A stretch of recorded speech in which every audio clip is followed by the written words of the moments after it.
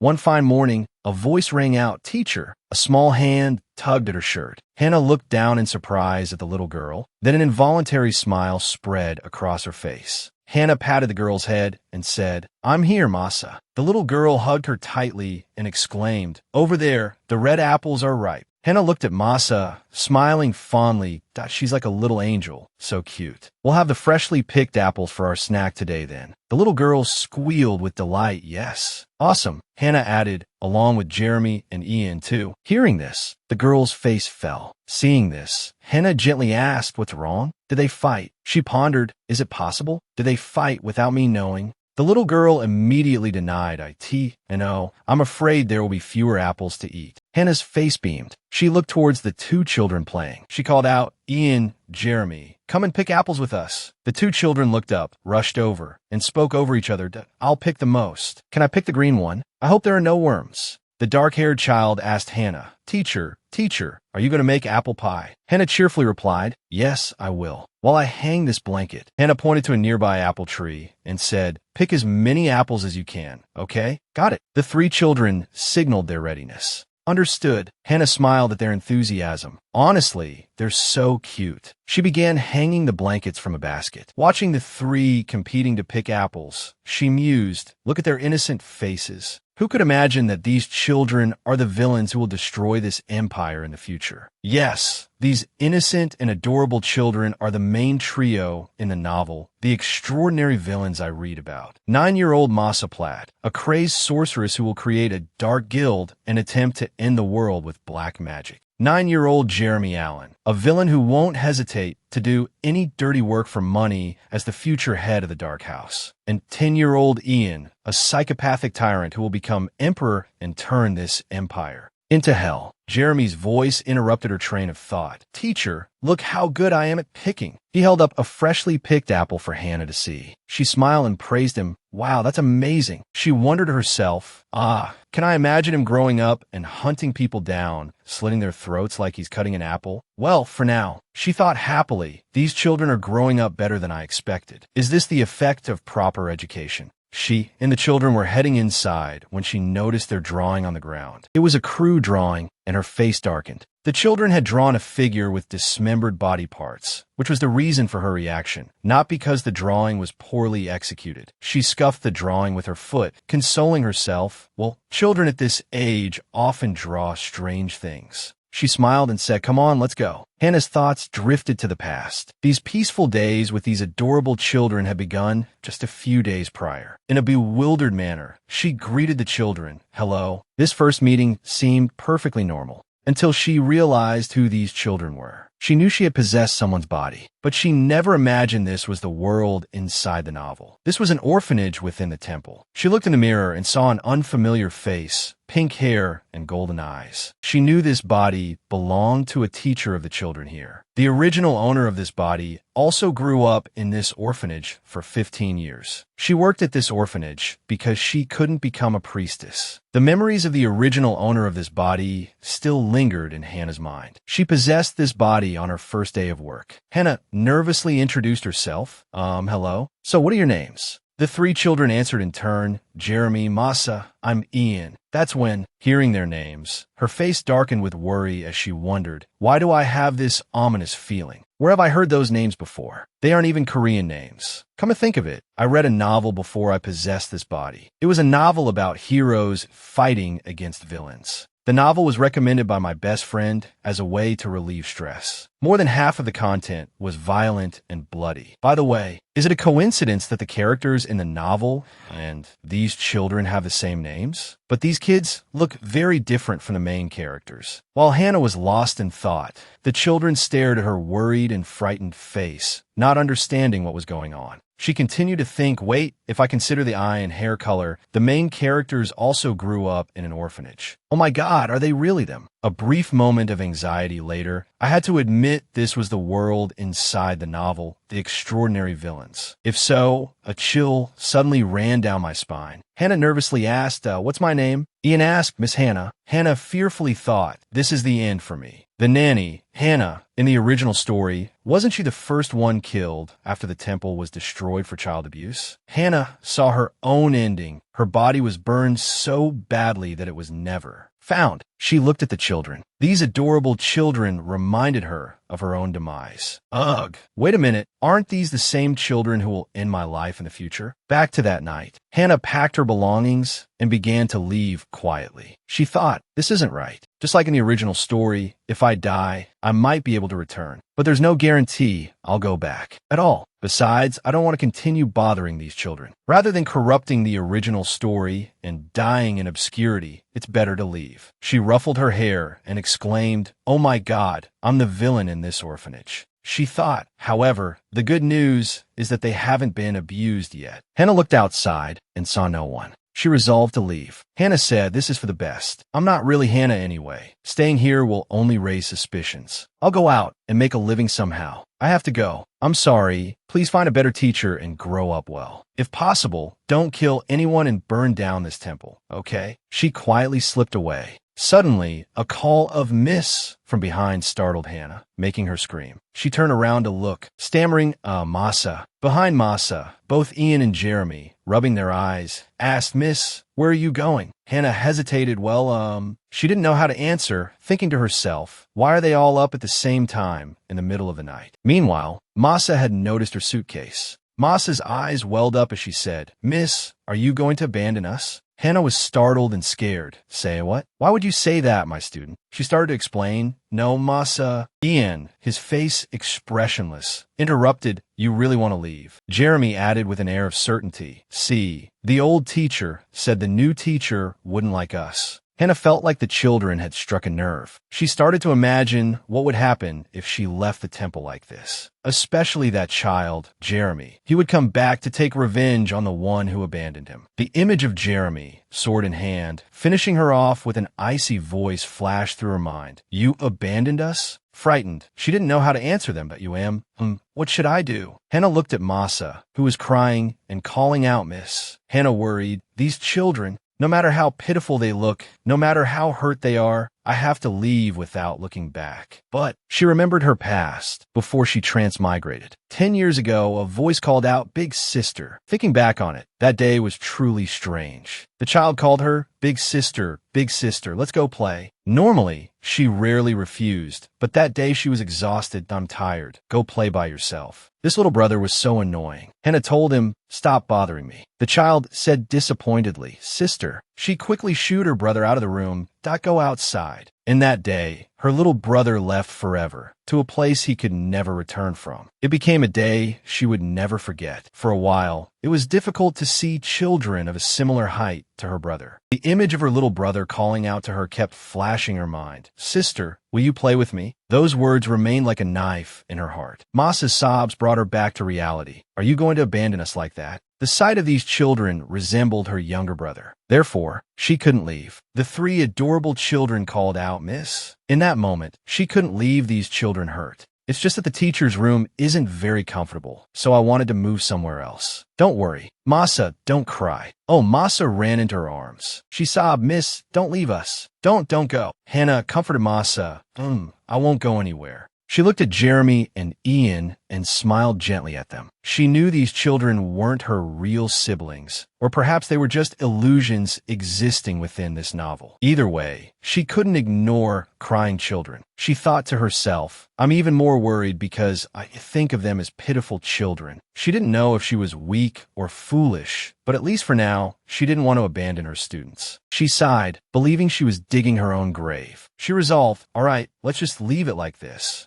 After observing them for a while, Hannah noted Masa's lively personality, occasional anger, and tendency toward violence, her fondness for hugs, frilly things, and dolls. Jeremy liked to bully others, was mischievous, made embarrassing remarks, was stubborn, and enjoyed teasing. Ian was blunt, always indifferent, hated dirty things, and acted like a little old man. As a result of her observations, Hannah realized the children had very diverse personalities. She mused, that's why we always support each other and strive to do our best. But even so, why don't these kids ever listen? They're always fighting. Hannah watched the children playing across from her and imagined, could I ever have fun like that? Just then, they started arguing again. Hey, behind you. What?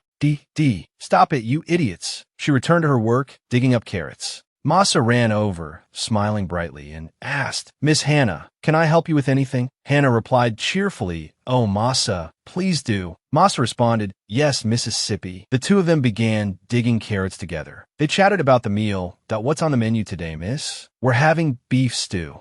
You don't need to add any more vegetables, Mississippi. I shouldn't eat too much beef. It's not good to be a picky eater. Masa pouted. Well, that's fine, I guess. She asked Hannah, By the way, miss, why do you have to go teach every day? Hannah replied, Well, I think it's because I don't know much about this world. She smiled at Masa that I have a different view on education. Masa asked a different view. Hannah explained with a smile. Instead of just opening a book and teaching, I want you all to grow strong in harmony with nature. After speaking, she thought to herself, that sounds reasonable, even though I don't really understand it. Masa spoke up excitedly. Oh, okay, miss. Looking at the little girl, Hannah felt a pang of guilt and I'm sorry, Masa. I'm just a fool. Hannah and Masa were talking when Jeremy suddenly approached. He kicked Masa in the head and asked, What are you doing? She fell and hit her head on a tree. Masa, with a smile that seemed both cheerful and dangerous, said to Jeremy, What do you think you're kicking with those filthy feet? But Jeremy didn't seem scared. He continued, What are you doing with your hands so dirty? Masa grabbed Jeremy's collar. What? They're already dirty anyway. So, Jeremy was thrown to the ground by Masa. Hannah cried out in fear. Masa sneered, They're already dirty anyway, so just roll around a bit more and get them completely filthy. Hannah was worried by the sight of the two children fighting. She shouted, Hey, don't do that. Masa replied calmly, You don't need to worry about a naughty boy running around outside, Mississippi. Hannah tried to stop them. Masa, stop it. Don't hit him. Masa's face was full of anger. I can't lose, miss. Jeremy grabbed Masa's hair and taunted there. You can't attack me with force anymore. Hannah called out worriedly. Jeremy, wait, you two. Hannah turned to Ian and called out, Ian, are you here to help? The book Ian was holding was accidentally dirted by the fighting children. He stared at the stain. Ian hit Jeremy and Masa on the head with the book, making them both cry out, ow. He took off his gloves and joined the fray. Hannah watched helplessly and realized, what was I expecting? End scene. The scene shifted to Hannah talking with the priest. He asked, How's the kindergarten? Hannah replied anxiously, The children are still learning well. The priest frowned angrily. Humph, we need to leave this orphanage quickly. Hannah wondered, Why do we have to leave? He replied, We stayed because of the subsidies, but that amount has been adjusted this year. It's not enough to take care of the children anymore. She worriedly realized, so, from now on, we won't hear their laughter anymore, because we don't have enough money to raise them. The priest continued, I want to leave here right now, but send a thank you to the temples downtown. I can't do that, because if I do, we have to return the money we received. Hannah anxiously asked, But where will those children go? They have nowhere else to go. In the novel, this orphanage didn't disappear this quickly, because the high priest and Hannah, the villains, started abusing these children. They were eventually kicked out onto the streets. Then, each of them scattered and grew up to become villains. Masa will become a mad sorceress. She grows up and starts a war. Because Ian is an abandoned royal, he handed him over to the nobles for convenient monitoring. However, the most pitiful among them is Jeremy. Close to starvation, he set foot in a dark alley in the back to do chores. Then he had to take on dirty and dangerous jobs. The priest's face showed displeasure as he said, Why should I care about that? If I were the one taking care of them, then I would care about them. Hannah worriedly thought, What will happen to these children who are only 9 or 10 years old? The priest's irresponsible voice continued, Anyway, save as much money as possible by reducing food costs. Did you give them meat? If I had known that beforehand, I wouldn't have brought you to the orphanage for that, would I? Hannah replied, but in her mind, she started cursing him. I only made suitable meals. Why can't they eat meat? Does he even care about what I buy for the children to eat? He looked at Hannah with frightening eyes and asked, Do I need to pinch your ears like when you were little to make you listen? Hannah was frightened when she heard his words, her whole body trembling. She comforted herself, This isn't my memory. Don't tremble, don't tremble. The priest yelled, "Save until this kindergarten closes. I'm looking for a place to send the children through Father Sean. Take good care of them so they don't go bad." She thought, I'd rather send them to a regular kindergarten. She replied to the priest, "I understand." In the kitchen, she watched the children talking. "I like corn soup, and I like sweet cakes." Masa said, "You've gained weight from eating too many sweets." Jeremy replied, "Think what? It's not like you can eat whatever you want whenever you want." Masa confidently replied, "Because Miss likes me. She'll give me whatever I want to eat, right?" Jeremy argued, "I mean, Miss likes me more." Hannah was speechless listening to the children's conversation. The two continued, Masa laughing. "You're so stupid, can't you see? Miss likes me the most." Jeremy gritted his teeth and said, "That's funny. Do you want to bet on who she'll give what they want to eat?" Jeremy called to Ian, "Hey, dust allergy. Who do you think she'll listen to?" Ian, engrossed in his book, replied with a disinterested voice, "Jeremy, at least we're not friends. Why should I answer brats like you?" Jeremy retorted, "What?" Masa asked, "So, who do you think is the teacher's favorite?" Ian chuckled without responding. The two younger children said, "She doesn't look well." I miss you so much. What's for dinner today?" Hannah gently replied, "I'll cook fish." Overhearing Hannah, one of them asked, "Great, then answer this question. Who's your favorite among us?" Another child chimed in, "So childish." Hannah ignored them, pretending not to hear, but they called out again, "Miss." She turned around with an awkward expression. The three children spoke one after another. "I want a sweet roll. Fish stew. Miss, please make corn soup. And stew too." Hannah thought anxiously. This is the problem. If I don't make it, she thought about the future. Masa asked, "So, why don't you make corn soup? Disappear in this fireball." Hannah was frightened. "I think it would be very painful to die in a fire." "Oh, I need to make soup." Jeremy's voice from the future echoed. "Teacher didn't make me a sweet roll that day. 10 years ago," she shuddered, thinking, "if that's an evil Jeremy, I'll be tortured. Oh, I need to make sweet rolls." Ian, in her imagination, said if she didn't make fish stew, she'd be beheaded and hung on the wall. Hannah was truly terrified, thinking, my life will end by the guillotine. "Well, I have to go to the market to buy some fish." Masa's voice interrupted Hannah's thoughts. "Miss, have you decided yet?" Hannah stammered, "You guys." Another child asked, "What are you making for lunch today, miss?" Inwardly, Hannah cried, thinking, "Why are you doing this to me?" That afternoon, Hannah finally went to the market. As she walked, she muttered,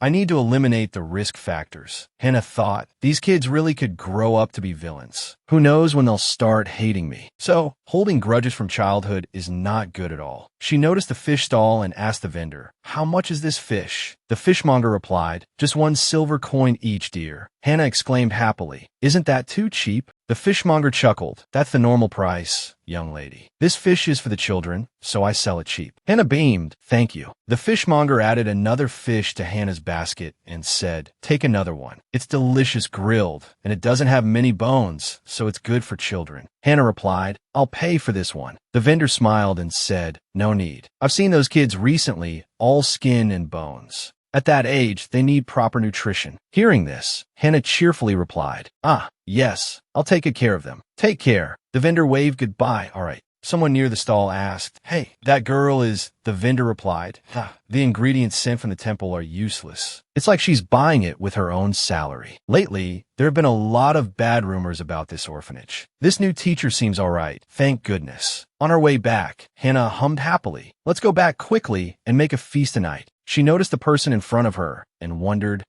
is that Jason? What's he talking about? Well, the temple is always shady, probably up to something dodgy again. Whatever, I don't care. I wonder if this is enough for a decent meal today? But what about the wages I took in advance? Hannah's thoughts were interrupted by Jason's conversation with someone else. Selling them to the lab doubles the price. But the standards there are so strict, and they're still so small. It'll be a bit difficult. Jason asked, "How much will I get?" The man replied, "You can get 500 gold per child." He bargained. What if it's 3 children? Any extra? Hannah, eavesdropping, wondered them. Test subjects. Jason continued speaking to the stranger. "It can't be done immediately, but I'll contact you later." As the inspection ended, the stranger instructed him, "Make sure none of them are sick." Jason assured him, "Don't worry. The stranger asked, "There are still many children in the orphanage, right?" Hannah, having heard the entire conversation, was terrified. In a way, she thought, recalling the priest's words, "We're looking for a place to send the children through Jason." Hannah anxiously realized, crazy,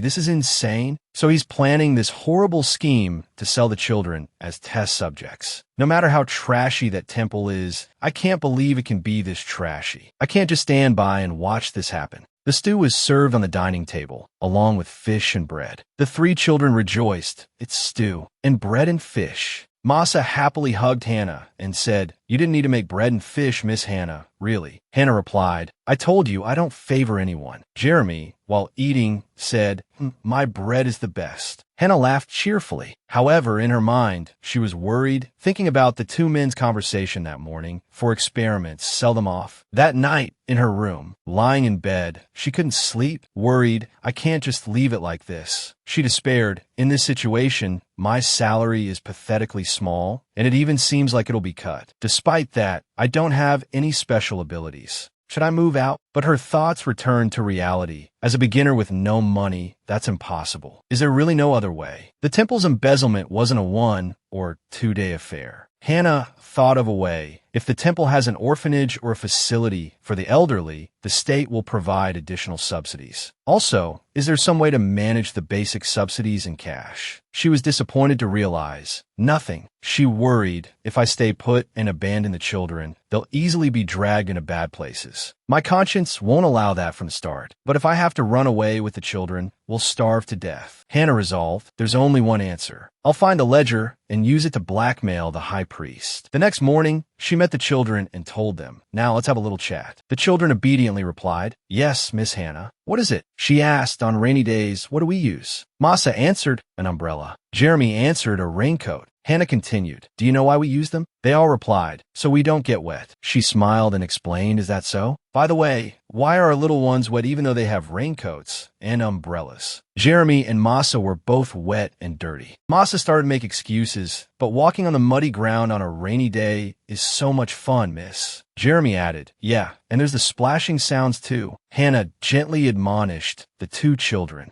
"If you do that, you'll catch a cold and feel awful. If you get sick, do you know how much my heart will ache?" The two children looked sad. "If you're going to be sad, then we won't do it." Hannah worriedly thought, "No, there's no need to be sad." Hannah said softly, "Promise me you won't play in the rain anymore, okay? Now go take a warm bath." She called to Ian nearby. "Ian, you go bathe with them too." Ian's face showed reluctance. Hannah urged, "Hurry up." She instructed, "Oh, right, Jeremy and Ian are boys, so wait outside the bathroom for a moment." She called, "Masa, come here." Seeing the three of them standing there awkwardly, she asked, "Huh? What's wrong?" Hannah wondered, "What is it now?" Masa hesitated, miss." Hannah took Masa's hand and said, "Even if you don't like it, you have to bathe, especially you and Jeremy. Come on." She turned back and said, "Jeremy, you have to wash up properly. If you don't wash properly, I'll bathe you myself." Masa stammered, "Miss that." Hannah interrupted, "Come on, you'll catch a cold." Watching the door close, Ian called, "Masa." Jeremy said, "That idiot." Steam rose from the bathroom.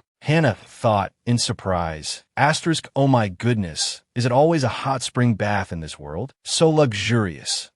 She reminded Masa, "Masa, take your clothes off." Masa hesitated. Hannah helped her undress. Hannah thought, she's like a little kitten who doesn't like to bathe. The shirt was pulled down to Masa's chest. Hannah quickly pulled it back up. She couldn't believe her eyes, thinking, what did I just see? She stared at Masa. She frantically pulled Masa's shirt back up. They stared at each other. Hannah stumbled back in frightened confusion. Why does Masa have that? A cute little trunk? No, what is with that elephant? Hannah called out, "Masa." Masa stammered, "I miss." Hannah yelled, "You're a boy." Jeremy and Ian outside said, "Knew this would happen, Masa." That night, as they were getting ready for bed, Hannah gently spoke to Masa. "Masa, would you like to try wearing some comfortable pants?" Masa replied, but those pants aren't pretty." Hannah asked, "So, isn't wearing a dress inconvenient?" Masa smiled brightly and answered, "But I like dresses like these and pleated skirts too." Hannah replied, "Is that so?" She looked at him with a slightly worried expression, thinking, I'm a little worried, but if this kid likes it, what am I supposed to do?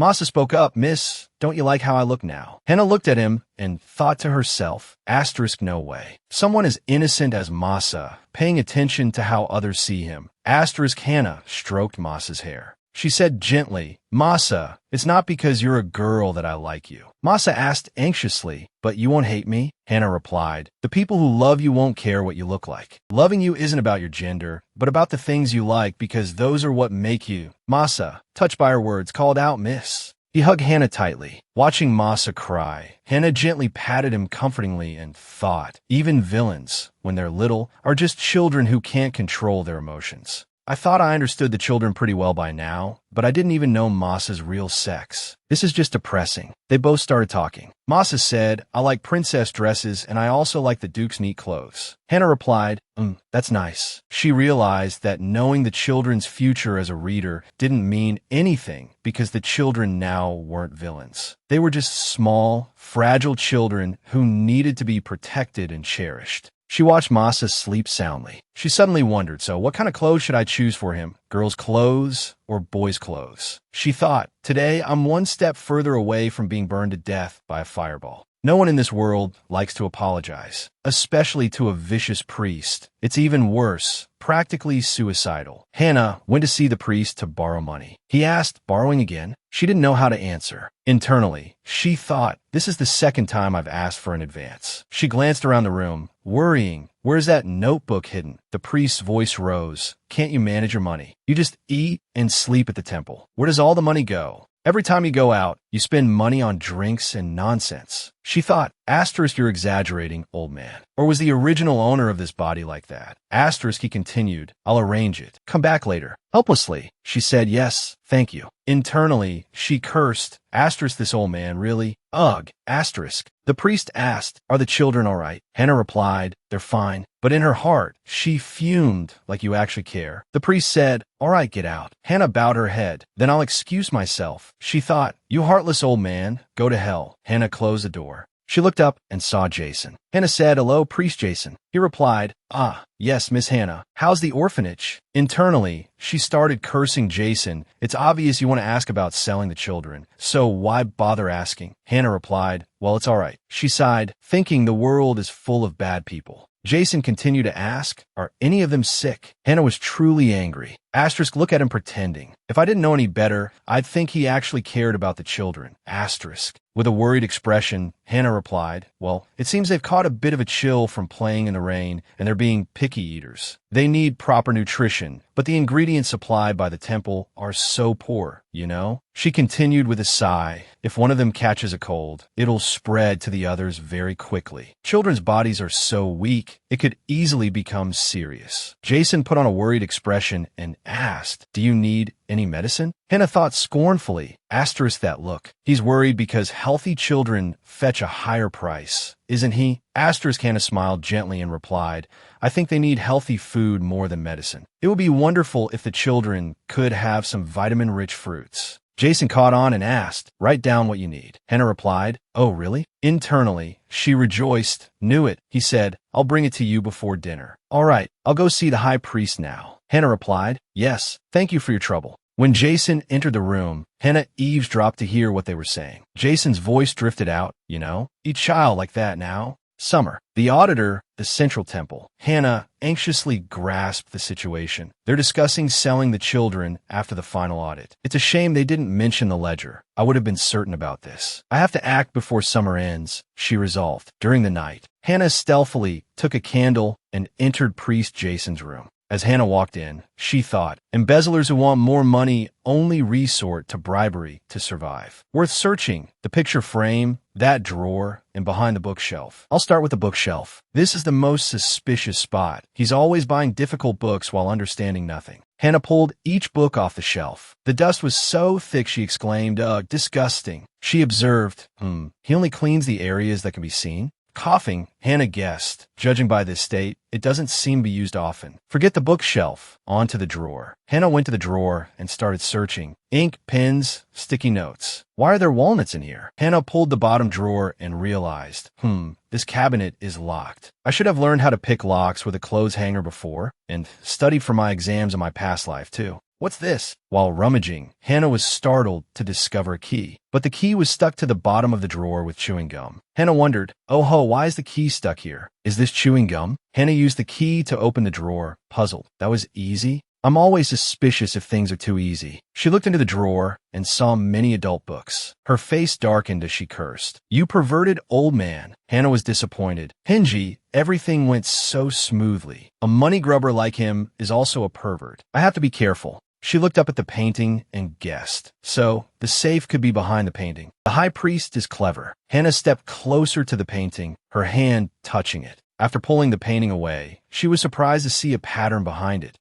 What's this? A pattern? Not exactly. Looking at the pattern, she read the characters. 2, 5, 8. Hannah touched it, thinking, I don't know what it is, but it doesn't look safe. Hannah turned away, thinking, I'll just go back for today. The next day, a loud shout rang out. Hey, I told you to do this in moderation. Stop spitting, shut your mouth. Hannah, not understanding what was happening, ran over. She saw Ian and Jeremy arguing. She approached Masa and asked, what's wrong with them? Masa replied, Ian was arguing with Jeremy about the things he does. Hannah continued, what things? Masa answered, he said the toys were messy and that Jeremy hadn't rinsed his mouth and was spitting when he talked. Hannah, hearing the explanation, thought awkwardly, oh, this? Even adults would have a hard time meeting Ian's standards. Hannah asked Masa again, since when did Ian become so obsessed with cleanliness? Masa said, he's always been like that. Hannah said, has he never been dirty? Masa replied, he has, but rarely, but it's been getting worse every day. Hannah realized this can't go on. Thus began the quest to conquer Ian's obsession with cleanliness. She said to Ian, who was sitting under a tree reading, Ian, let's play in the sand. Ian asked, play in the sand? Excuse me, but I have to read. Hannah thought, that won't do. Hannah tried to persuade him. Well, maybe you could help me? She thought, I need to change my plan. Ian asked, with what? Hannah said cheerfully, I have to dig up potatoes in the garden few, but my hand hurts and I can't dig. Ian's face paled with fear upon hearing this. Potatoes, dirt. Hannah gave him her most sparkling eyes. Please, can you help me? She thought, my ultimate move, the sparkling eyes technique I learned from these kids. Ian hesitated, but then agreed. Okay. She rejoiced inwardly. Oh, I knew this would work. Hannah told Ian, the shovel is here. The basket is here. Huh? What are you doing, Ian? Hannah watched Ian putting on gloves, wondering 1, 2, 3, 4, 5. How many layers of gloves is he going to wear? She asked Ian, can you even dig potatoes with that many layers? Ian replied confidently, yes. Hannah looked at Ian's hands and said, your hands are even chubbier than the potatoes. Ian said with a straight face, I'll try. She looked at Ian and asked, how is it? Can you use it? He replied, yes. Hannah chuckled to herself. I can't even understand this kid. Will this lone wolf personality contribute to him becoming a tyrant? Hannah said aloud, oh, potatoes. Look at this delicious potato about to sprout from the earth. It's not dirty, right? Ian replied, you need to wash it before you eat it. Hannah replied, I only give them a quick rinse, and then they all go straight into your mouth. He looked horrified and asked, so you don't wash them properly? Hannah saw his troubled expression. Ian stood up and said, I'm sorry. I'll go inside. She called Ian. At mealtime, she placed the food on the table and said, here, Ian, try this. He replied, no, thank you. Hannah said awkwardly, okay. You can have some whenever you want. Everyone, these are the potatoes Ian dug up. Try some. She thought, he's definitely mad at me. The children discussed Ian. He's not the type to do that kind of thing, but how could he touch dirt? Hannah thought awkwardly. Well, it took a lot of coaxing. Hannah replied to the children. He wanted to be closer to nature, so he tried to experience what it was like. Jeremy asked, isn't he super clean? Anyway, he's so sensitive. He doesn't act like a man at all. Masa said irritably, can you stop talking about acting like a man in front of me? Jeremy replied, basically everyone here is weird except for me. Hannah worried, oh dear, a direct attack? She smiled gently and advised Jeremy, Jeremy, you shouldn't say things like that. You should say nice things to your friends.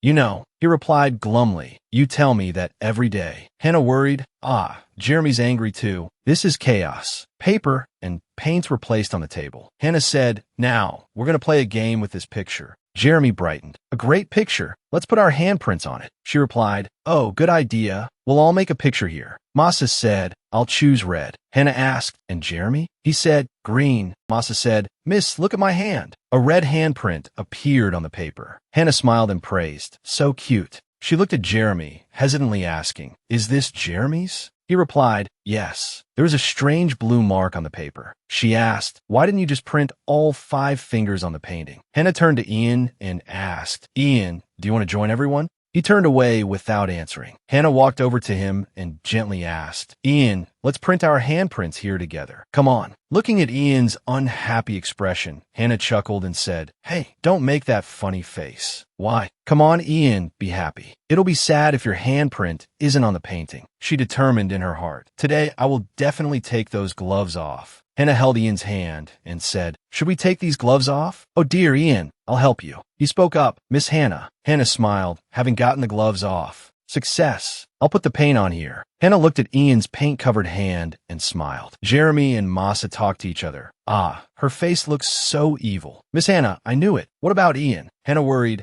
Is this too much?" She hesitated. Ian called out, "Miss Hannah, I really hate this." Hannah felt guilty and explained, "This Ian," but he wouldn't let her touch him. Ian cried and said, "Don't touch me." Hannah felt awkward. Masa said, "He's really angry." Jeremy added, "I knew it." Hannah regretted. "What have I done?" She stood in front of Ian's door, speaking softly. "Ian, I left some warm milk and sweets in front of your door. I'm really sorry about what happened earlier. Please forgive me. I did that to you. I went too far. If you don't like it, I won't do it again. I'm truly sorry." Hannah was really worried about Ian. She thought he should eat and drink before the milk gets cold. At night, she went outside, looked up at the sky, and thought, "Raising children is so hard. I thought those things were right to correct his bad habits. But by the strict standards of adults, is this really the right thing to do? Ugh, I don't know anything." Hannah cried out, "Oh, Moon, give me an answer." In the distance, Jeremy watched her from his room and said, "I guess everyone here is really going crazy." The next day,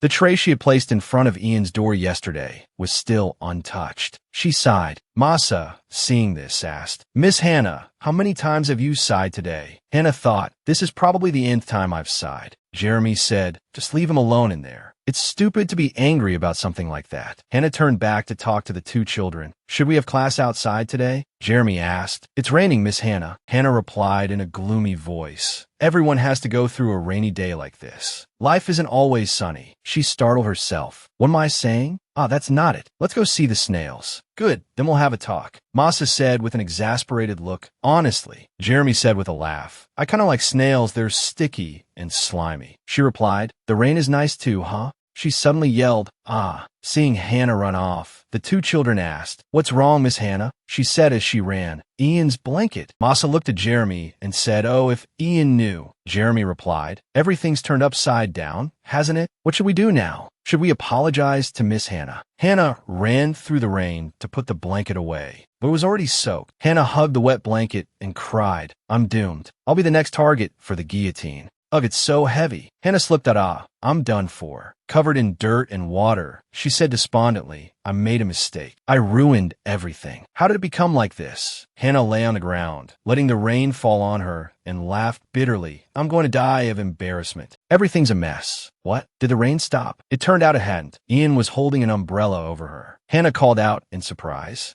"Ian, why are you here?" Ian reached out a hand as if to help her up. "You'll catch a cold." Hannah lowered her head sadly and said, "I'm filthy." Ian immediately replied, "I know." Hannah was shocked to hear him say that. She hesitantly reached out and finally took his hand. Ian seemed startled for a moment, but then he gripped her hand tightly. Tears streamed down Hannah's face. He was about to speak when she pulled him into a hug. "Let's go now." The umbrella slipped from his hand and fell to the ground. Hannah hugged Ian tightly, sobbing heartbrokenly. "Ian, I was so worried about you, you know." Ian stiffened slightly, but then relaxed and gently hugged her back, comforting her. Meanwhile, Masa Platt was watching the scene unfold while propping her chin in her hand and continuously bringing cookies to her mouth. She asked Jeremy Allen, "Did you tell him?" Jeremy Allen replied with a puzzled tone, "Tell him what?" "It's probably because it was raining, so he was worried about my blanket and went to check on it." Masa Platt responded indifferently, "She should be my Miss Hannah." Masa Platt's expression suddenly darkened.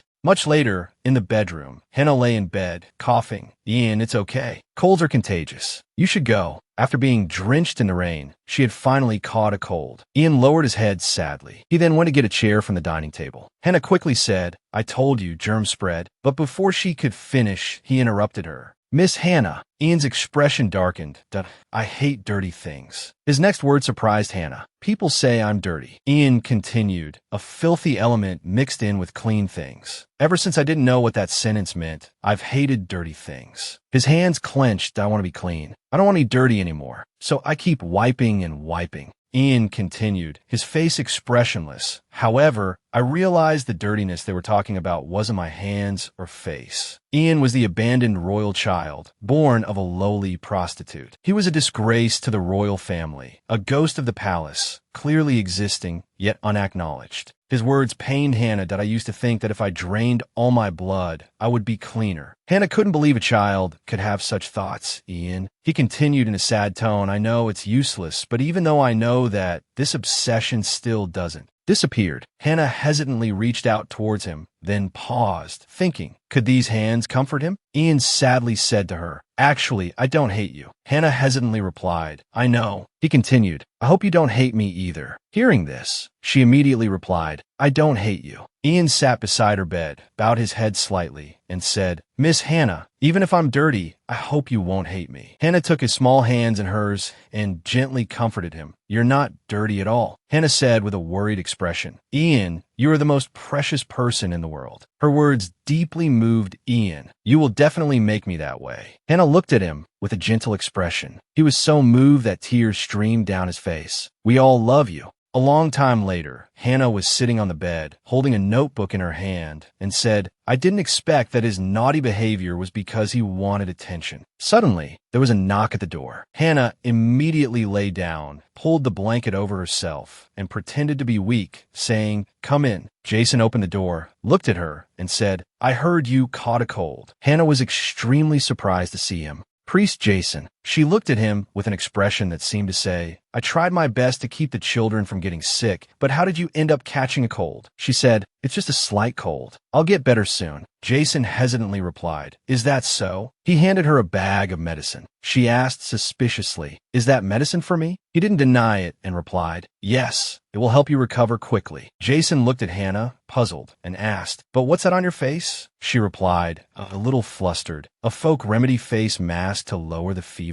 Then Hannah offered him the bowl of cucumbers, smiling. If you need some, I'll give you a few. Jason immediately backed away. That's all right. He placed the bag of medicine on the table and said, They said that next week, the Central Temple will be sending people to inspect. They also mentioned assessing the facilities. Hearing this, Hannah thought, he means to spruce up the children so the Central Temple will be pleased. Thinking this, she calmly replied, I understand. Jason then turned to leave. Well then, get well soon. Hannah watched him leave and replied, Thank you. After he left, Hannah ate a cucumber and said, The priest of the Central Temple, huh? I wonder if they're as rotten as the ones here. Seeing Hannah come out, Masa Plus immediately ran over and cheerfully asked, Miss Hannah, are you all better? Hannah gave a forced smile and replied, Almost completely recovered, but don't come too close as I don't know if there are still germs. Ian stood beside her, looked at the bag in her hand, and asked, But what are you holding? Hannah's face darkened. She glanced at the bag in her hand and hesitantly said, It's just something useless. She looked at the shiny faces of the 3 children in front of her and said worriedly, It's only been a few days, but you cute little faces seem to have gotten thinner. An idea suddenly came to her. I know. How about we go to the market today? The children replied cheerfully, The market? Great. Jeremy Allen excitedly said, Will you buy us some delicious snacks, miss? The honey cakes sold at the market are delicious. Hannah immediately replied, Of course. Masa Plus and Ian then said with great excitement, Miss Hannah, I want to buy a new teddy bear. I need to buy new gloves. Hannah said cheerfully, All right, today we'll buy everything to celebrate your complete recovery. A while later at the market, she went to the bakery stall and bought 8 honey cakes in one go. 8 honey cakes, please. Masa Plus, standing next to her, asked worriedly, Why are you buying 8? Hannah replied cheerfully, It would be a shame to only eat one. She then handed Jeremy Allen a hot honey cake. Here. His eyes sparkled as he saw the honey cake in her hand. It's so big. Hannah, eager to eat, took a bite of her own honey cake and flinched, burned. It's hot, so be careful. Hearing this, the 3 children immediately started blowing on their cakes. She smiled wryly at the 3 of them and said, So, where should we go first? Masa Plus, hearing her question, immediately urged, Teddy bears. Teddy bears. Hannah, mid-sentence, suddenly startled and realized something. All right, let's go then. She turned and saw two shadowy figures behind them, as if they were being followed. She thought worriedly, what's this? It's like they're watching us. Hannah was startled and frightened by the scary look on the man's face who was watching her. Jeremy Allen, seeing her anxiety, came up to her and called, Miss Hannah. Hannah looked at him worriedly and said, Jeremy, lower your eyes. Look at the ground for a bit, okay? At that moment, a strange voice suddenly called out, Hey you! Hannah jumped, startled, while Jeremy calmly said, Miss Hannah, that man is calling you. Hannah looked at them fearfully and said, Me? Me? The two men looked at her with a very scary expression and said threateningly, Yes, you. Hannah's mind raced in fear. Oh my God, heavens above, please help me, she said shakily, tears welling in her eyes. Wait here for me, you guys. Masa Plus replied cheerfully, Okay. Ian, beside her, called out worriedly, Miss Hannah. Hannah, hearing him, reassured him, I'll go talk to the adults and be right back. Hannah pointed into the distance as she instructed the children. If I scream, do you see that red house over there? Ian looked in the direction she pointed and asked, confused, the butcher shop? She didn't deny it, replying, Yes, run to him. He's the strongest person around here. He looked even more confused. Hannah smiled as she turned and walked away. Okay, I'll be back. Inwardly, she was crying without tears. I only just bought these honey cakes, and now I have to abandon them. A moment later, in a small alley, Hannah looked nervously at them and asked stammeringly, WH, why did you call me? The brown-haired man started to say, It's nothing, really, just when the gray-haired man next to him smacked him on the head and yelled, You idiot! The gray-haired man said angrily, Of all the people to bother, you pick the orphanage teacher? Can't you see the children with her? The other man retorted angrily, No, I just wanted to ask her where she bought those honey cakes. The kids looked like they were enjoying them so much. Hannah watched the two of them bicker, thinking, a 5 and a super 5, huh? A comedic duo. The two men continued to argue. Well, you shouldn't have called out to her in that shady way. After watching them argue for a while, she stepped forward and interrupted. I bought them at the stall by the market entrance. Do you want some? A while later, Masa Plus said, puzzled, but was Miss Hannah in danger? Ian, hearing this, said helplessly, You're worried about that now? Masa Plus, annoyed, turned away and said excitedly, I thought she'd tell us to run, but she followed them with such a determined look. So, what if she has hidden martial arts skills? Ian crossed his arms and glanced at her, saying dejectedly, How about we go to the butcher's shop? Jeremy, standing beside them, upon hearing this, propped his hand on his hip and declared, Why call someone? I'll go. Immediately afterward, he ran off. I'm an expert at saving people from bad guys. After all, Ian, seeing this, called out worriedly, Hey, Jeremy! Masa also exclaimed in surprise. He's fast. Jeremy shouted to Hannah from afar. Miss Hannah. Hannah, startled, turned around. At that moment, he saw her looking quite friendly with the two men. Miss Hannah, what are you doing? At this moment, Jeremy suddenly realized something. He then ran over and, looking at the sword in one of the men's hands, said excitedly, Mister, your sword is super cool. Hannah, seeing this, thought helplessly, Jeremy, now doesn't seem like the time to be impressed. And what's cool about it anyway? Immediately after, she put her arm around the boy and said with a forced smile, Well, we'll be going now. Jeremy, dazed for being pulled away, overheard their conversation. Take the money and go. No. All right. Jeremy reached longingly for the sword, but Hannah covered his mouth and pulled him away. Well then, you guys worked hard. Hannah then put the boy down and asked worriedly, Jeremy, why did you follow me? He didn't answer her question, but asked instead, But why did you give him honey cakes, Miss Hannah? Ian turned and asked suspiciously, Honey cakes? Jeremy continued. Miss Hannah gave the scary Mister a honey cake. Hannah thought to herself, being robbed of cakes is better than being robbed of money. Then she replied with a forced smile, Because they're pitiful, so I help them. The boy asked, They are. Looking at the two children's short faces in front of her, Hannah continued, So if you see pitiful people, you must help them. Okay. At this moment, she suddenly realized Masa wasn't there. She asked worriedly, But where's Masa? Ian replied calmly, She went to the butcher shop. Hannah looked around. Really? Before she could finish her sentence, she saw Masa leading the butcher shop owner running towards them. She shouted in fright, Masa! Then Hannah held out her hands and said, I'm okay. Nothing happened. The butcher shop owner looked at her worriedly and asked, Miss Hannah, are you all right? She replied with a forced smile, I'm fine, perfectly fine. Hannah looked at the butcher, who was holding a knife, and said, Thank you for coming to help me, sir. The butcher, brandishing his sharp knife, said, Of course I couldn't just stand by.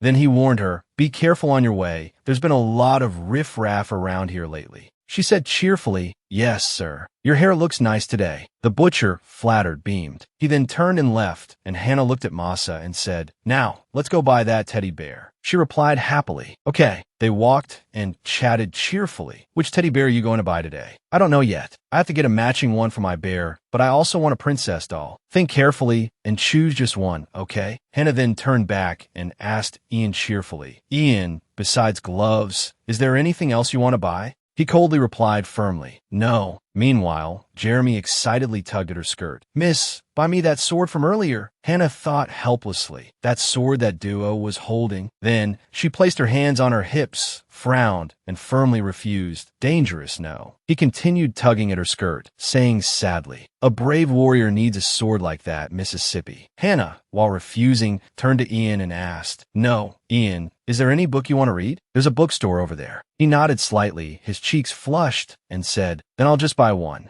Meanwhile, Masa was excitedly pressing her face against a shop window. Seeing this, Hannah approached and peered inside, asking, "What is that?" Looking at the old and worn shop, Masa couldn't help but exclaim, "Amazing!" Hannah hesitantly said, "So?" Masa's eyes lit up as she said admiringly, "So cool." Hannah, standing beside her, was so shocked she almost lost her balance. She asked worriedly, "Is that corn?" Jeremy, standing nearby, scratched his head and said, "What is that thing?" Masa looked at the skull and the scary-looking bear inside the shop, repeatedly exclaiming, "What is that awesome teddy bear?" A glowing skull. Hannah's face darkened as she said with disgust, "I don't want to go in there." Jeremy and Ian, behind her, stepped back and said in unison, "Go in, miss." Hannah, on the verge of tears, walked in thinking, "You guys are betraying me like this?" Then, the two of them followed her into the old and creepy shop. Masa picked up a tube of blood and excitedly said to her, "Miss, look at this. This is called rat blood." Hannah looked at what Masa was holding, thinking in confusion, why would they sell that? Although she felt a bit scared, she forced a smile and said, "Really?" Masa, still excited, asked, "What is this?"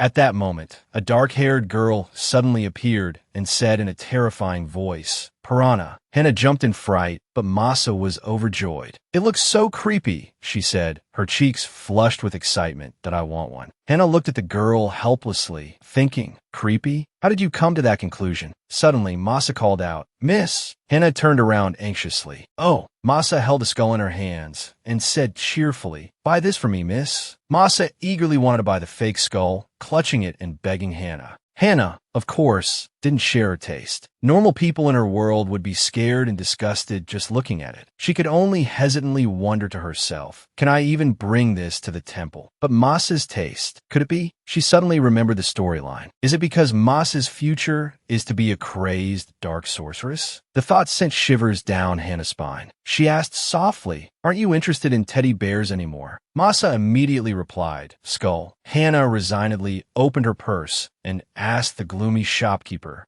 "How much is it?" "5 silver coins." The shopkeeper suddenly brightened. Hannah was startled and dumbfounded. What? Is this the same gloomy person from just now? Their professionalism is impressive. After that, she suggested, "Okay, let's go to the bookstore." Jeremy pointed to Ian. "He seems to be choosing already, Mississippi." Hannah proudly carried her purse over and praised Ian. "You handle things so well, never needing anything." Adorable. Clink. The main door of the shop opened. Hannah asked, "What book is that, Ian?" Ian hugged the book he'd chosen, replying, "It's a book about the war 300 years ago." Hannah, hearing this, wondered to herself, don't kids like fairy tales or something? Jeremy suddenly ran up, tugging at her sleeve. "Teacher, buy a sword, a sword." Hannah disagreed, but Jeremy, "You already have a toy sword." Jeremy continued tugging at her dress. "I want a real sword." Hannah explained, "But, Jeremy, that's very dangerous. You can have one when you're a little older." Jeremy sulked. "You won't buy one just for me." "Jeremy," Hannah thought, unsure how to dissuade him. Asterisk, "It's dangerous. I'll buy you a toy sword." Asterisk, Jeremy wouldn't let go of her dress. "No, I don't want one. If it's not a real sword, I won't buy it." Hannah turned abruptly, sighing, "Well, let's go home then." BM! The sound resonated in Jeremy's ears like thunder. Later, back at home, Tada. Cherry pie from the market, everyone. Hannah brought out the pie and noticed someone was missing. "Where's Jeremy?" she asked. Masa replied, "I think he's sulking. He's in his room and won't come out." Hannah felt a pang of sadness and rubbed her chin thoughtfully. "But still," she said, sitting down with the others, "have you all washed your hands?" "Ever the quick one," Masa replied. "Yes, we have." "Then you all eat first. I'll bring Jeremy out. Hannah doesn't leave anyone behind." "Huh. Knock, knock." Hannah knocked on the door. "Jeremy, it's me." But only silence answered. "Jeremy, I'm coming in." Hannah decided to open the door. Click. The door opened to reveal Jeremy doing something secretive, hurriedly trying to hide it. Too late. He froze, a cookie still in his mouth. Hannah also froze, feeling awkward. In the silent room, he was hiding the cookie he'd been sneaking. She blurted out, "Sorry," then realized her timing was terrible. She should have waited until he'd finished hiding it. Hannah gave a nervous laugh. "Jeremy, are you sulking about this morning?" "I was worried," but as expected, he was still eating happily. Jeremy quickly covered his mouth and but Hannah knew he was sulking. She sat down on the bed opposite him and said gently, "Jeremy, it's dangerous for you. That's why I said that." He mumbled, "I know. Later, if you have a sword teacher, then I'll definitely buy you one." "Really?" Jeremy looked up at her, his eyes filled with a mixture of hope and disbelief, his cheeks flushed. Hannah smiled. "Yes, I'll buy you your first sword. Promise." He held out his pinky finger. "Yes, I promise." They linked pinkies. "You have to buy it." Jeremy looked forward to it. "I know. I'll definitely buy it for you." Hannah's face was a picture of earnest promise. "Okay." Ta-da! A new piece of pie was brought out, specially decorated with a sword topping just for him. "Whoa. I was going to eat it all if you didn't come out," Masa said, sitting beside him, appraising him. Hannah folded her arms, playfully scolding Jeremy. It seemed she worried about him a lot. Jeremy didn't say anything. He stared at the slightly misshapen pie in his hands. Even though it was a bit messy, he felt a pang of guilt. Lying on the sparkling green grass, his head resting on his teddy bear, Masa, bored, Hannah stretched out, enjoying the beautiful weather.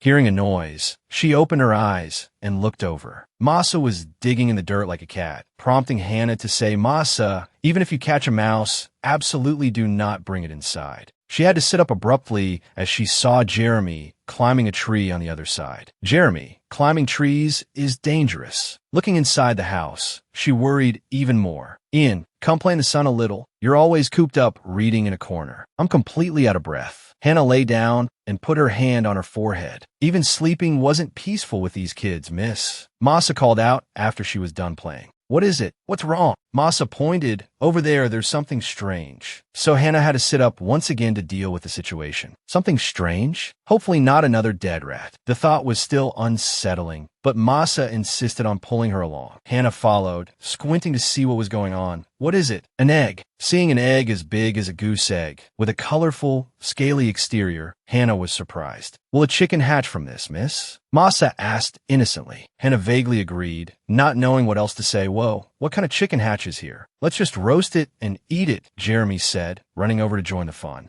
Masa argued. "I found it, so it's my chicken." Jeremy retorted, "Even if you keep it, it won't hatch. If you incubate it, it will hatch." "Are you stupid?" "Miss." The two bickered over an egg, leaving Hannah, as their teacher, utterly exhausted. Unable to settle their argument, they both turned to her for her opinion, startling her. Hannah thought for a moment before answering. "Well, since Masa found it, let's do as Masa says." Masa, victorious, beamed. "From today on, I'll hug it to sleep." Jeremy, defeated, clicked his tongue. That evening, Masa actually did hug the egg to sleep. Hannah reminded her, "If you keep the egg next to you like that, won't it break? Be careful when you sleep." "It'll be fine," she said sincerely. But Hannah knew Masa wasn't a still sleeper. "I'll get a separate blanket for the egg, just in case. It would be sad if the chick went to heaven because you rolled over on it. That can't happen." "Okay." Masa agreed obediently. Hannah breathed a sigh of relief and fetched a blanket. "Here, how about this? You won't step on it, right?" She folded the blanket and placed it under the egg. Masa observed dissatisfied. "Here, I can't see it clearly. What if the egg hatches when I can't see it?" So Hannah moved it next to the bed there. "Perfect, right?" Masa was satisfied. "Okay, can you cover the egg with the blanket for me, miss?" Hannah indulged her, feeling like a servant. There, now both Masa and the little egg can sleep well. "Yes." Masa replied with a smile. Reassured, Hannah left her to sleep. Outside, the pastor's voice could be heard from the church. You're all prepared, correct? Yes. Everyone in the meeting responded attentively. Hannah had a different perspective. She thought anyone looking in would think they were smugglers. The pastor continued, the central temple isn't usually strict, so inspect the orphanage carefully and take good care of the children. Yes, they replied in unison. Don't let them find any faults, he reiterated. Hannah thought even a cursory glance would reveal a plethora of faults. How could they not be caught? He rested his chin on his hand and continued seriously, I hear the people coming this time are different from the last. Before, you just had to pay a little attention to the priests, and they'd give you a high score. Oh, this is so boring. Hannah stood up and excused herself. I'm going to take care of the children. The pastor called after her. They said they'll be here this afternoon, so be prepared. Yes, she replied wearily, thinking I know. How many times do I have to hear this? Kids, Hannah called out. Having found the children,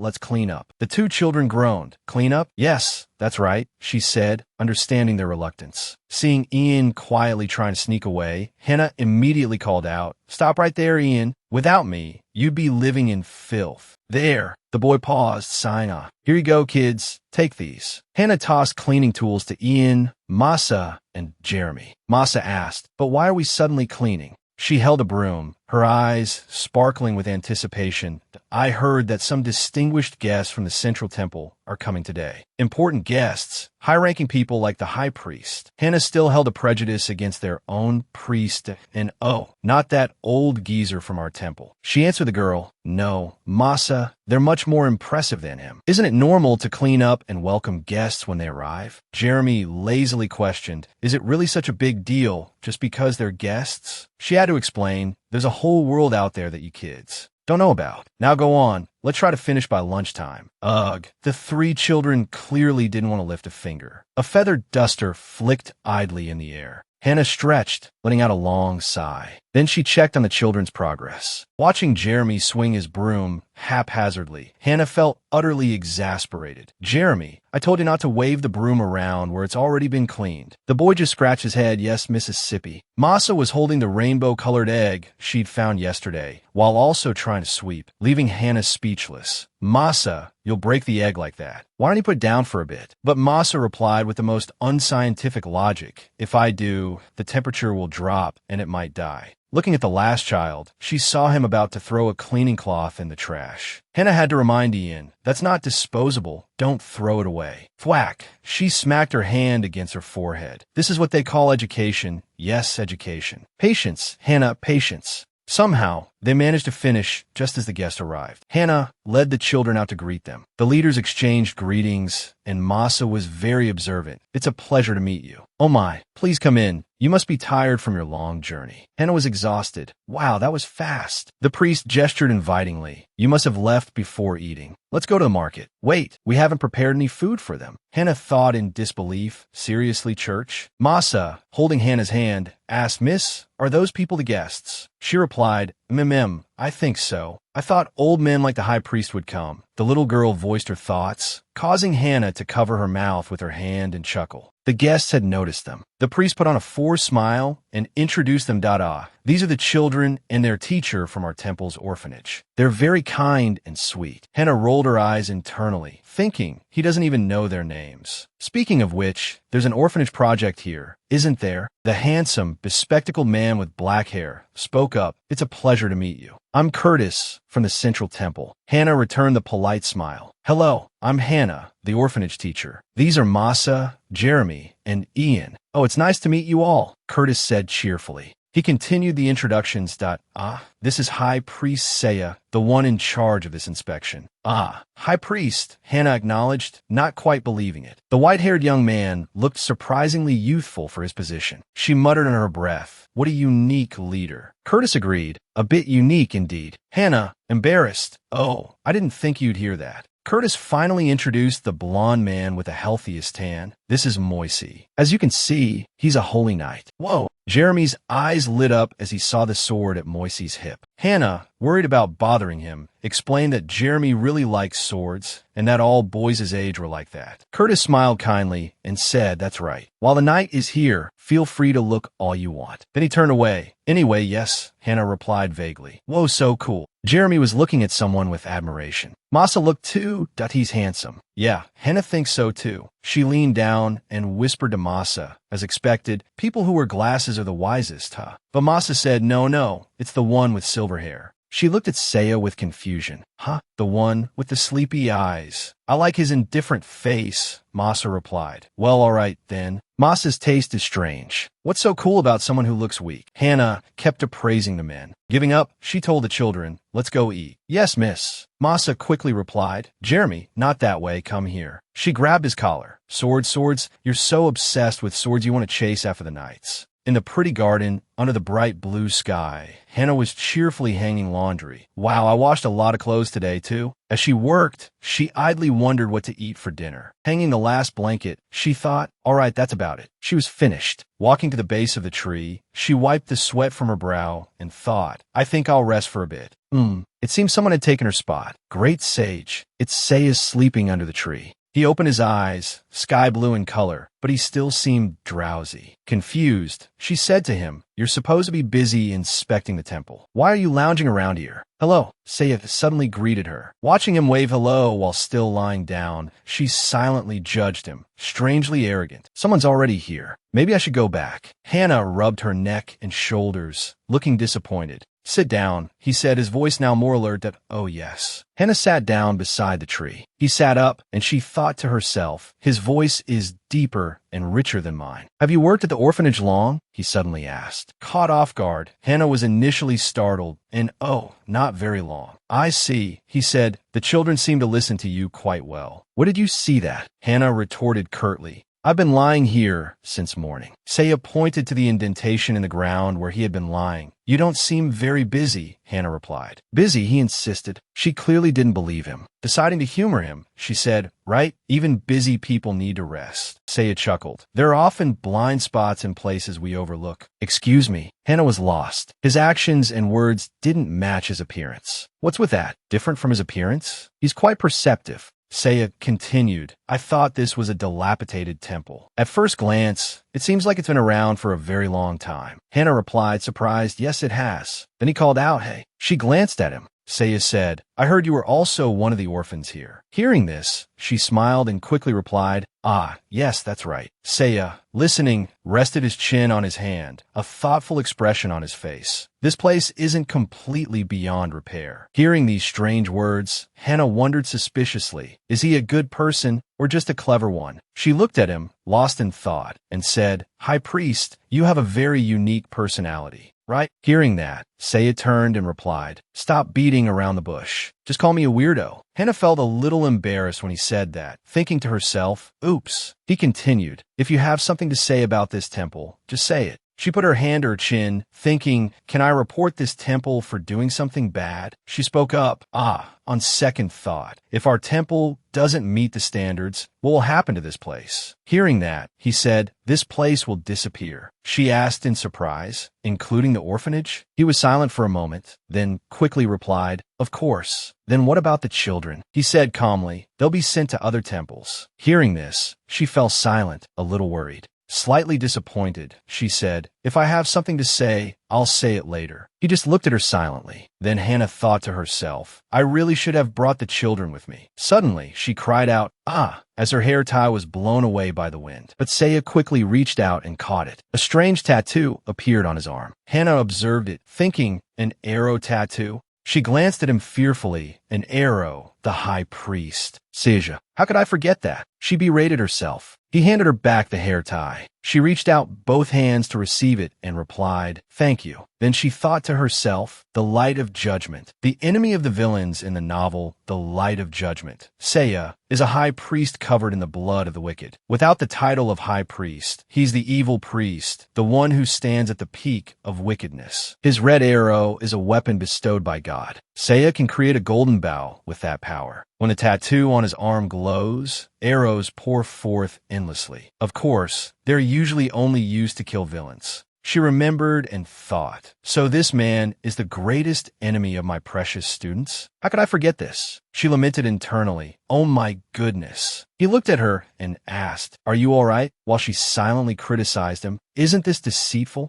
He rested his chin on his hand again and said, anyway, the weather is quite warm today. Seeing this, she thought, this guy doesn't seem like a high priest who wipes out all evil. Turning back inside, Hannah thought, this is difficult. A child's voice called, Miss, causing Hannah to turn around. She looked at the child and asked, what's wrong? What happened? Jeremy, breathing heavily, said, no, Masa. She asked in alarm, what about Masa? Is she hurt somewhere? Then Jeremy replied, the chicken. Her chick hatched, and then the basket fell. Hannah asked in surprise, what? Jeremy pulled Hannah's hand and said, hurry, let's go. She mumbled in response, let's go. Masa called out, miss. Holding the chick out in front of her, she said, it's tiny, miss. Hannah said fearfully, chicks aren't usually this color. Masa said innocently, this chick even has a horn on its head. Then she said, no, it doesn't. Suddenly, it let out a strange chirp. Hannah said, and its chirp is so strange. Masa replied, no, it's not. The little girl held the small creature up to her cheek, and it nuzzled against her. Masa said cheerfully, the eggshell slowly cracked, and then it came right out. Look, it even thinks I'm its mother. Then she asked, how were you able to hatch such a cute chick, Masa? The little girl replied happily, it's because I petted and hugged it tightly every day. Hearing this, Hannah worriedly thought, is this normal for chicks? Shouldn't it still have its eyes closed? She thought, I heard that dark mages can control magical beasts. Surely it's not a magical beast, is it? Or is it a magical beast awakened by Masa's power? Looking at the chick nuzzling Masa's cheek, she asked, but what will this little chick eat? She thought to herself, please don't eat meat, please.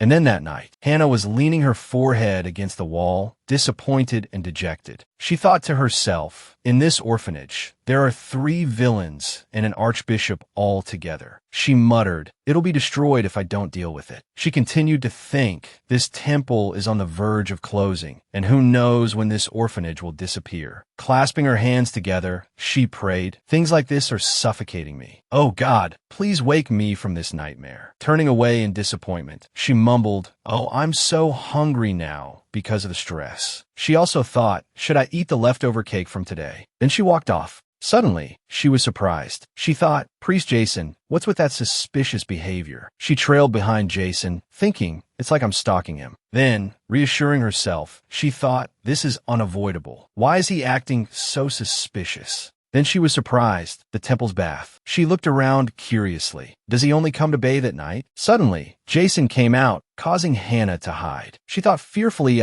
he's out. What? If you want to bathe, why is he so dry? And he came out so quickly, too. Moreover, I saw him bring something inside, but he came out empty-handed. The more she thought about it, the stranger it seemed. Then she pondered further. Could this be? I have a feeling something shady is going on here. The next day, at the temple, Hannah was humming cheerfully and preparing to open the door. Suddenly, a voice made her stop. Someone said, perhaps they sent something. They wouldn't even take the money. What should I do now? Should I destroy all the data? Another person replied, when the inspection team leaves, we'll move them out and quickly deal with those kids, too. As long as there's no concrete evidence, the subsidies won't be cut. Hearing this, Hannah thought in surprise, deal with the children? She became frightened as the voice outside continued. This temple is fine, but we'll go to jail. Those damn Central Temple bastards. Hannah hesitated in front of the door for a moment before saying, it's Hannah. A voice from inside the room called out, come in. Hannah entered the room. Sitting at the table were an elderly man and a young man. The old man said, they've arrived at the orphanage already. Hannah replied, yes, one person has arrived. The priest looked at her and said, what did he ask you? She replied, nothing much. He just asked how long I've been working here. The priest frowned upon hearing this. If there's anything wrong with this inspection, this temple will be shut down. Hannah gave a strained smile and said, I'll try my best to behave. Although she said that, inwardly she scorned the priest. She thought, he's the one who's going to get the temple shut down, and it seems like there's no hope left. Suddenly, a voice called into the room. High Priest Saya, are you in there? He immediately stood up and replied, yes, I'm here. The person outside thought to themselves, the old high priest can move that fast. It was Curtis. He said to the priest, good morning.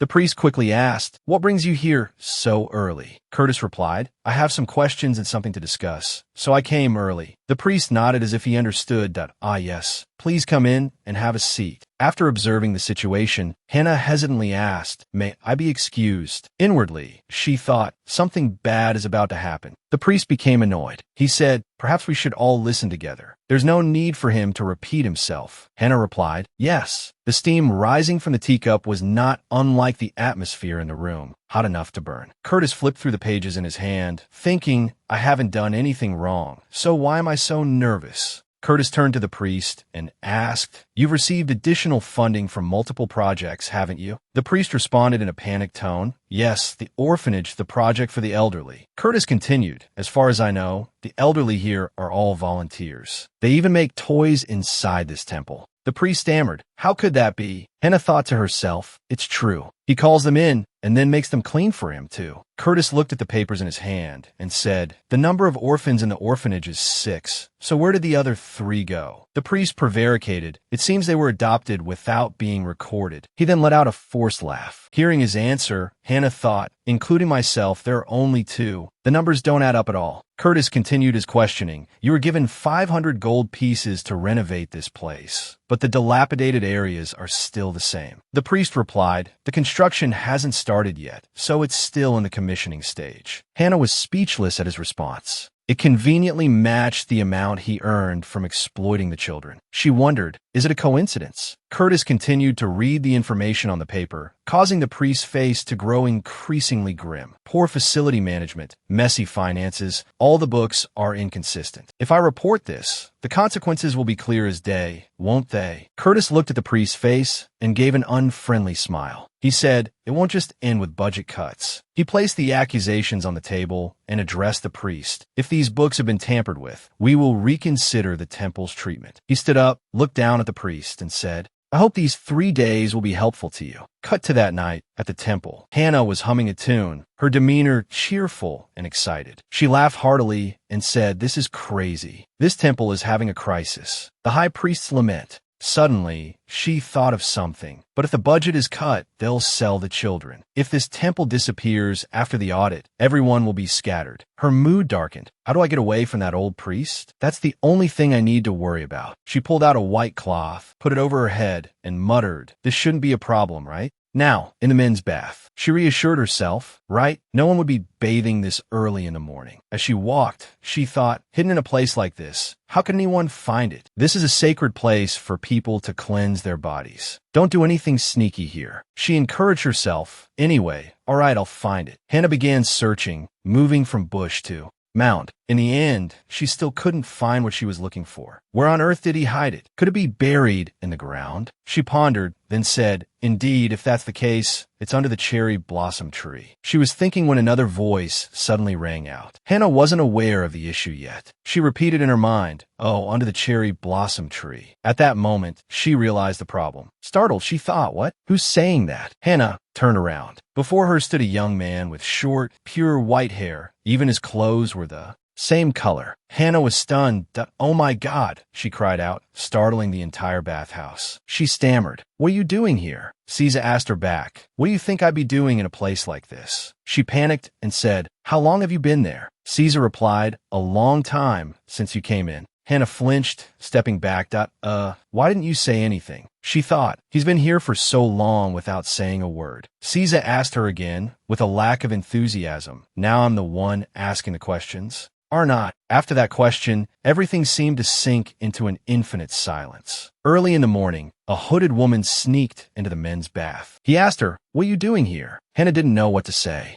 Suddenly, the surface of the water rippled. Seeing this, Hannah cried out, Don't stand up, accompanied by a loud scream. She covered her face with both hands. She thought, is this guy going to do something indecent? But she didn't realize that she was the intruder. Without thinking too much, she assumed a fighting stance that, if necessary, I'll use my fists. Seeing her actions, Caesar said, "Relax your hands. At least I'm wearing clothes." Hearing this, she blushed and replied yes. Her eyes were directed towards where he was standing, her face now as red as a beet. Hannah breathed a sigh of relief. Hearing this, he asked why the sigh of relief. She replied, "I was just afraid I'd see something I shouldn't." Caesar, hearing her response, said, "Hey, it's not like you could have seen anything." Hannah immediately replied, "That doesn't matter now." She thought, even though it's dark here, do priests usually need a healthy body like this? Seja asked, "What are you looking for?" Hannah replied, "Oh, nothing." She continued, "My finances haven't been good lately, so I'm looking around to see if there's anything valuable." Hearing her answer, Seja asked again, "Are you planning to steal something from the temple?" She immediately replied, "No, that's not it." What should she do? Hannah placed her hand on her chest and sighed. She made up her mind. Well, things have come to this. In for a penny, in for a pound. She told Seja, "Actually, I'm looking for something." He immediately asked what. She said to him before getting to the main topic. Hearing this, he thought, what is it now? Hannah said, "I have some intelligence. If this information is useful to you, I hope you'll help me with something." He continued, "Let's hear it first." She worriedly thought. He agreed so easily. Hannah cleared her throat. "First of all, this temple has actually been decaying." Seja let out an "oh." She continued, "The high priest is busy embezzling the budget and subsidies, and the lower-ranking priests are thinking about selling the children." Seja replied, "Go on." Hannah continued, "I think the ledger is hidden somewhere in the temple, and I've searched everywhere. However," she suddenly raised her voice, "even though I search every nook and cranny every night, I can't find it. But yesterday, I saw priest Jason sneaking into the bathroom. He was holding something in his hand, and I have a feeling it's what I'm looking for." Seja hummed coldly. He asked suspiciously, "But why are you looking for that?" Hannah replied, "Because if I leave it alone, my children will be sold. Even if I have to threaten the high priest, strip him naked, or do anything else, I have to find it." Seja asked, "You could just report it to the temple." Hannah's demeanor suddenly slumped. She explained, "Without evidence, I don't think anyone will believe me. I'm also not sure if the central temple is on the same side. More importantly," her voice trailed off, "if something happens to the temple, the children will be scattered everywhere." Seja hummed again after hearing her. In his eyes, she suddenly seemed like a small kitten, incredibly pitiful. He thought, what's this? Am I wrong? He pointed towards the base of a peach tree. First, the peach tree. A shovel was placed on the ground. While digging, she asked, "But why do you think it's this tree?" Seja replied, "The soil color is different. There are no weeds, no fallen leaves. It's not normal at all." She looked at the ground and pondered. "Really? Oh, good observation skills." She said, "I just picked randomly based on feeling. Anyway, our opinions are the same." As if seeing something, Hannah let out an "oh." She said, "If it's resolved this easily, it's kind of frustrating." He looked at her and said, "Take it out." She replied, "Ah, yes." She looked at the chest and asked him, "Do you know how to open this?" He immediately replied, "Magic lock." She exclaimed in surprise, as if enlightened. "This looks quite expensive anyway. These guys, no wonder they're embezzling and still short on money." She looked at him questioningly. She asked, "Aren't you taking it?" He replied, "I know how to unlock it." She then said, "Do I have to open it right now?" She drew the secret pattern on the stone over there. It will open it. After listening to his explanation, she understood how it worked. So that's how it is. She looked at him and smiled, but there seemed to be something wrong with that smile. She asked, "So, what is the secret pattern? You probably don't know, do you?" Seja replied, "Do you know anything else? Like the high priest's birthday or a password he often uses." She answered him, "How would I know that?" Suddenly thinking of something, she exclaimed, "Could it be?" He urged her on. "Did you figure something out? Could it be the number I found behind the picture frame?" She thought carefully, 2, that's for sure, then 5 or 6 something, and finally 8. From behind her, his voice rang out, 528. She asked, puzzled, "How did you know?" He replied, "The day goddess Jasmine's grace was bestowed. He's embezzling. It's blasphemy." He asked her, "How is the number drawn?" She replied, "It's written overlapping in a circle. Just draw it like that." She turned back, smiled, and said, "About that, my hands are dirty." She was about to say something else, but seeing his expression, she retracted and said, "But should be fine." "All right." She touched the chest, and a beam of light shone on her hand. Hannah was startled and thought, "Whoa, the sudden light surprised me." She read each number in turn, 528. Her eyes lit up with joy. It worked. A blinding light immediately shone directly into their faces, forcing them to cover their eyes with their hands. She thought, so bright. The chest was filled with gold bars and a few scrolls. Knowing this, I should have opened it alone. Seja, seeing her standing still, asked, why aren't you taking any? Hearing this, she thought, should I? Should I take some? But she reconsidered. No, this is my trial. She said, how can I do that? It's all the temple's treasure. Hearing this, he asked, is that so? He picked up the papers and read them. After finishing, he said, it's the ledger. So what is your request? Hannah replied, help our orphanage from disappearing. Seja responded, if so, the temple must also remain. She asked him hesitantly, can the high priest be replaced with a decent person? He asked, or is it because of your job? She didn't understand. Excuse me? He explained, if you get involved in this, you might have to quit your job too. She let out a sad oh. She continued, but there's no other way. Even so, I want the orphanage to remain.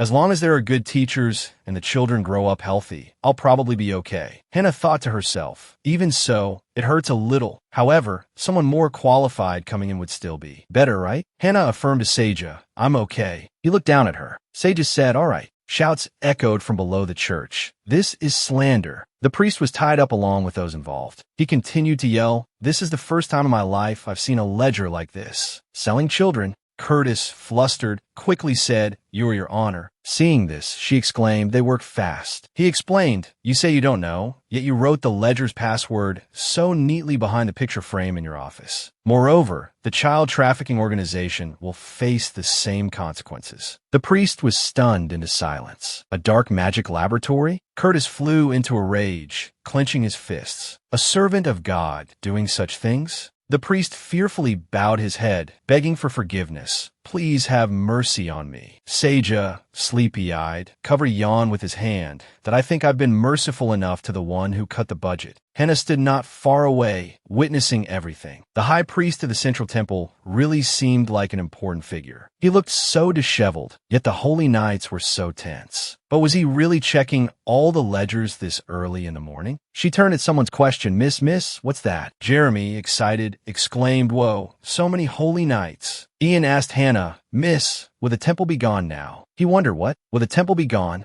Masa worried. So the temple will be gone because the high priest did something wrong? Hannah gently stroked Masa's head and oh, it won't disappear. Don't worry. Masa, seeing her gentleness, was doubtful, but the high priest was taken away like that. Hannah quickly comforted him that I know, but only the bad men are taken away. The temple is still here, and you're all still here too. He asked, what about you, miss? Hannah was taken aback. Huh? Oh, me? What will happen to me? I might not be able to stay either. Hannah replied, where would you go, miss? But in her heart, she thought, but if I have to say goodbye to the children. Before she could finish her thought, a sound rang out. Chirp. Hannah's thoughts were interrupted as she saw Masa holding a small bird. Hannah sighed, Masa, I told you not to bring chicks to these places, but Curtis approached to say goodbye. Well, goodbye, Mississippi. Hannah replied, goodbye to you too. The holy knights, having shown their affection, had said their farewells. He chuckled cheerfully.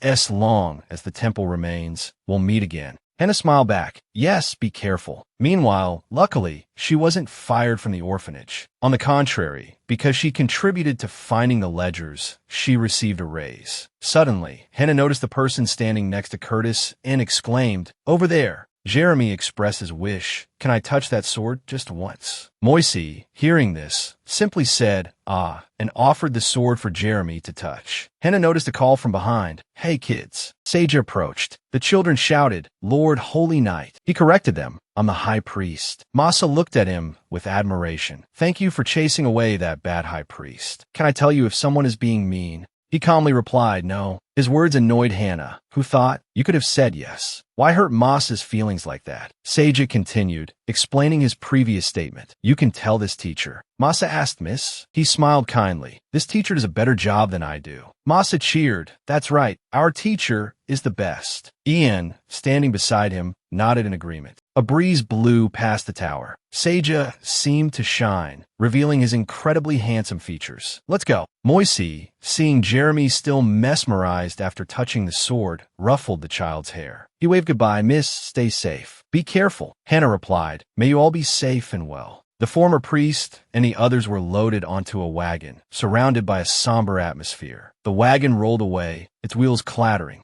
Hannah chuckled sarcastically. Meeting you guys was bad luck enough. Let's not meet again, okay? The sky was clear and peaceful when someone yelled, Jeremy, you're stepping on the laundry. Then arguments erupted. Miss, the chick took my snack. What is that thing, a bottomless pit? Masa innocently pointed. Miss, the chick flew away. Hannah said exasperatedly. Stop saying such terrible things. Someone call Miss. Hannah, feeling dizzy, put a hand to her forehead. Ian pointed. It looks like someone's here. Hannah guessed. Who is it? Are the new holy knights here? She quickly called for Masa, thinking if there are newcomers, they'll definitely inspect the orphanage. Hannah urged quickly, put the chick in the coop. Turning, she hurriedly hung laundry. Not now. Just hang it up any old way. Ian was speechless at the sight. She changed direction and ran full speed into the room. Did I have to quickly clean Masa's room too? She flung the door open. The sight before her left her speechless. The room was filled with a gloomy atmosphere, with things scattered as if a fight had just taken place. She clutched her head and yelled, Oh my God. Dejectedly, she walked out, panting, huff, huff. Ian, who's here? He quickly replied, The holy knights told us to gather at the temple. Hannah breathed a sigh of relief. Phew, all right, let's go then. By the way, Masa, did you put the chick in the coop? Masa replied hesitantly, yes. But what if the chick makes the chickens eat it? Hannah explained, those chickens are stronger than you think. Hannah said with a straight face, besides, the chick doesn't eat raw food. Remembering the scene of the chick snatching meat, she thought the children must have been shocked when the hungry chick rushed to the dining table and tore apart so much cooked meat. Did such a strange creature. Arriving at the temple, she saw two people outside.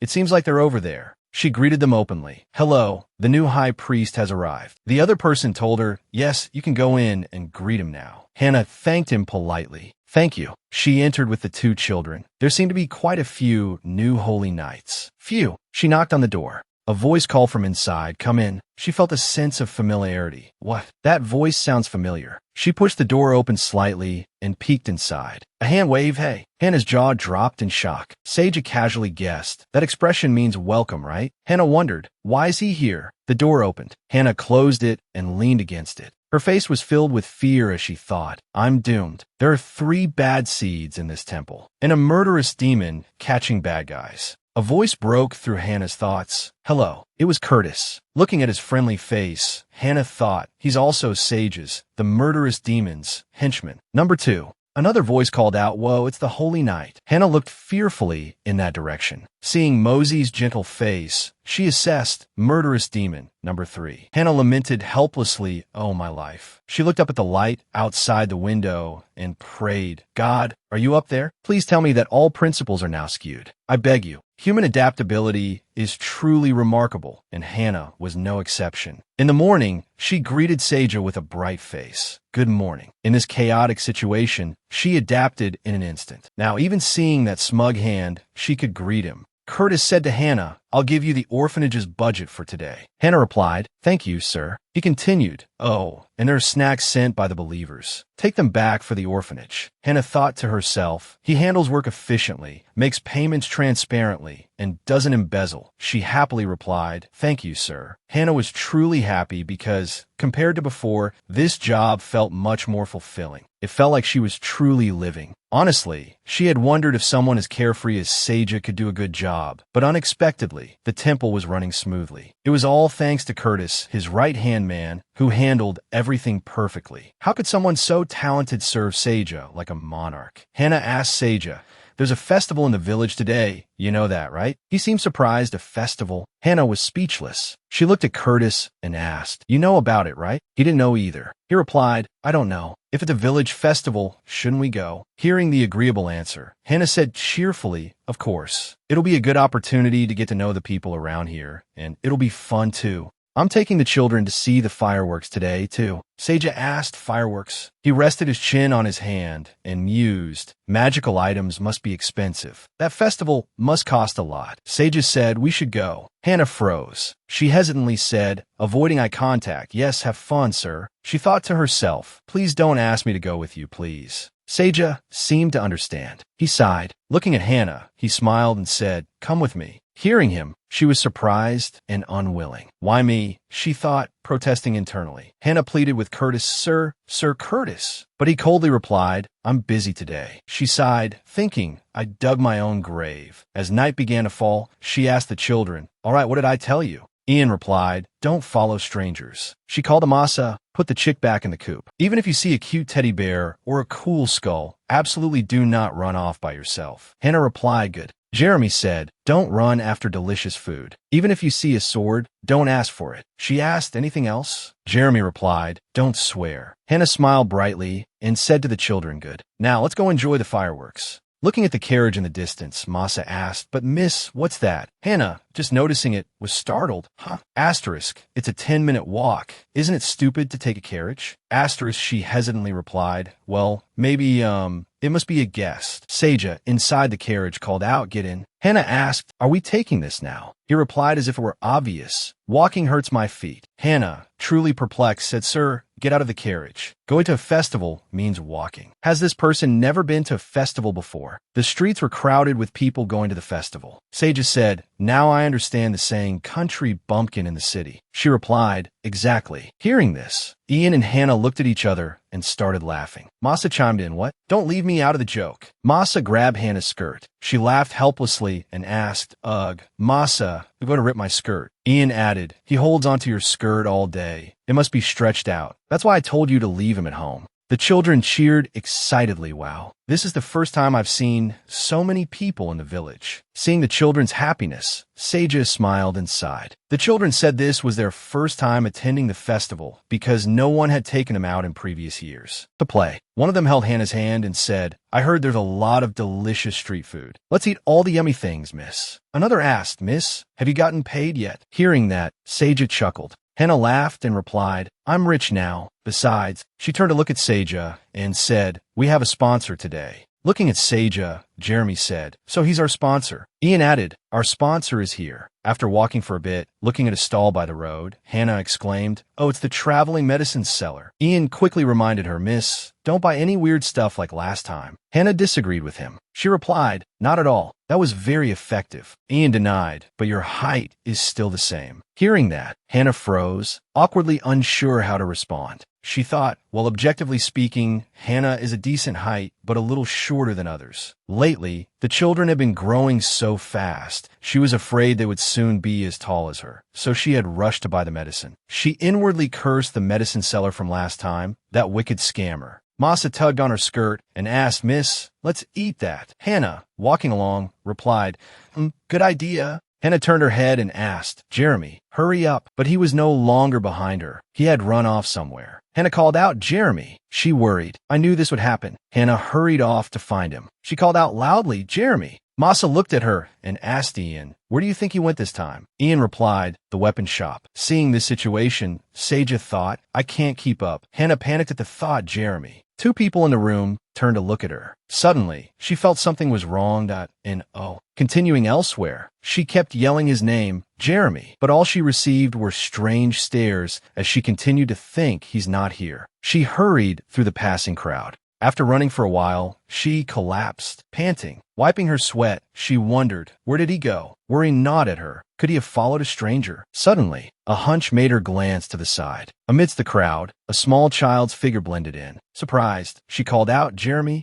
Hannah quickly grabbed his hand, calling Jeremy. Worried, she asked, What's wrong? I've been looking for you everywhere. He turned to her with a frightened, hesitant expression, Miss. He bit his lip as if holding back words. She panicked, What's wrong? Did something happen? Jeremy lunged forward and hugged her tightly. Stunned, she said, Jeremy? He whispered against her, It hurts. She panicked, concerned for him. Are you hurt? Were you injured? What's wrong? She shifted her gaze down to his feet and saw they were covered in bruises. How did this happen? He sobbed, crying, It hurts so much, miss. Hannah's face paled, speechless at the sight. The quiet of night finally fell. She was carrying him on her back when he spoke up and asked, Miss? He clung tightly to her. I saw my dad. Your dad? How? Jeremy tearfully recounted, Yes, there were a lot of people, but I saw my dad, the one I've always missed. He remembered running desperately after him, so I ran. My hand almost reached the father I've always missed, and I just kept searching. When I finally grabbed the hem of his clothes, the face that turned around belonged to a different young man. When I saw his face, I said, "But that's not my dad." He slumped against Hannah after finishing his story. She asked, "Is that why you ran off and took your shoes off? Does it hurt a lot?" He finished the story. I kept chasing after him, but when I turned around, no one was there anymore. Us. He stood there quietly alone. "Yes, but that hurts more." Hannah comforted him. "I believe you, Jeremy. Don't be sad when you don't see us. We're family." He was touched by her words that we're a family, and I'll always be waiting at home for you to come back. He asked hesitantly, "Family? But we're not even blood related." She continued, "Do you have to be blood related to be a family?" He replied, "I guess so." She cheerfully explained, "Eating together, sharing warmth, laughing, even arguing. Family is when we laugh and eat together, even the very next day." He was silent for a moment, then said, "I hate things like family." She smiled kindly. "Then let's be friends." He was moved by the offer. "Okay." The two continued walking in the windy night. Dad said that if I grow up strong, he'll definitely come find me. She recalled his information. Unlike Masa, who was orphaned as a baby, Ian and Jeremy still have memories of being abandoned. At least with Jeremy, because he's been in the orphanage for so long, everyone thought those memories were fading. But they weren't. Is that why he's so obsessed with swords and weapons? He murmured, "That's why I want to grow up strong." She affirmed, "You're the strongest kid ever." He countered, "But it seems like my dad doesn't think so." They both remembered the day they ate honey bread. "You even ran into the alley to save me that day. Let's eat honey bread tomorrow." He pouted, "But you told me not to do that again. You're always scolding me." She couldn't help but laugh. "You're braver than anyone, but danger is still danger." "Well," she suddenly said, "Jeremy, if we go back, I'll teach you swordsmanship." He was incredulous. "Really?" "Of course." He fell silent, lost in thought. She sighed and advised, "Jeremy, if you ever chase after someone again, remember this." "What?" He felt comforted as she said, "The house you'll return to is on that hill." He smiled happily. He cheered up. "Great. That's easy to find." Just as she set him down, someone called his name. "Hey, Jeremy." Masa grumbled reproachfully, "I almost ate your bread." Hannah offered him the bread. "Here, take it." He took the now cold bread, looking bewildered. He slowly brought the bread to his mouth. Jeremy took a bite, tears welling up in his eyes with happiness and emotion. Hannah turned away, crossing her arms with a playful arrogance. "Honestly, is it that good? I was worried it wasn't pork, and you're even crying because it's delicious." She took Ian's hand and started to leave. "Come on, Ian." He noticed Moss's hand touching his. She said that she had just mentioned it was a famous spot for fireworks. Ian made a disgusted face because his hand was touched. Hannah saw this but didn't say anything. Masa pulled Ian away while he was still sulking. Jeremy was still crying, and she covered her mouth, laughing. As expected, it couldn't be helped. There was a little boy sitting alone in a room. The door behind him was pushed open, followed by the call, "Jeremy." It was Hannah coming to find him. Jeremy was sitting on the bed, munching on a cookie. He was startled by the noise, but politely turned around and asked, "Miss?" Seeing him nibbling on the cookie like a hamster, Hannah wondered, "Where did you hide that cookie?" She entered the room, carrying a basin of water, and asked worriedly, "Is your foot okay?" Jeremy's expression and voice matured as he said, "I told you it would be fine after I woke up." Then, looking at the basin of water she brought in, he asked curiously, "What's that?" Hannah replied, "Soak your injured foot in it. I've added herbs to make a foot soak." Jeremy's face was full of disbelief. He hesitantly asked, "Does it really work?" Hannah wasn't sure. "At least it won't hurt." She said, "Just put your foot in." Jeremy finally complied, putting one foot into the basin first. Hannah's hand reached down, grasping his small foot to check it. "Oh, it's so swollen." Like a kind mother, Hannah carefully washed his foot. The whole room seemed to warm up from the rising steam. Jeremy's foot, submerged in the water, caught the faint scent of herbs. "It smells good," he said, "but where did the herbs come from? How should I describe it?" Hannah just told the truth. "I picked them from the flower garden next to the bathroom." Jeremy was speechless. Hannah asked tenderly, "How is it? Does it feel any better?" Jeremy stared at his foot soaking in the warm herbal water, thinking to himself, "Maybe it's my mood, but it feels better than before." Jeremy replied, "It seems good, Mississippi." Hannah was relieved to hear this. "Oh dear." Her hand continued to gently massage his foot. "Even so, we should still go to the clinic tomorrow." He protested, "You'll make me take that yucky medicine." She coaxed, "Your foot has to be strong so you can learn swordsmanship, right?" Hearing the keyword, his eyes lit up. "That you'll really teach me swordsmanship, miss?" Hannah mimicked his tone. "Have you ever seen me lie?" Jeremy was still worried about something else, but learning that costs a lot of money. He reminded Hannah, "You said your salary is so low you can't even save anything." Hannah felt like a rock was crushing her. "Did I say that?" Then, remembering her embarrassing moment, she mumbled, Thinking back, I did sing the low-wage song on the hill. Wages too low, wages too low. I must not have been thinking clearly then. The next morning, this time it was Jeremy pushing open Hannah's door. He called out loudly, "Miss," while she was still fast asleep. She seemed to hear him, but was still drowsy, only managing to mumble, Jeremy rushed over and shook her, urging, "Hurry up, miss. Look at my ankle." Hannah, still half asleep, woke up in a daze, not understanding what was happening. Jeremy declared, "It's completely healed, miss." Hannah sat up, rubbing her eyes, yawning and bewildered. What's going on so early in the morning? Then, she opened her eyes wide. "Wait, what? What?" The boy stood with his hands on his hips, his face full of pride. Jeremy boasted, "I told you my foot would be completely fine after I woke up." She nodded in agreement. "Oh yeah, you did. It looks really, really good." Jeremy also said that her foot soak seemed to actually be working. She scratched her neck in disbelief. "Really? You're serious?" "I'm going to brag to the others." He, like a fledgling bird taking its first flight, bolted out of her room. Quick as a flash, he met his friends and called out, "Hey, look at my foot." Ku watched him, amazed he'd already run all the way there, and wondered how it had gotten better so quickly. Hannah pondered various reasons, wondering if the hot spring water was actually holy water, or if the combination of herbs was some kind of miracle cure. She decided to get out of bed.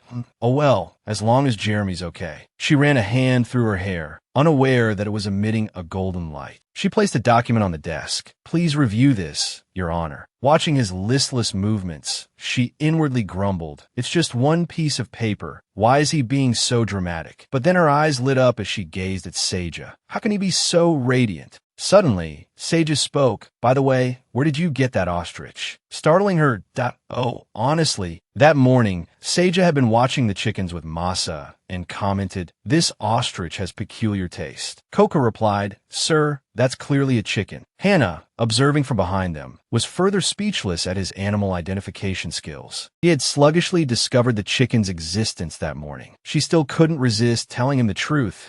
"It's not an ostrich." Then she felt she'd been a bit harsh. "Sir, never mind. I should have called it an ostrich."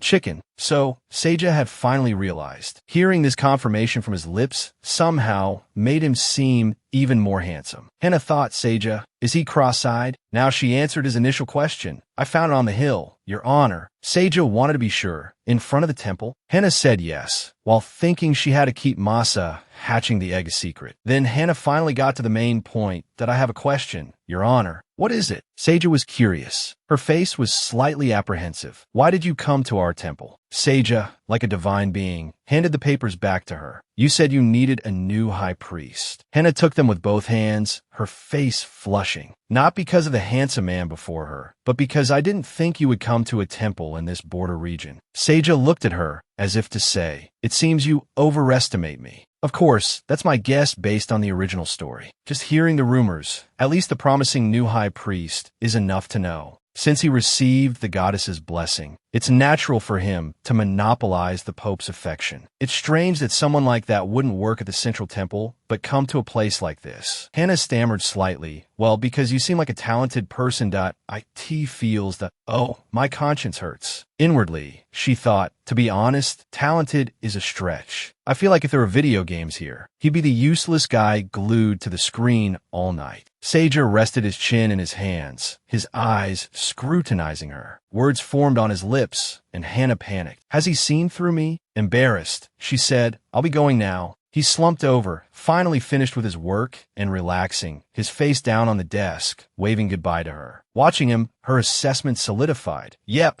consistently insincere. That afternoon, during the children's nap time, Hannah stared at the creature. "What are you anyway?" The thing, a bizarre mix of chicken and bird, just chirped and sat on her lap. Hannah offered it some bread. "Here, eat this." It stared for a moment, unsure whether to eat or not. Then it pecked at the bread. Hannah watched it gobble, wondering where the food went in such a tiny body. "All right, whatever you are, grow up strong." But don't turn into a dragon, okay? I can't afford to feed you. Its beak covered in crumbs, it looked up attentively, listening until she finished. Phew, I guess I should take a nap too. Hannah lay down on the lush green grass under the sunlight. It hopped down near her face, nuzzling against her. Hannah giggled. Hey, little chick, don't poke me. It settled down on her shoulder and hair. They both drifted off to sleep peacefully. It was a beautiful day. Hannah had personally baked cookies for everyone to enjoy. Asterisko, look how delicious these cookies are. They look so beautiful. They must taste amazing too. Asterisk, she brought the cookies to the front yard, but no one was there. Hannah called out, is anyone here? After calling out several times with no response, she thought, is no one here? Then she suddenly thought about the newly arrived priests. After the high priest arrived, the church was guarded by holy knights. Those holy knights certainly aren't here to protect this small church, but to protect Seija, the messenger of the goddess. The reason she was looking for them now was simple. It seems like I'm quite determined. Huh? She told herself, I want to bribe them with food so I can find a swordsmanship instructor. Her bribe was a plate of cookies. Oh my goodness, why is there such a pure and cute girl in this world? Suddenly, a man's voice called out from a far bribe. His question startled Hannah, making her break out in a cold sweat. She unconsciously exclaimed, oh my God. It was Moisey. He asked sheepishly, did I scare you? Seeing that it was Moisey, Hannah's fear immediately vanished, replaced by joy. She replied softly, hello, Moisey. Oh my, look how smitten she is. Her heart aflutter after just a few words with him. Moisey greeted her back, hello, Miss Hannah. He then asked, do you need something from me? Hannah replied shyly, it's just that I baked a few too many cookies, and I brought some for you to try. She offered him the plate. He accepted them, saying, thank you. Hannah quickly replied, you're welcome, Sir Moisey. Well, this is a rural temple, so you must be bored, huh? No, I'm not. Hearing his reply, she thought to herself, oh, that won't do. She continued to try and steer the conversation. QM, do you have any hobbies? No, not really. It's such a shame that you don't have any hobbies while staying in this quiet temple. Moisey grew more and more confused. Blushing, Hannah suggested, so if you have some free time, could you spend it with me? You can consider it a hobby. Moisey was flustered. Well, this girl who baked cookies that is asking me to spend time with her, and her cheeks are all red. As if a thought struck him, his eyes widened in realization. She's confessing. Moisey felt incredibly bewildered and pressured in this situation. I've never thought I'd be involved with the orphanage teacher. A date in the temple where I work? Of course, the orphanage teacher is very beautiful. She also takes care of the children like an angel, and even the cookies she bakes smell wonderful. But I still can't do that. Moisey finally spoke up. I'm sorry, I understand how you feel, but to have something private happen here. He suddenly hesitated and stopped speaking. The young teacher naturally asked, so what do you think about taking on a disciple? When he heard the teacher say that, he was very surprised, which was evident in his surprised huh. Hannah, whether intentionally or unintentionally, also echoed his huh. Moisey, embarrassed, asked back, what did you just say? Hannah calmly replied, about taking on a disciple. Weren't you just talking about something private? Oh no, I misunderstood her. Moisey, embarrassed, replied, I misunderstood. Hannah, not understanding what was happening, thought, asterisk, what's going on? Why is his face red? Asterisk, Moisey then asked, what's this about a disciple? Hannah replied, oh, are you going to turn Jeremy from the orphanage? You know, the boy with the cute black hair and bright eyes. Hannah continued to chatter. Jeremy's dream is to become a swordsman, but I can't entrust my child to just anyone, right? If it were the best knight in the Holy Knight Order, I think I could entrust Jeremy to him. Hannah continued to think, actually, there are 3 reasons why I want a holy knight to be his teacher. Asterisk, the first reason is that a knight's benevolent personality can tolerate Jeremy. Second, it's for Jeremy's sake. At least out of courtesy to his master, he won't use his sword for evil. And for the third reason, the lessons might be free. Asterisk. Moisey stroked his chin and pondered a disciple. However, it's too early for me now. It's too early, he stammered. Hearing this, the teacher suddenly stopped. She pleaded, I promise it won't take much of your time. Our Jeremy is very smart, so he'll learn quickly. How about an hour each morning and evening? Hearing this, Moisey asked, twice a day, morning and evening. The teacher said, is that too much? Then how about once every evening, or 2 hours? Moisey hesitated. 2 hours is a bit. The teacher, understanding, replied, then just 1 hour every evening will do. She excitedly added, I'll tell Jeremy. He'll be so happy. Every day he praises Sir Moisey for being so cool. Thank you so much, Sir Knight. I'll tell him the good news right away. Oh dear! At this moment, his heart felt like it was doing a hip-hop dance in his broad chest. The priest guarding the door, while eating cookies, said to Moisey, "You've been tricked." Another one chimed in, completely bribed. In the twilight, Hannah sat under an ancient tree, observing and saying, "Oh my, doesn't he look dashing?" Masa asked, "What's so dashing about walking around with a wooden sword?" Hannah replied, "This is the first time his will has been so extraordinary. Maybe he really wants to become an amazing knight." Ian also spoke up, "People need holy power to become a holy knight." Hannah innocently replied, "Well, he just needs to be a knight." Masa said, "I'm sure silly Jeremy will get tired soon, right, Teach?" Hannah said, "Masa, Ian, please help Jeremy. It's a blessing to have something you want to do. Do you have any dreams?" Ian immediately replied, "No, I don't." Hannah thought, Ian, it's okay if you don't have any dreams. You'll become the emperor anyway. Masa playfully replied, "I want to be an animal caretaker." Hannah pondered his words. Will Masa end up raising animals or developing magic? Hannah continued, "That's a wonderful dream. I hope you both find something that makes you happy." Masa asked Hannah in return, "What about you, miss? Are you happy?" Hannah responded with a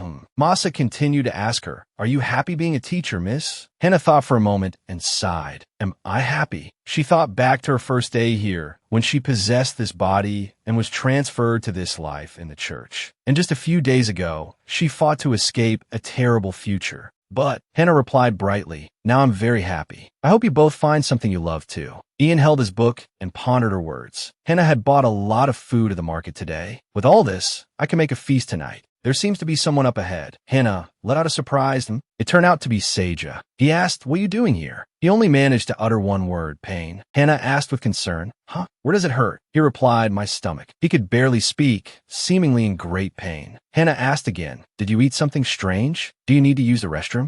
"Oh my, what's wrong?" He collapsed to the ground, face first. "What should I do?" Hannah grumbled, "Oh dear, what on earth did you eat to become like this? You look like a beached jellyfish." He weakly replied, "The food at the dining hall." Hannah said, "Should I call a doctor?" He was in so much pain now, he couldn't speak clearly. Just got here. Hannah sighed. "Oh dear, you should have been more careful. I hope you recover soon. I need to feed the children. So, talk about cold-hearted. Who can compare to you? I take my hat off to you.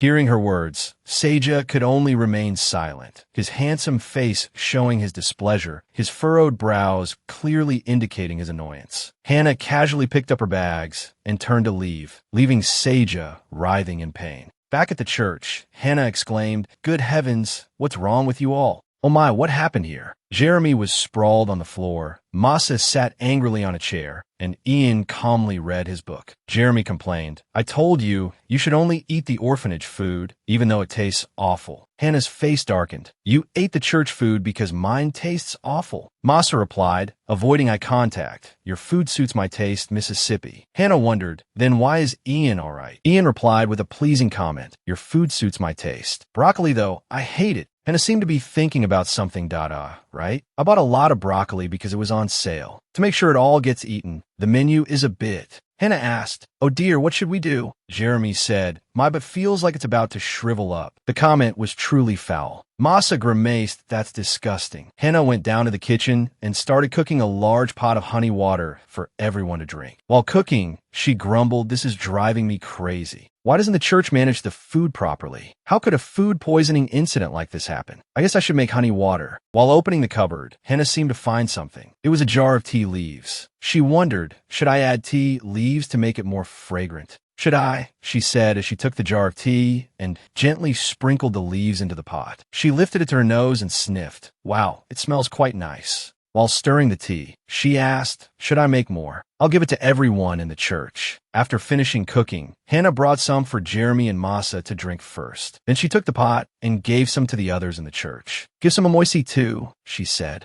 After giving it to everyone in the church, Hannah took a cup of the water and offered it to Seija. "Please drink this." Seija, not knowing what it was, asked, "What is this?" Hannah replied, "It's honey water. You probably haven't been able to eat anything, so at least drink this." He said, "Just leave it there," with a pained expression. Hearing him say that, Hannah complied. "All right, I'll leave the honey water here. If anyone comes, please give them some to drink." She then quietly walked out. She thought, his hands look tired today because he's a patient now. She then left resolutely. Sezia struggled to sit up to get the drink. He reached out his trembling hands to take the cup placed on the table. He picked it up and drank it in one gulp, thinking, so sweet. After finishing, he placed the cup back on the table. It seemed to have had some effect. The next day, Sezia said, everything has been healed. Hearing him say that, Curtis replied, yes, you're feeling better too. As he spoke, he pushed a piece of paper towards Sezia. Sezia looked relaxed and tapped his fingers on the table. Tap, tap. He replied to Curtis, how is it that I'm completely healthy? Hearing this, Curtis quickly asked, is there a problem? He replied, you said almost everyone at the church recovered overnight, right? Sezia looked at Curtis expectantly, waiting for an answer. Curtis replied hesitantly, did you drink the honey water yesterday? As if he hadn't heard clearly, Sezia asked again,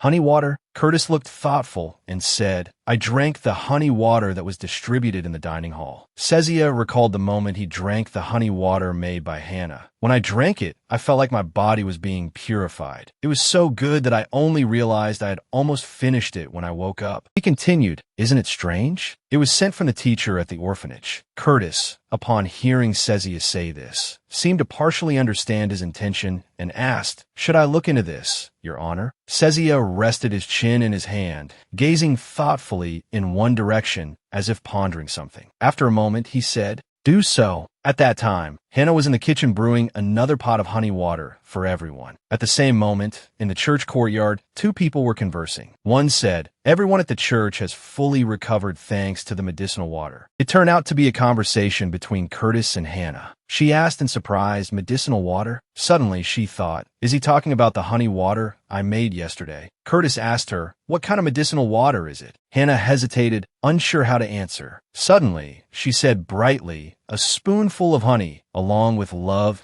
and energy-filled water from Coco's mountain. Hearing Hannah say this, Curtis asked doubtfully, is that all? She added, with a bit of herbal tea as well. That's really all. Suddenly, Jeremy appeared out of nowhere and chimed in, just like last time, leaving Curtis completely bewildered. Seeing his confusion, Jeremy explained, she also healed the wound on my leg with medicinal water. Hearing this, Curtis turned to Hannah and asked, may I ask how you make it? Hannah was overjoyed by Curtis's question. She replied, I only use hot water and herbs. Hearing this, Curtis asked further, do you have knowledge of herbs? Hannah honestly replied, not really. I just add them because they smell nice. Curtis seemed to realize something and began to ask Hannah, so, have you checked your power yet? Curtis's question surprised Hannah, who replied, what? No, I haven't. Pushing up his glasses, he said, teacher, it's just a feeling, but I believe there's something special about you. Teacher, he continued, what do you think about taking the test? I can prepare the equipment immediately. Hannah reluctantly replied, oh, I don't think you need to go that far. In this world, becoming a priest is a position everyone envies. Because the church's power is growing stronger, even the royal palace is wary of them. Not everyone is granted power, so that makes the position even more valuable. The appearance of villains in the original story usually coincides with the death of the priest. That's why I try to avoid the scenario where I volunteer to become a priest. Hannah replied shyly, I'm content with my current life. She added lazily, I'll take the test if there's something I need to do at the central church. Curtis only managed to utter one word, but the three of them stood there, 6 eyes meeting, no one saying a word. At that moment, in the kitchen, Sezia asked Hannah, you don't want to take the test? Hannah immediately replied, I didn't think that rumor would spread. Hannah asked curiously, and also, why do you want to dine here? Sezia replied, I can't eat the church's food anymore because of yesterday's incident. Hannah said casually, it seems you're very concerned about your body. He replied, because my body is precious. Hannah placed the roast chicken on the table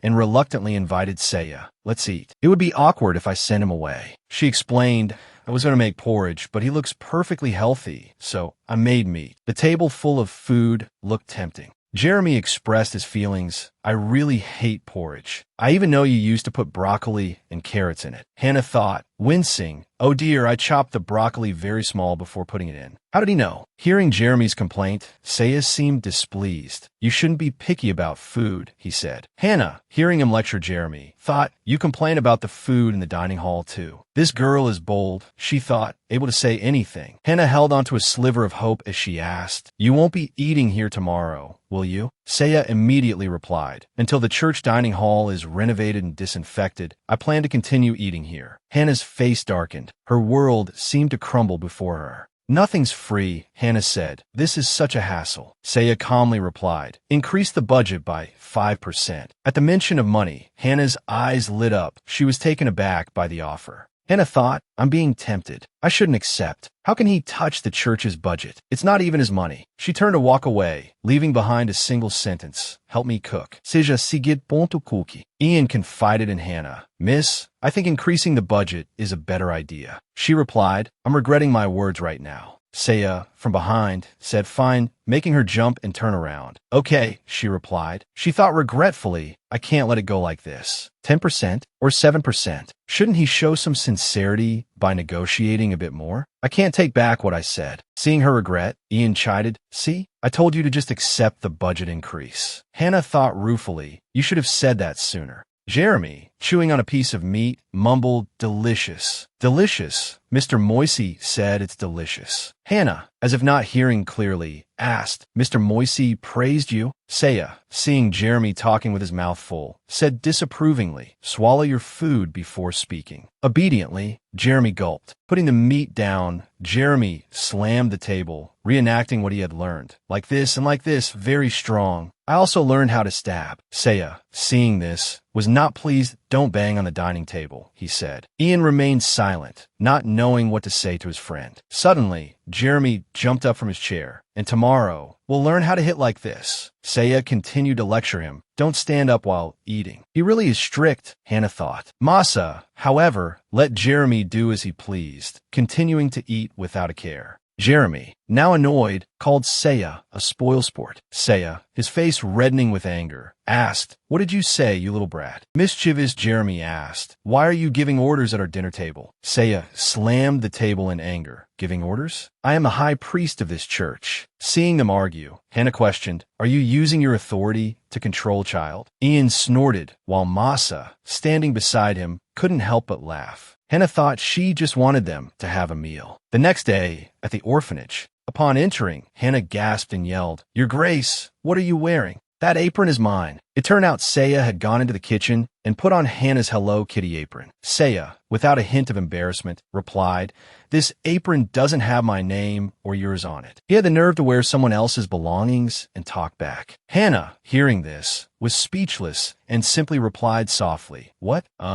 You're right, but he simply said he'd help with the work. Saya had a principle of dressing according to his purpose. It was a good thing he wore his priestly robes every day. Otherwise, he could become a fashion terrorist. Hannah tentatively asked if he was ready to cook. He said smugly, What's so difficult about that? Hannah thought to herself that he looked like someone who had never done chores in his entire life. Then he asked, So what should I do? Hannah replied, Could you prepare the potatoes for the stew? Saya looked at the pile of potatoes and confidently replied, Easy as pie. I'll be done in no time. Hearing this, Hannah scoffed and thought, Overconfident much? She smirked with a mischievous glint in her eyes. Right, when he messes up, I'll give him a piece of my mind. Hannah reminded him, Please wash the potatoes first. Ian hates unwashed potatoes. Saya asked, What are you talking about? Hannah exclaimed in a panic, Oh my goodness, if you peel them like that, we won't have anything left to eat. Indeed, she had never seen anyone peel potatoes so thickly. Saya muttered, I try my best. Hannah said, You know we're making stew, right? He seemed displeased at her questioning, his face scowling. Seeing Saya's expression, Hannah was secretly delighted. This is great. The noble Saya, struggling to peel potatoes. After finishing cutting, he asked, Is this enough? But after he'd peeled them, the potatoes had been reduced by half. Sighing, he asked, What should we do now? Then he muttered to himself, Control yourself. He must be feeling quite helpless right now. Serves him right. Hannah cheerfully assigned him another task. Now, let's cut the carrots. He asked irritably, And what were you doing while I was cutting the potatoes? Hannah replied shyly, I was supervising you. Saya was speechless. He gave Hannah a sharp glare. If looks could kill, Hannah would be dead. Seeing his glare, Hannah quickly said, I'll do it right away. She then sneakily peeked at Saya, looking quite adorable. As soon as she saw Saya cutting the carrots, Hannah was startled again. Wrong. You have to carefully cut them into bite-sized pieces. Can't you do it? You shouldn't cut them so big because the children's mouths. Tiny. When Hannah heard him say that, his face darkened and his whole body trembled. Finally, Saya couldn't stand it anymore and raised his head to say, How about increasing the budget Hannah pretended to ask back. Why did the high priest stop talking? Saya thought to himself,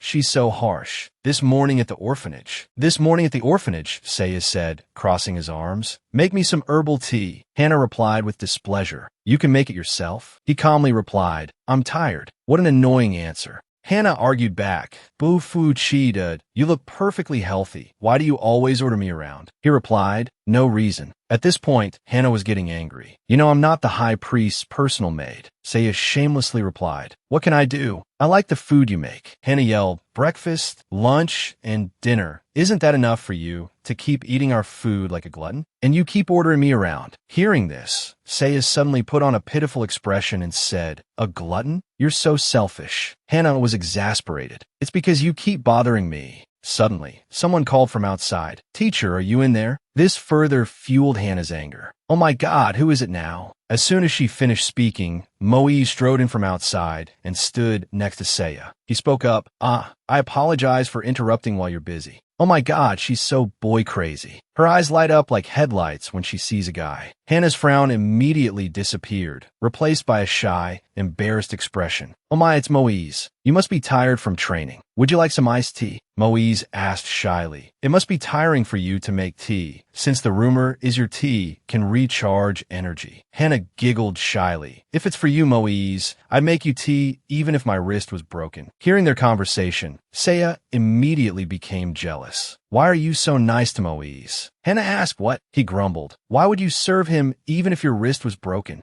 Hannah explained, that's because he's Jeremy's teacher. He asked back, Jeremy? As soon as he got the answer, Saya asked Moise, hey, are you working 2 jobs? Moise replied, teaching a child also counts as a job. Saya threatened, that's a violation of the labor contract. Moise sighed, we, the Holy Knights, don't have that kind of labor contract. Saya looked at Moise and said, you seem to have quite a bit of free time since this church is in the suburbs. Hearing this, Hannah immediately stepped in to stop their argument and also reproached Saya. Hey, why are you mocking your own church? Immediately, Hannah handed Saya a glass of water and said, here. Saya froze for what seemed like 5 seconds after being handed the water. Hannah asked, don't you want to drink it? If you don't want it then, she said, reaching out to take the glass back from Saya's hand. When he saw Hannah reaching for the glass, he immediately brought it to his lips and drained it in one gulp, making Hannah blush. Saya had now finished all the water in the glass. He immediately beamed and relaxed. Now, it was Hannah's turn to be stunned. She didn't understand what was happening, thinking, what's wrong with him?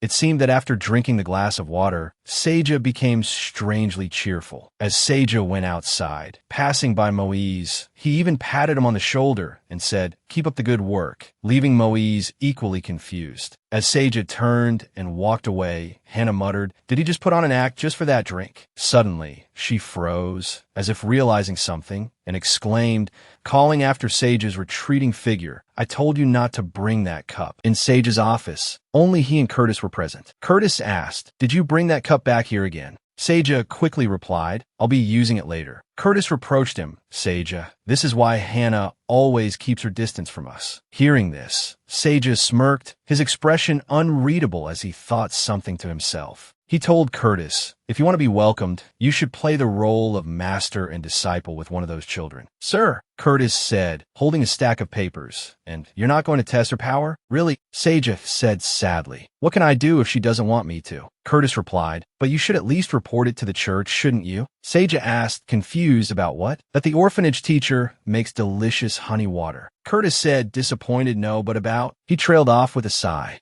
Curtis continued, healing powers are classified as extremely rare. This case must be reported. Seja sat lost in thought, waving his hand dismissively.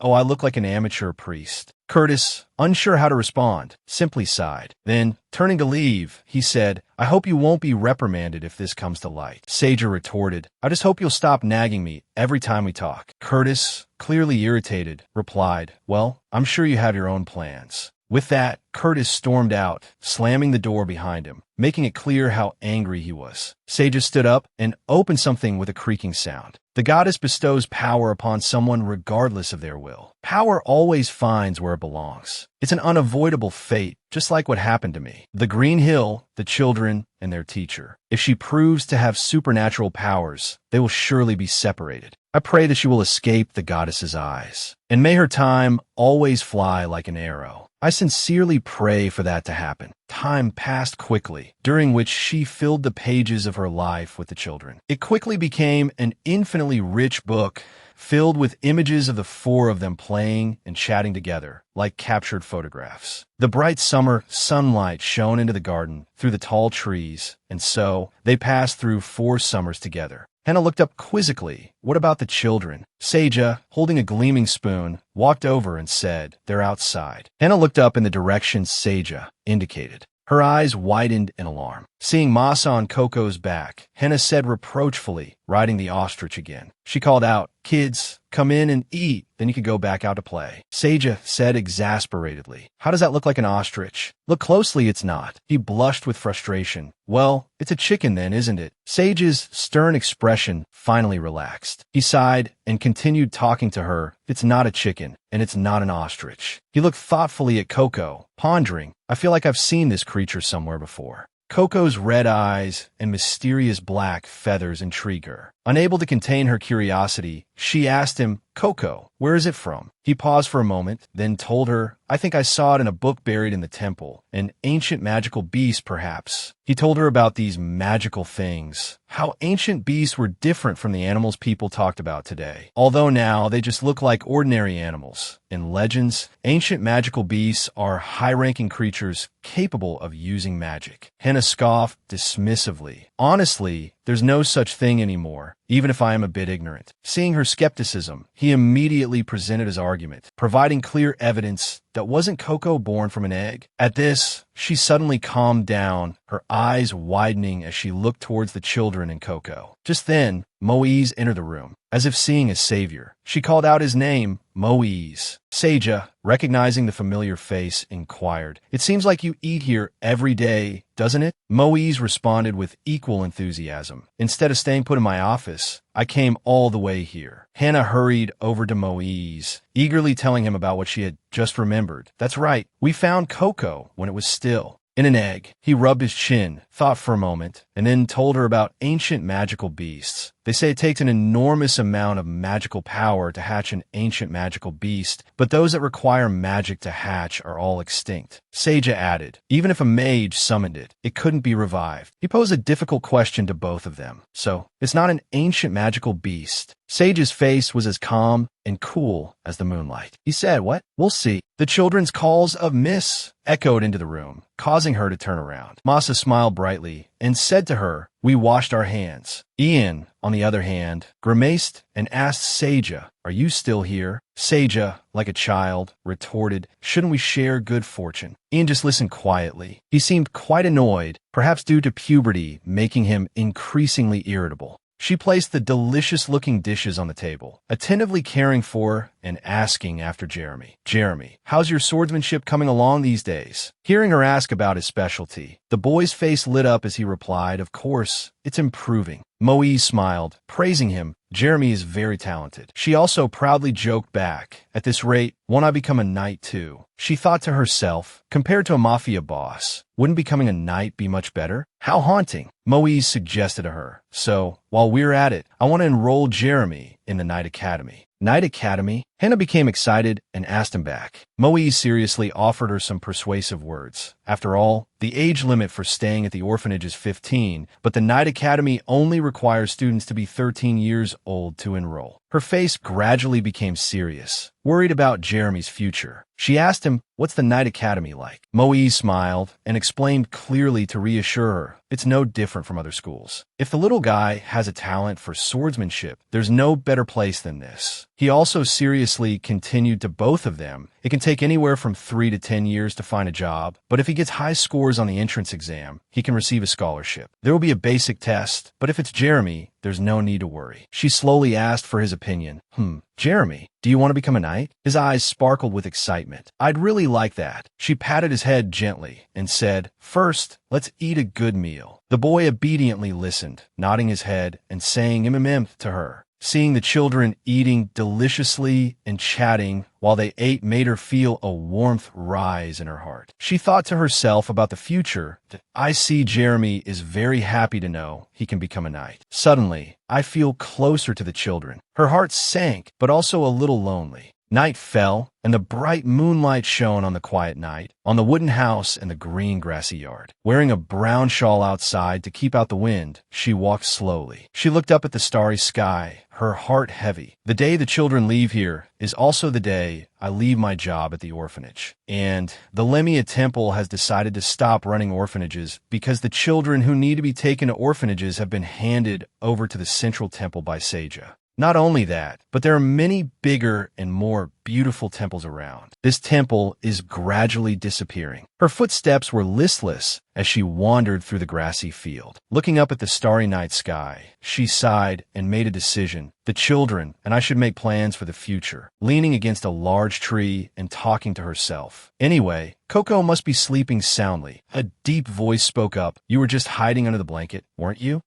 It's probably broken again. He hesitated for a moment before finishing, right? She jumped at the sound of the voice and cried out, Who's there? Oh my! Seja was leaning against the base of the tree, looking at her with a teasing expression. It's not the time to be surprised. He said in a low voice, Go back to your room and sleep. Hannah ignored him and slowly leaned back against another nearby tree. She said, I'm enjoying the fresh air. He asked her, Then why are you sighing so much? She sighed again. I'm just thinking a little about the future. He seriously advised her, If you have nothing to do, go get a health checkup. She nodded in agreement, replying, All right. She turned to him and scolded him in her mind. That's not how you play the role of a dying supporting character. Where? Suddenly, she changed the subject, turning to him with a curious question. Instead of that, why don't you return to the Central Temple? Seja fell silent after hearing this. He lifted his head high, his figure seeming to radiate a divine light, making him appear radiant and prominent. He slowly explained to her, There must be a reason why the divine led me here and made me stay. She was momentarily surprised, letting out an oh, before continuing her inner thoughts. It's been a while since I've heard that, hasn't it? He started to become as dreary as autumn in Hanoi. The divine uses me well. She gave him a strained smile to appease him, while feeling an unspoken helplessness inside. Forget that, she thought. Afterward, she talked with Seja all night. There wasn't anything special in the temple, just everyday conversations. He sat quietly, leaning against the base of a tree, talking and laughing with her. Everything made her sigh with admiration. The moon was beautiful that night. A few mornings later, the temple was filled with a series of urgent calls. High Priest. Hannah heard the loud noises outside, feeling a little uneasy. Why is it so noisy? She looked out the window and saw a crowd of people packed outside. She muttered half-jokingly, Is our temple that famous? Worried, she turned to Curtis, who was standing beside her. Curtis, what's going on? He hesitated. We're trying to find out what happened. Mazza looked out the window and saw the little girl informing Hannah. The fishmonger and the butcher are here too. Seeing the two of them outside, she tried to assess the situation, saying to Mazza, I know, but the atmosphere isn't good. Suddenly, a loud shout came from outside. High Priest, hurry! Startling both her and the children. I'm so startled. I want to take the children away. A deep voice made Hannah instinctively turn towards its source. Seeing Seja standing before her in his formal priestly attire, she became bewildered. Seja? Seja nodded, as if waiting for her agreement. This is our duty. She could only obey, managing a simple, oh yes, before falling silent. She felt a nagging unease, lost in thought, something's not right. Her hand tightened anxiously as she looked towards Seja and the crowd outside the temple. Not long after, she heard people saying that a plague had reached their beautiful village. Hannah's face paled upon hearing the terrible news that a plague. It spread from the village of Saletti on the other side of the mountain not long ago, and it seems to have reached our village. Hannah anxiously inquired further about the villagers. How are the villagers? Is it that bad? Moses calmly reassured her. It's not too bad, as it's still in its early stages, but they're coming to the church because they're worried. She looked into the distance and sighed.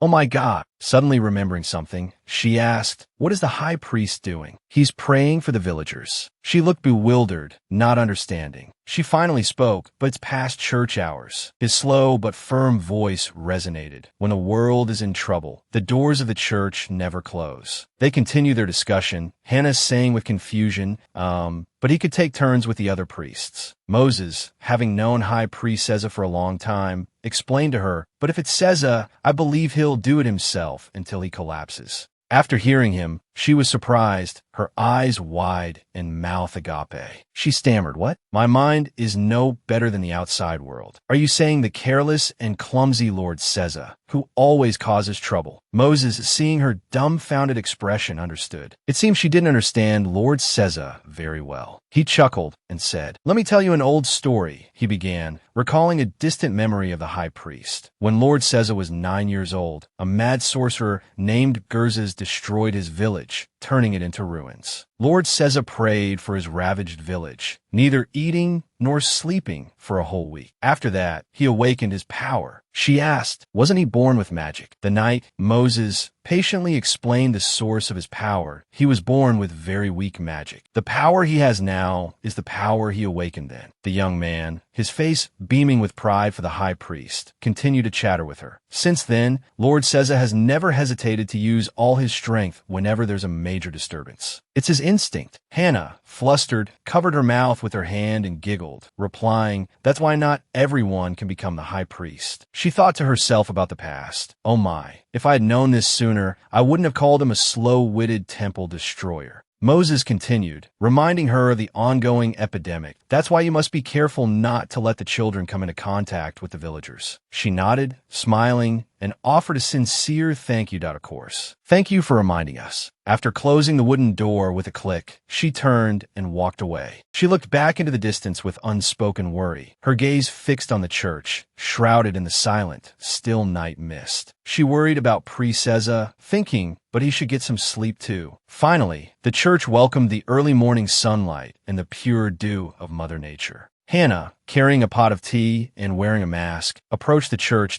I wanted to bring some iced tea for those working hard in the church, she said. Curtis, wearing dark glasses, stood outside the gate and praised her thoughtful gesture. That's very kind of you. Recognizing him, she bowed her head slightly to, Lord Curtis. He looked at Hannah with a puzzled expression, which she noticed and quickly addressed to prevent any confusion. That wouldn't it be better for the priests to protect themselves? Curtis, with his calm, intellectual demeanor, replied, well, yes, we're trying our best not to make the people feel uneasy. She persisted slightly, but it's chaotic outside. He smiled, his intellectual face reassuring the young woman that don't worry. If any priest gets sick, they'll be transferred to the central church for treatment. She abruptly changed the subject. Is the high priest still praying? The villagers flocked to the church for prayer, making it crowded and bustling. Curtis sighed at her question. You know how stubborn he is. She asked, shouldn't you advise him? Curtis's subordinate appeared just then. How could I dare do such a thing? Hannah, now more curious than ever about High Priest Seza, called out, Lord Curtis, how did you meet the high priest? Meet him? Hannah asked. Curtis seemed to be wearing a small smile. He told her about a distant day in the past. I met him after I became a priest and was transferred to the central church. She was a little surprised by the answer because the two of them looked closer like longtime friends rather than colleagues. She wondered and asked Curtis immediately, but your relationship seems closer than just subordinate and superior. His violet eyes sparkled as he spoke of the great priest, Tiomi. He's no different from God. And to him, Seza, I'm just one of the many lives he saved. As long as the monsters of the Black Desert are sealed by Seza's power, most people in the Empire are indebted to him. Part of the village where I grew up was once in the Black Desert. Countless lives of my family and friends were taken by the monsters. He saved us and the Empire. It was Seza. He was also the one who inspired me to become a priest. It takes a lot of strength and endurance to maintain the Empire. That's why Seza can never fight off his sleepiness.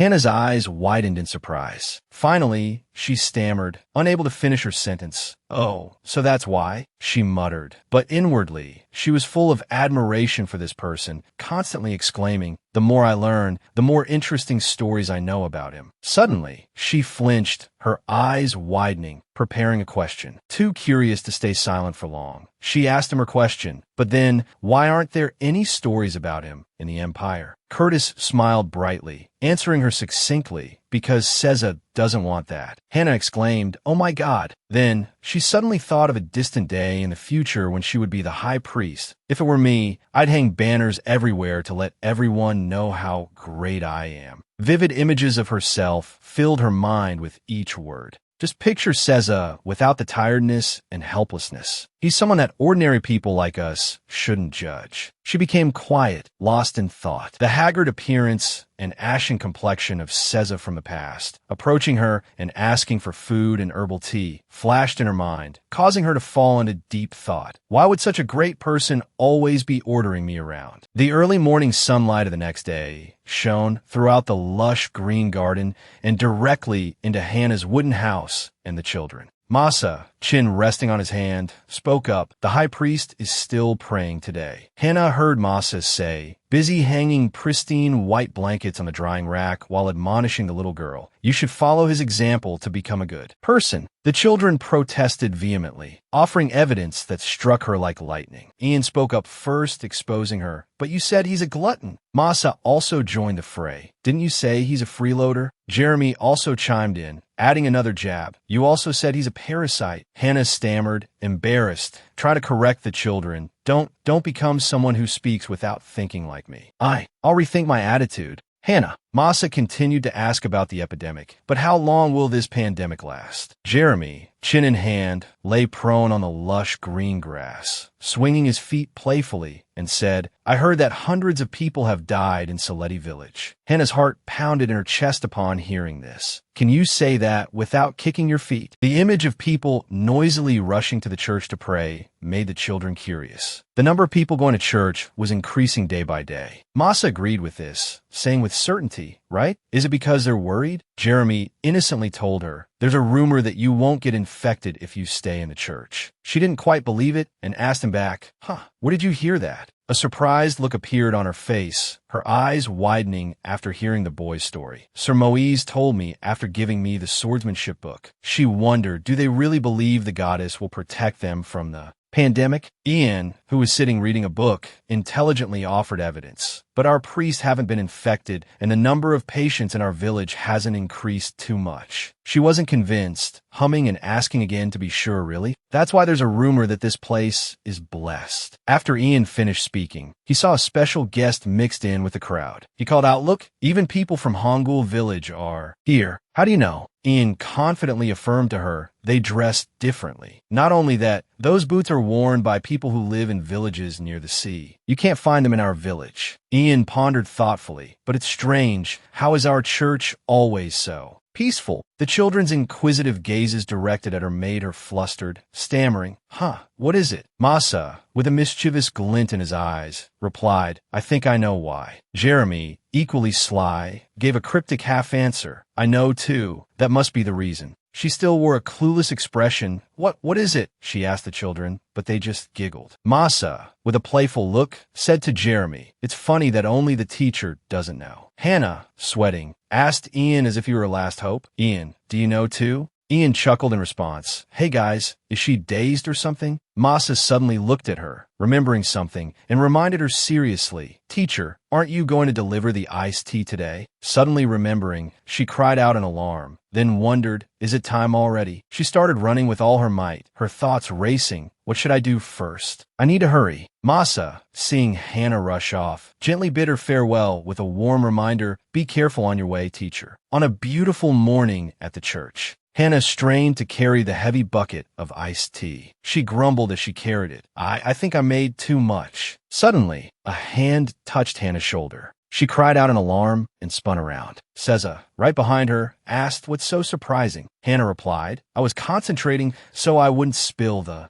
Thea, looking at his tired, pale face, she exclaimed, "Oh my, why do you look so worn out?" Seza trembled and replied, "I feel like I'm about to die here. Give me some water, please." Hannah hurriedly said, "Ah, wait a moment." While handing him water, Hannah asked, "Did you get any sleep at all?" Seza replied, "No." Hannah worriedly reminded him, "You have to take turns praying with the others. At this rate, you'll be the first one to meet God." After finishing the water she gave him, he sighed, "You're showing a rather cold concern." Hearing that, Hannah was truly speechless, staring at him for a long moment. Seza spoke up, "Why aren't you leaving?" Hannah startled, laughed, and said, "Oh, I thought you were sleeping standing up." She thought angrily, "He only wants the tea? He should at least say goodbye, shouldn't he?" Hannah asked him, "And also, Seza, I heard you're a very great person." Hearing that, Seza was startled. She continued in an admiring tone, "I heard you sealed away monsters with your power.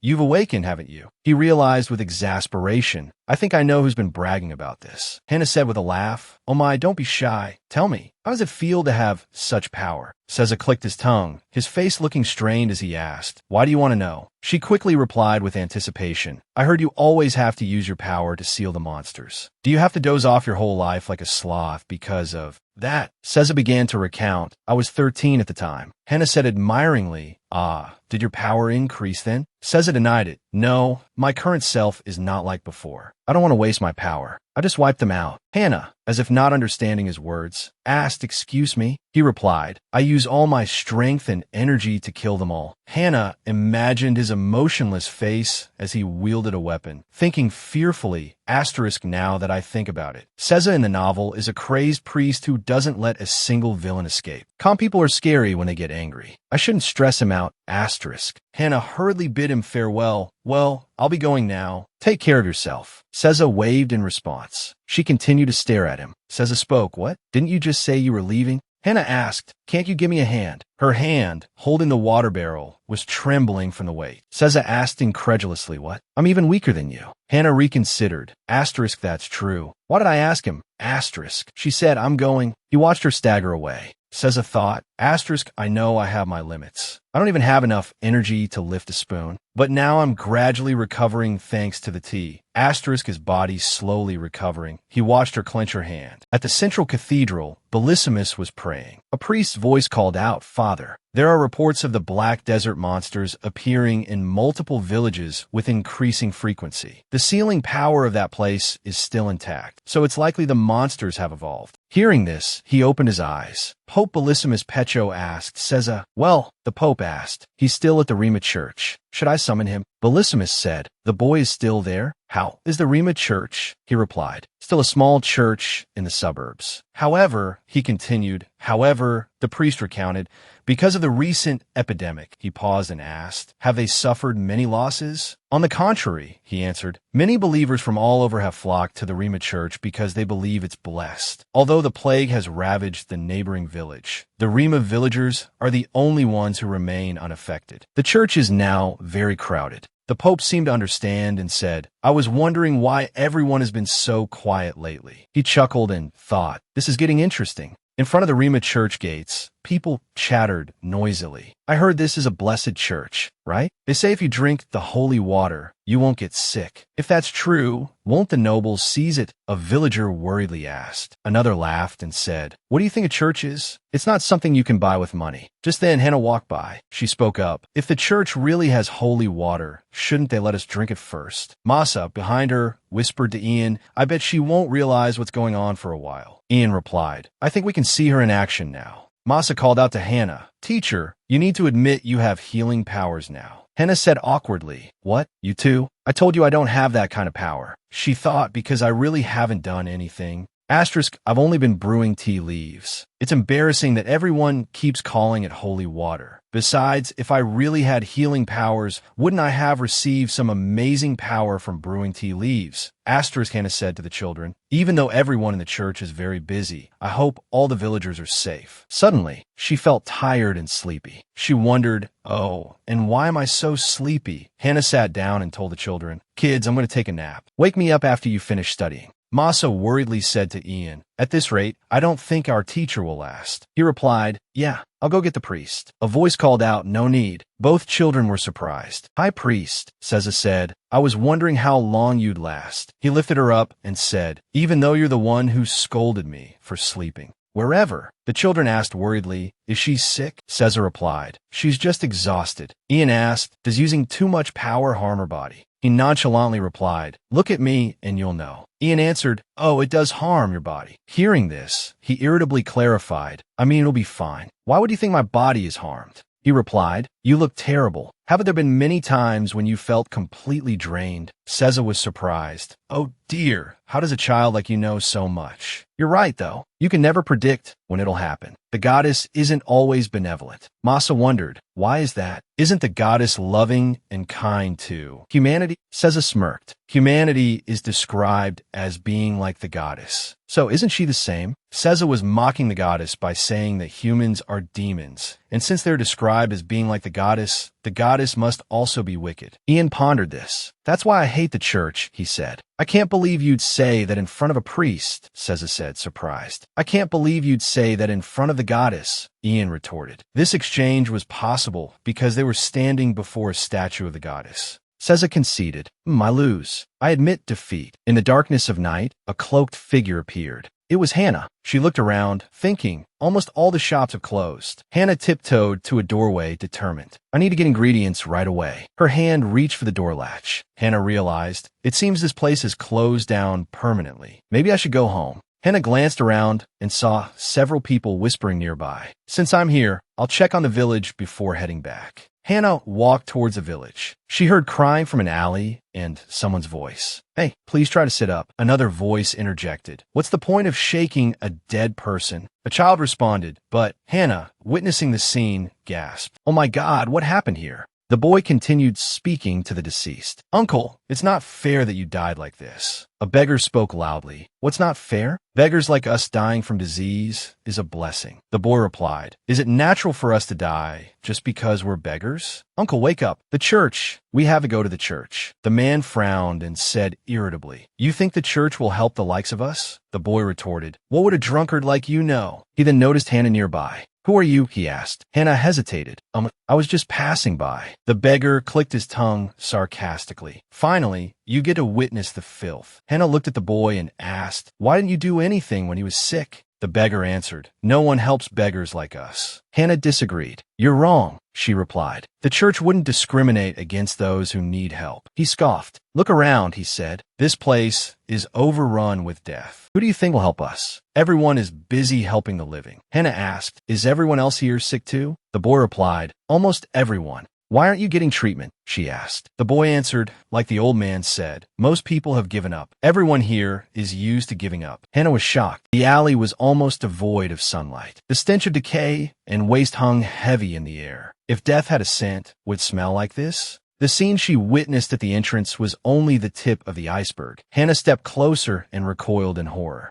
The man's eyes were rolled back, blood trickling from his mouth. Mr. Marcel, she cried. Hannah fearfully asked what happened. The beggar boy replied, seemingly unsurprised, not everyone here started out as a beggar. Many lost everything to the plague, and so were just thrown out. They said this man was like that too. He used to own a big furniture store. Hannah remembered how he had helped her once. The boy continued, but his children threw him out here and left. Hannah responded, I can't believe it. Marcel began coughing violently. The boy cried out worriedly, Mister. The man's bloody hand fell to the ground. The boy shouted in distress, Mister, please wake up. The beggar scoffed, TSK, so that's how he ends up. Hey, at least close his eyes for him. The boy started sobbing, Mister. Hannah turned away and began to cry. Seeing this, the beggar said, oh dear, looks like this young lady won't be sleeping tonight after seeing things she shouldn't have. Hey, if you don't want to get sick, run away from this place. Hannah ran from the alley. She leaned against a wall, exhausted, and thought this can't be happening. Crying, she said, this is insane. The next morning, Seza was sitting in his room at the church when he heard the door open. He called out, "Come in." Seza leaned back in his chair and asked, "What is it?" He looked towards the door where a voice replied, "High Priest." Hannah's face was filled with worry and fear. She said, "Seza, the village is in ruins. People are dying, they're vomiting blood, and families with sick members are perishing." Seza stood up. He patted her back and said, "Sit down first. Sit down, catch your breath. You have plenty of time to tell me." Her face was filled with anxiety. Hannah began to explain, "I saw the villagers who were infected. I saw them up close." Seza replied, "I understand. You must be in shock." Hannah continued, "They refuse to go to the infirmary, and they say they can't go to the church." As she spoke, he poured her a glass of water. Seza said, "The church doors are always open. However, they don't dare come here because they think only those with influence or privilege can enter." Hannah wondered, why doesn't the church go out to help people? Hearing this, Seza replied, "We don't have enough manpower to treat those outside the church." Hannah clenched her fists in frustration, realizing, "That's right, I know that. Not only Seza, but the other priests haven't been eating or sleeping to deal with this situation. I feel guilty for ultimately blaming the church." Hannah anxiously asked, "So what do we do?" Seza asked, surprised, "What?" She continued, "That divine power." He asked her, confused, "Hey, I don't know what you're thinking, but..." She interrupted, "You told me once to try and take the power test." Hannah looked at Seza with determination. "That test, I'll take it." She thought, if I really have that kind of power, now is the best time to use it. Asterisk, it's not because I have love for humanity or a self-sacrificing spirit. It's just that I don't want to see anyone I know die again. Should I pretend I don't have this power, just to see what I'll do later? Asterisk. Can I confidently raise these children on my own? Seza asked Hannah again. You might attract unwanted attention if you have that power. The central church will hound you like hyenas, and you might have to part with the children. Hannah resolutely replied, "We'll cross that bridge when we come to it. I can't just turn a blind eye to the current situation." He covered his face with his hand and sighed, asking, "But you don't want to become a priestess, do you?" Hannah responded, "That's true, but we'll figure that out later. Please, just help me." Seza thought helplessly, "I don't think I can dissuade her anymore." He said, "Think it over carefully." She firmly replied, "Please, teach me how to use this power." Seza explained, "All of this could be a trial bestowed upon you by the goddess." Hannah chuckled and said, "Even if my power was granted by the goddess in answer to everyone's prayers, I still can't help them." Hearing this, he fell silent. Seza stood up and softly asked, "If you're this determined, I suppose there's nothing more I can do. I'll explain it in a way you can understand." They both went into the ingredient storage room. Seza began, "What goes through your mind while you're making tea?" Hannah answered, "When someone is sick, I hope for their well-being while I brew the tea. It's a normal thought. I just brew the tea and think it would be nice if they regain their energy." He said, "That's your prayer. Try doing it again with a sincere prayer." Hannah wondered, will it really work? Seza said, "Regardless of the outcome, try your best." She listened intently. Hannah poured water into the pot and said, "First, I boil the water. I'm usually most anxious about this step." Hannah continued, "Then I carefully take out the tea." Her hand touched the tea container as she said, "The type of tea I use each day depends on my mood. Somehow, I just know which tea to use. Today, I'll use this one." She picked up the tea container and said, "It's strange. My heart feels at peace whenever I boil water. Is it because while I'm waiting, I can see smiles in my mind? In the future, I might regret what I'm doing now." Seza asked, "Why do you avoid becoming a priestess?" Surprised by the question, Hannah looked up at Seza and said, "Is becoming a priest your dream, Seza?"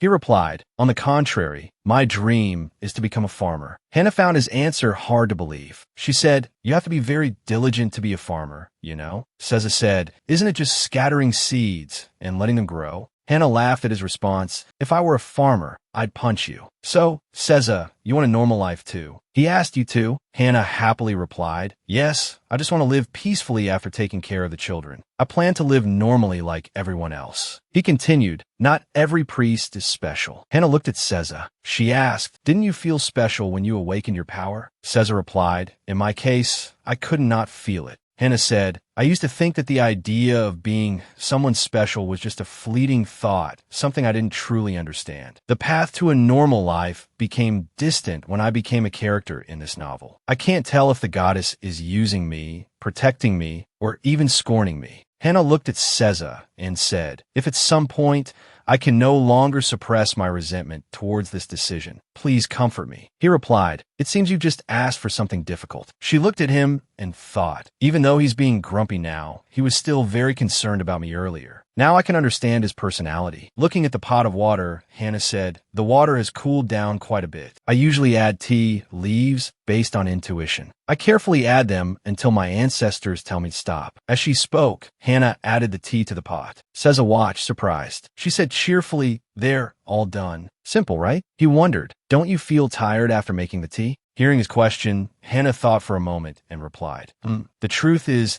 the frequency of my sleep has increased significantly lately, but it's not as bad as yours, Seza. He pondered her words. She has completely accepted that she's special. There's no way an ordinary priest would be fine after using enough power to heal so many people. Seza said to Hannah, let the church distribute it. She asked, surprised, didn't you say we don't have enough manpower? He replied, if the believers knew that they've recovered thanks to you, I'm sure they'd be willing to help us. However, no matter how much we try to hide it, rumors about you will spread. Hannah laughed without worry and replied, it's all right. That's not something we need to worry about right now. I'll do my best. So please distribute the tea to the villagers, Seza. He suggested, let's call it holy water. She asked, I'm sorry, what? Seza smiled and replied, calling it tea doesn't do it justice. People thinking of it as holy water is much better. Sometimes, faith brings great victory. Hannah was embarrassed. She said, I hope everything goes well. One day, the holy water appeared and was distributed throughout the village. Not long after, the epidemic vanished from the village of Rimia. Some believers started seeking out the sick from the poorest areas and healing them. As a result, rumors spread about the village receiving divine protection. There were no more corpses and sick people in the poor alleys of Rimia. And best of all, the situation made the villagers aware of the forgotten parts of their village. It was a very positive impact. In the morning, Seza, surprised, said with a laugh, so many people came here? The priests approached Seza, handing him a letter and saying, it's a letter from His Holiness. He replied, sending this many people here must mean it's more than just delivering this letter. The priest replied, there have been many rumors about the recent epidemic. We heard there's a healing priest here. Seza, with a straight face, twirled the letter in his hand and said, though there's no one like that here. The priest, irritated by his attitude, said through gritted teeth, priest or not, I don't know, but I'm certain someone is here. We know the holy water that cured the epidemic came from the Rima church. Seza coldly replied, you're delusional. How can you think such an ability still exists? Right? We have no other choice but to investigate if you don't cooperate, the priest replied. Curtis, standing behind Seza, angrily said, you. Seza stopped him, saying, Curtis, let me handle this. He asked with a cold laugh. So what you're saying is you want to investigate my church and arrest someone? The priest immediately became frightened by Seza's attitude and collapsed. The other priest angrily asked, did you just use your power?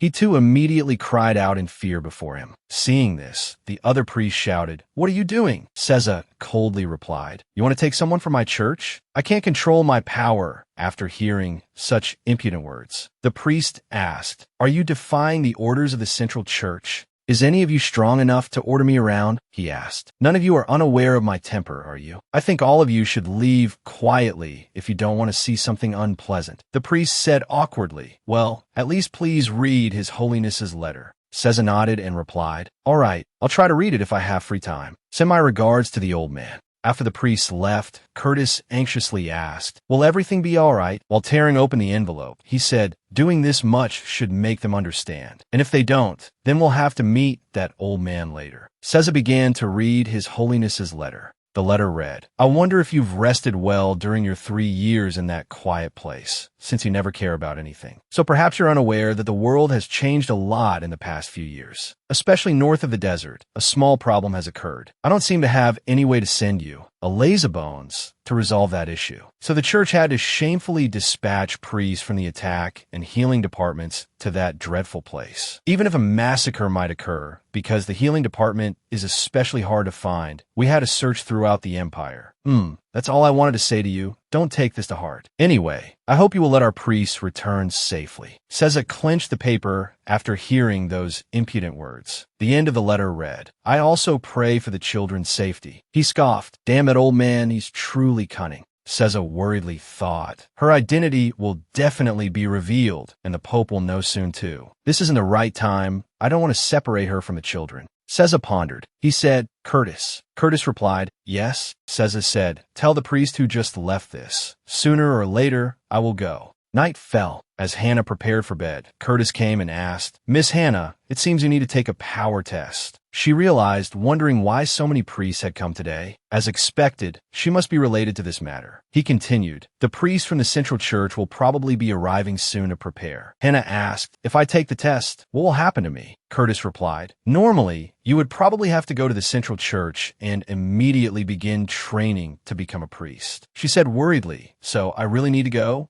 Curtis chuckled. You won't have to leave right now. Hannah looked up in surprise. Really? He continued, you'll stay here until the children leave the orphanage. Hannah thought, surprised, is that even possible? They always make such a fuss about how hard it is to find a healing priest. So why do they care about me so much? There were even rumors they'd take me away like a prisoner. Understanding her confusion, Curtis explained, Seza made a deal. They won't touch our church until all the children are gone. Hannah wondered, Seza did that for me? I thought he didn't care about me. Curtis continued, however, to get them to agree to that. In return, Seza agreed to participate in subduing the monsters of the Black Desert. Hannah gasped, what? Don't tell me it's because of me. He explained, you don't need to feel guilty about it. Even if you didn't know about your situation, Hannah, the chances of Seza being summoned there were already high. Hannah still felt uneasy, stammering, but Curtis smiled reassuringly. Anyway, I just wanted to let you know that right now, we're just a small test, so don't be afraid. He patted her shoulder encouragingly. Hannah replied, oh, all right, thank you. Curtis turned to leave. Hannah watched him go, feeling truly worried. Hannah knocked on Seza's door and asked, Seza, are you in there? A voice responded from inside. Come in. She opened the door and said, I didn't expect you to still be working this late. He replied, is something the matter? Hannah closed the door and began, I heard you're being forced to go somewhere because of me. Seza interrupted, not really. You don't think I'm going through all this trouble for you, do you? Hannah said, of course not. I know Seza would go there to save humanity from the Empire, because he's a respectable man. Seza continued, right, so even without your praise, I already have enough respect. So let's skip the pointless conversation. Hannah thought awkwardly. Honestly, he's really talented at choosing words that hurt. But wait, he's still making me feel indebted. He said softly, it's something I have to go through anyway. Just a simple task, so there's no need to worry. Hannah smiled and replied, thank you for saying that, Seza. I'm also grateful for what you've done for the children. He remained silent. Hannah mused, he really does care a lot about the orphanage's finances and management. She asked, when will you be leaving? Seza replied,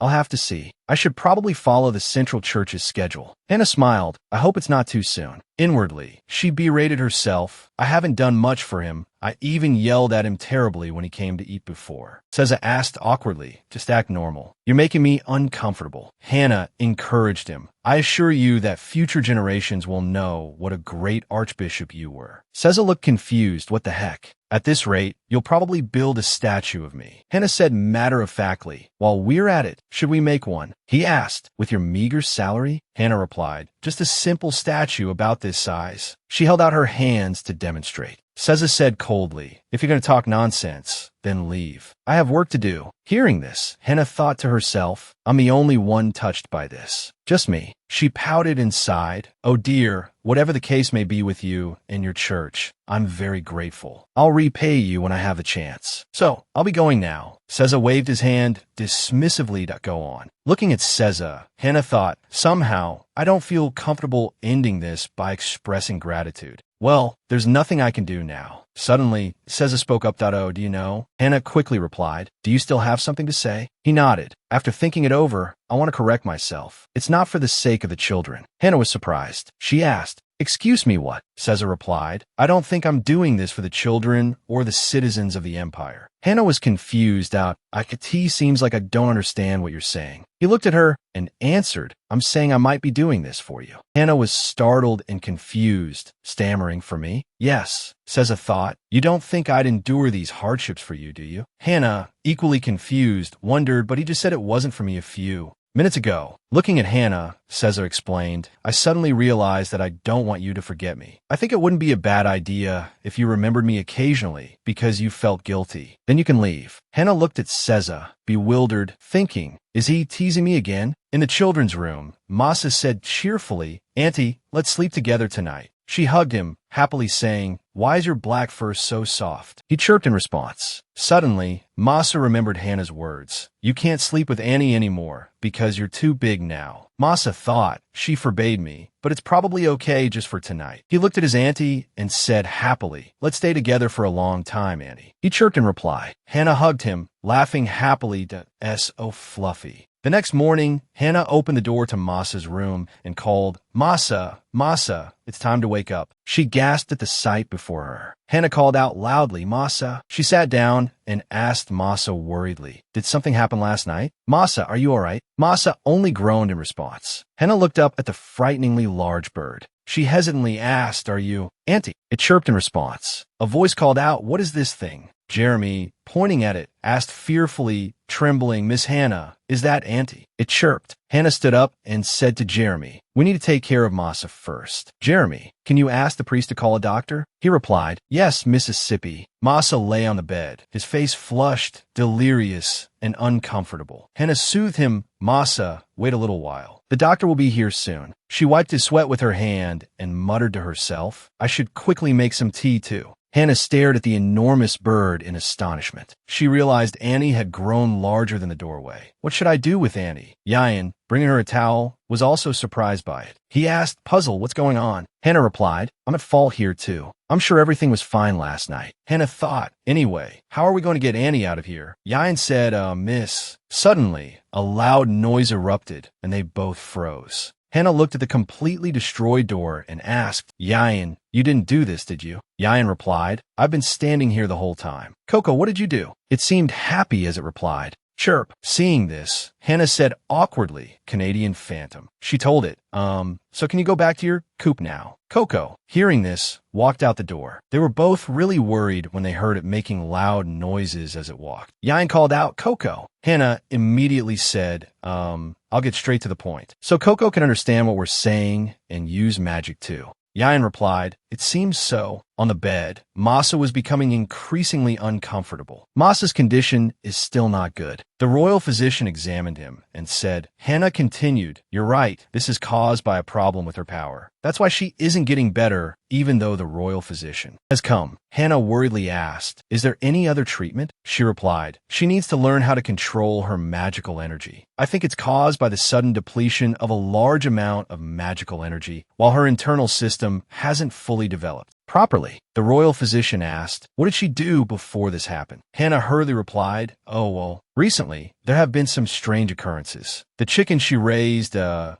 ostrich, even calling an ostrich now is a bit much." Seza looked out the window and said, "Look, her friend is outside the window." Outside the window, the enormous Coco was looking into the room. Hannah continued, "She got sick after sleeping and hugging it, and that caused its body to double in size." The royal physician looked at Coco and pondered. She suddenly realized something. She said, "Look at it. I need to get closer to see it clearly." Yain said to Hannah, "Miss, you can leave now. I'll stay here." Hannah asked in surprise, "Oh, you'll do this?" The royal physician approached Coco and exclaimed, "This is the first time I've seen something like this." She turned back and asked Hannah, "Where did this creature come from?" She replied, "We hatched it from an egg." The royal physician asked further, "Who hatched it?" Hannah said, "Masa was one of the people who looked after it." The royal physician extended her hand towards Coco. She used her power. She chuckled and said, "Oh, I can't believe I'm still alive to witness this." She was surprised. "What is this?" Coco emitted a protective layer, preventing the royal physician's power from touching it. The royal physician grinned mischievously and said, "Usually, we call them ancient magical beasts. Although we call them magical beasts, it can't be compared to the monsters out there." Hannah worriedly asked, "Does that mean they're not dangerous?" The royal physician replied, "Well, they can become dangerous. That's because ancient magical beasts possess immense power. When they mature, destroying a building or two is as easy as pie for them." Hearing this, Jeremy, Seza, and Hannah became worried. She asked, "So?" The royal physician chuckled and said, "No need to worry. This friend has recognized the children as its guardians and masters. I've heard that there were once people who could control ancient magical beasts. However, hatching this fellow requires a tremendous amount of magical energy. Is that child even human?" Hannah, after hearing this, was truly worried and wondered, her magical energy is that strong? The royal physician replied, "Strong?" Her energy is immense. By the gods, she is the master of this magical beast. Ancient. Hannah, worried about Masa's health, asked the royal physician, "Oh, I see. What about Masa? Is she all right?" The physician said, "After raising an ancient magical beast, if that's the only ailment she has, she'll be fine soon. If it were me back in the day, in her situation, I probably would have been completely drained of my life force." Hearing this, Hannah's face was filled with fear.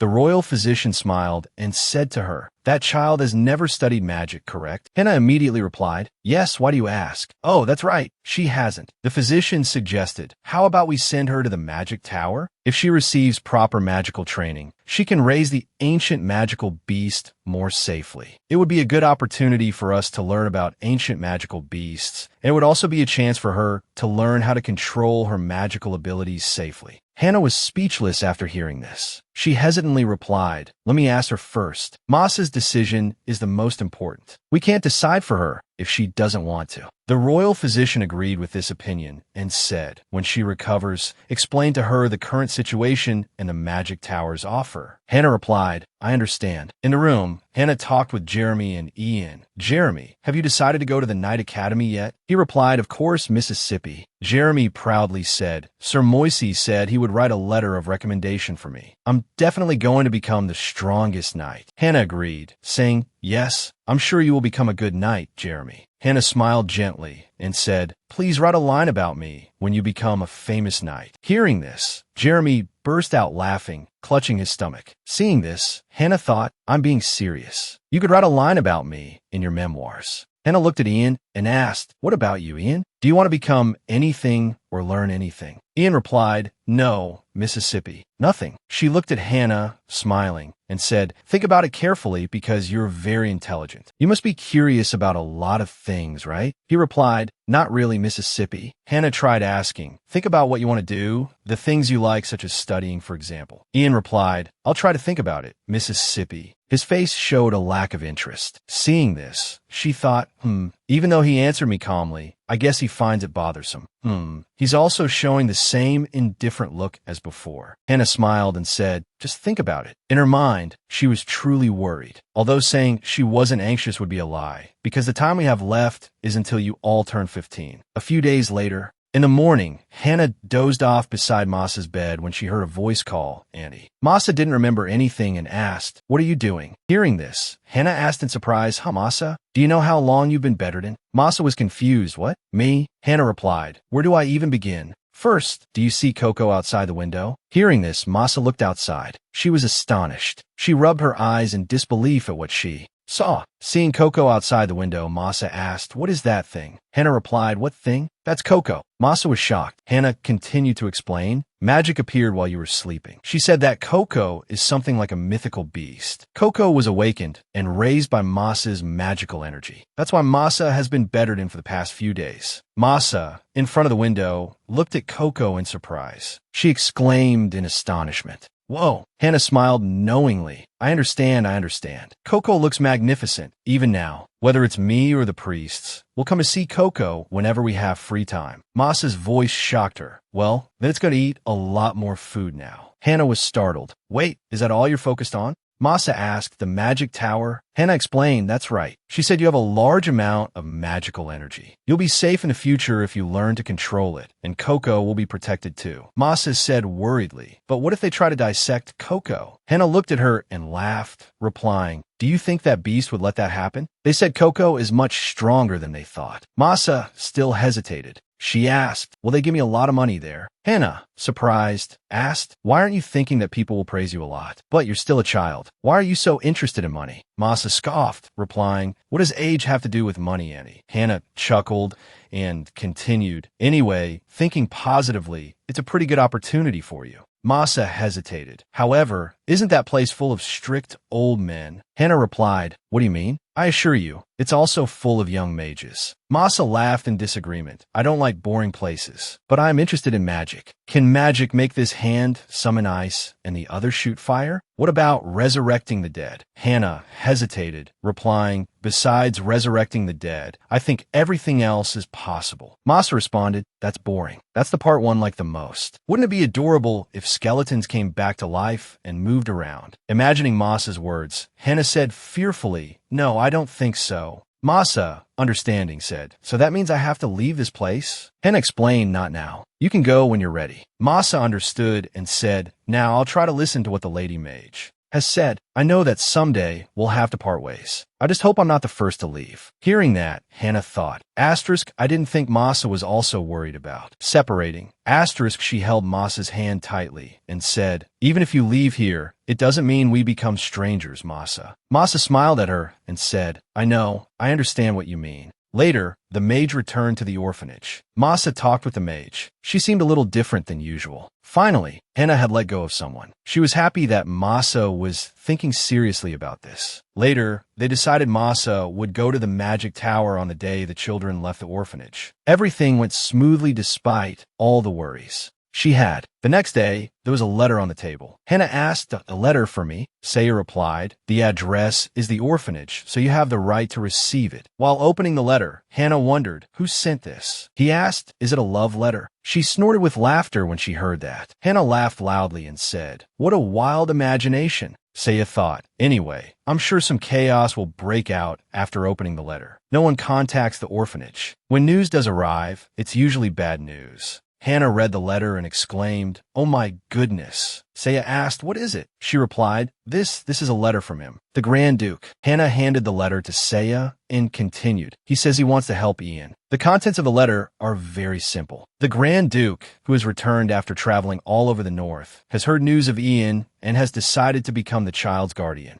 Saya said, "Bloodline is always the root of problems, after all." She worriedly asked, "He probably wants to take Ian away, right?" He replied, "Yes. He probably just found out about the Empire situation." Although the imperial family has turned against each other, they still have a bloody war going on. After all, the Grand Duke even went to conquer the land beyond the desert to further increase his power. There can only be one reason for him to take Ian, the Emperor's illegitimate child, to such a harsh place. Hannah anxiously asked as expected, "This is good news, right?" Saya replied, "Don't you understand, Ian? He's definitely not an ordinary child. He hides his claws in his gloves, and deep within those indifferent eyes is a desire for great ambition." Hannah said indignantly, What nonsense are you saying? What do you know about Ian to say such things?" He calmly replied, "Have you ever seen the books he reads? The Empire's Governance, the King's History, the Monarch Faith, the New Empire, Terrorism, 1973, 1974, that was the period of the French Revolution. A series of massacres and many public executions took place in response to the fervor of the revolution, anti-church sentiment, and accusations of treason. Perhaps he's waiting for that day."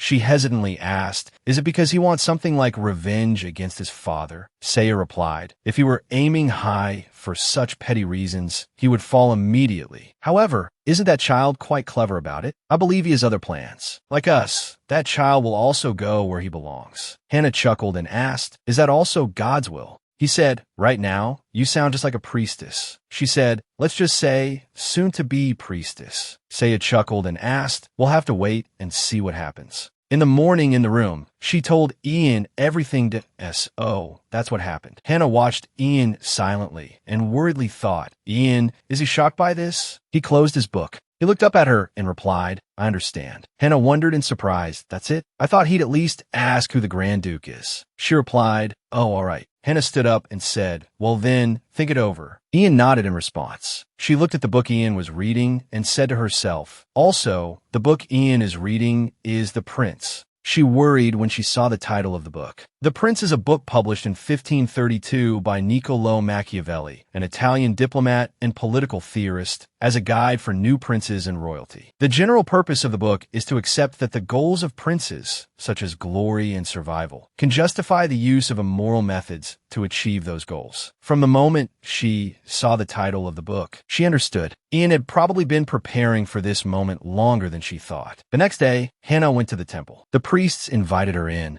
The black-haired priest led the way for her, saying, "This way." They brought her to a room where a crystal ball was placed on a table. Hannah looked at the orb, puzzled, and asked the priest, "How does this test work?" The priest smiled and replied, "It's simple. All you need to do is place your hand here." Hannah nodded and replied, "I understand." Then she reached out and gently touched the crystal ball on the table. She placed her entire hand on the orb, but nothing happened. Disappointment and confusion were evident on her face as she thought, asterisk, what the heck? Nothing's happening. Asterisk, she continued to think. I guess all this talk about divine power is just an illusion. Her thoughts were interrupted as the orb suddenly glowed with a bright golden light. Then the inside of the orb grew even brighter, radiating a white light, so intense that everything around it, including Hannah, was bathed in its glow, startling her. The priests standing nearby all appeared incredibly surprised and impressed. They whispered to each other, just as predicted, "That light is incredibly powerful." Hannah asked, "So, does this mean my divine power has been confirmed?" The priest replied with a joyful tone, "Indeed. Even though I've witnessed it with my own eyes, it's still hard to believe." He continued, his excitement unconcealed. "I've been doing this for several years now, but I've never seen an energy reaction like this before." Suddenly, Hannah turned away, saying, "Well, I guess the negotiations will go smoothly then," leaving the priest utterly bewildered. Then her expression shifted, becoming sly, her golden eyes gleaming. She sighed and said with a laugh, "There's no way the church intends to snatch someone up for a cheap price, right?"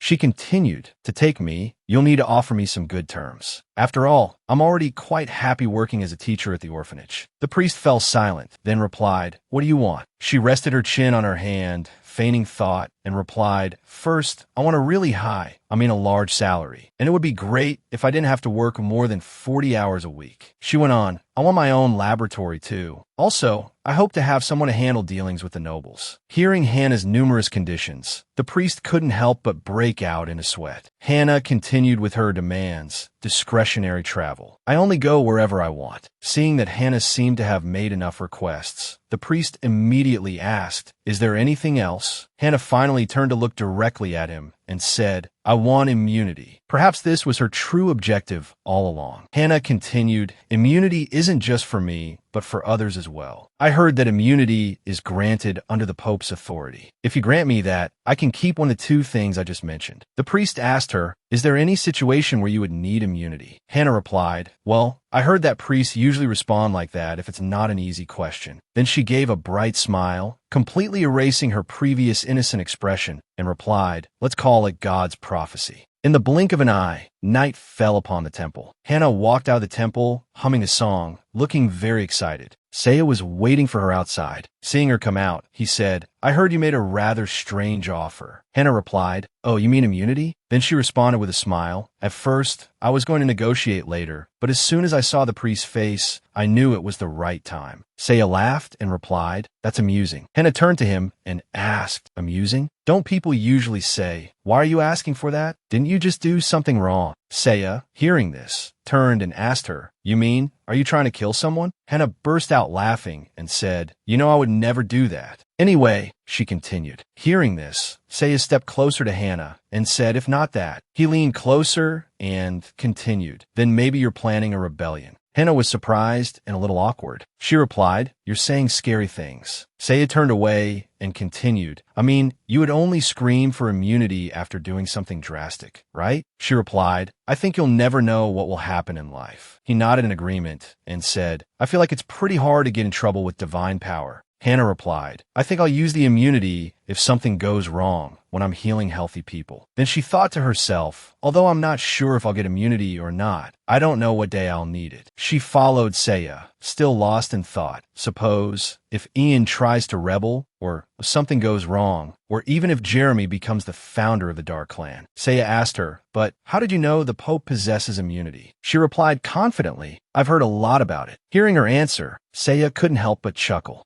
Hannah glanced at Saya and said with embarrassment, "You don't have to laugh at me like that." Saya said, half jokingly, "I hope you achieve your dream." Hannah suddenly said, "Saya, it seems like you were tricked into the church. They say you possess divine power, but they mistreat you as much as possible." She continued, "Perhaps no one wants to become a priest and consider everything like you do. Well, a job is a job." Then she said, "Saya, if you plan to negotiate anything with your salary, please include me." He replied, "You talk as if we'll be working together." She turned and replied casually, Aren't we in the same place when we go to the central church, like now? He hesitantly said, like now? Then she continued, although I feel sad that you have to go to the desert. Perhaps I can only offer a plea to prevent you from going to the desert. Seiya scratched his head upon hearing Hannah say this, his eyes darting elsewhere before he replied, we have to go there eventually anyway. The two of them strolled under the night sky in the temple garden, chatting as he continued, I'll probably leave in a week. Living like this, that's after I've delayed it. I suppose you'll have to deal with the children leaving. She replied, well, that's my job anyway. Then she looked up at the sky, a hint of sadness in her voice, and in the end, everyone leaves me. She gazed up at the vast, star-filled sky, her tone still tinged with melancholy. I know nothing lasts forever, she said, but perhaps in my heart, I thought I should at least stay with the children. Then she turned back to Seiya and asked, Seiya, how do I pray like a priest? He chuckled and sighed. Well, it's simple. You just empty your heart of greed and wish for only one thing. A worried expression crossed her face. That's too difficult for me. For someone full of greed, it's impossible. She thought for a moment, then asked, should I even try? He replied, give it a shot. Then she slowly closed her eyes. She clasped her hands in front of her, her face serene, assuming the prayer posture of a priest. A gentle breeze rustled through the branches around them, breaking the silence, yet somehow accentuating Hannah's efforts. Her hands remained clasped, her eyes tightly shut, her face showing the difficulty she was having praying. Her hands suddenly trembled from the cold. Seiya stood beside her, silently watching her pray, a look of surprise suddenly crossing his face. She lowered her hands and lifted her head towards the moonlight. I never thought praying would be so hard, she sighed. The moonlight shone down on her, making her glow like an angel. He stood beside her, still silently watching. Seeing her radiant glow, his eyes widened in surprise, something within him seemingly shifting. Then he asked, what did you wish for? She tilted her head, clasped her hands in front of her, a faint blush coloring her cheeks, and a bright smile illuminating her face as she answered, I wished for Seiya to return safely from the desert. Hearing this, he froze. He thought to himself, could I be captivated by the moonlight? That generous smile makes my whole body feel hot. He placed his hand on her cheek and asked, do you know how to give a blessing? She replied, a blessing? How? Before she could finish her sentence, he leaned in without hesitation and kissed her. The scene of them kissing under the moonlight looked very romantic. It was unclear whose heartbeat it was, but amidst the passionate kiss, a rapid thumping mingled with the sound of the wind. Perhaps it was the sound of both their hearts. After a moment, Seiya finally released Hannah's lips. Even though the kiss was over, Hannah still hadn't recovered, her face still etched with surprise. He looked at her, a gentle smile gracing his lips. You give blessings, he said, like kisses. Hannah stood frozen in place. Then she called out, Curtis? Yes, Miss Hannah, Curtis replied. Then she asked, do you know about blessings being given in the form of a kiss? He answered, indeed, if it is a blessing bestowed by a priest. However, before he could finish, she quickly asked, do people of the Empire usually do that directly? She grew increasingly despondent. Curtis noticed immediately and asked, are you talking about Seiya? As if struck in the heart, she flinched and exclaimed defensively, no, that's not it. Then her face flushed crimson. She could only cover her face in embarrassment, unable to speak. She thought to herself, I can't calm down because of what happened that day. She recalled the day after they kissed under the moonlight. Seiya still greeted her as usual, his expression calm as if nothing had happened. Only her face was still burning. She thought, while her face was as red as a ripe jissi fruit. Asterisk, it seems like I'm the only one who feels embarrassed. I think I'll die from the mood drop. Asterisk. Seeing this, Curtis spoke up, there are a few ways. He thought to himself as he spoke. However, I swear to you, miss, in the past, he has never given blessings or anything like that. Hearing him say there was a way, Hannah turned to him excitedly and asked, really? Of course. What is it? Then she turned away, chuckling as she spoke. Oh my God, is that what I'm thinking? Seeing her behave like this, Curtis couldn't help but feel sorry for Seiya. Poor Seiya. The scene shifted to outside the temple, where a voice could be heard saying, remember to eat properly, okay? The other person replied, all right. It was Hannah and Seiya. She, along with Masa, Jeremy, and Ian, were seeing Seiya off to the desert. She continued to advise him, don't get hurt. Don't get sick. He replied, certainly. Then she continued, don't die, and send letters back, okay? He raised his hand in acknowledgement and nodded, seemingly a little tired of her excessive worrying. Hannah sobbed. She wiped her tears with a handkerchief like a wife sending her husband off to war. She thought to herself, everyone says the desert is really dangerous. What will I do if the high priest becomes unemployed and monster bait? She also didn't forget to add in her head, while you're there, you shouldn't doze off. She continued to cry nonstop. Seeing her so worried, Saya couldn't help but sigh. The two of them behaving like this made everyone around them wonder, what kind of relationship do they have that this farewell is so tearful? Masa, seeing Hannah so worried that she was crying like this, also found it strange. While tossing the skull in his hand, he asked, Miss, isn't this a bit much? Hannah continued to cry, wiping her tears as she replied, you don't understand how I feel. Actually, I'm sadder because the high priest is like the fourth member of the family of the orphanage. Hearing Hannah say that, Masa suddenly looked at Saya and gave a sly smile, his expression both gleeful and teasing. Hearing Hannah say that, Saya asked her, am I a child? It seemed she realized she had just made him angry, so she quickly defended herself. No, it's because you always clean and take care of our meals, so I thought so. Then she turned to the children to change the subject. Now, you guys say goodbye too. Masa, with rosy cheeks, smiled and said, please come back safely. Jeremy also smiled, speaking to him in a tone of utter confidence. Exterminate all the monsters. And Ian, still with his emotionless face, said, I hope you survive to return. Hearing the children who were always by his side say such things, his eyes widened as he looked at them, his gaze unable to hide his joy and emotion. Then he turned away, placing a hand on the back of his neck as he replied, all right, seemingly wanting to hide his joy. He thought to himself, it feels like I'm leaving the kids to go to war. He turned to his subordinate and said, let's go now. Suddenly, Hannah called out, wait a minute. Hearing her call, he turned and said, all right. He continued, isn't there one last blessing? Hearing him mention the blessing, her face darkened, a look of fear evident on her face. She angrily shouted, are you teasing me? Seeing her reaction, Saya covered his mouth and laughed, seemingly delighted at having provoked her. Then he turned to talk to someone else, probably saying goodbye before leaving her standing there fuming. Then Hannah smiled and sighed, watching him. She thought to herself, that was the first farewell to someone I cherish. As night fell, there was a sound near the orphanage. It was Hannah. Ian, seeing Hannah sitting outside, ran over and asked, Miss, are you all right? Hannah turned and saw Ian approaching. She asked Ian, aren't you asleep yet? He replied, I was about to go to sleep, but my teacher is out here all alone.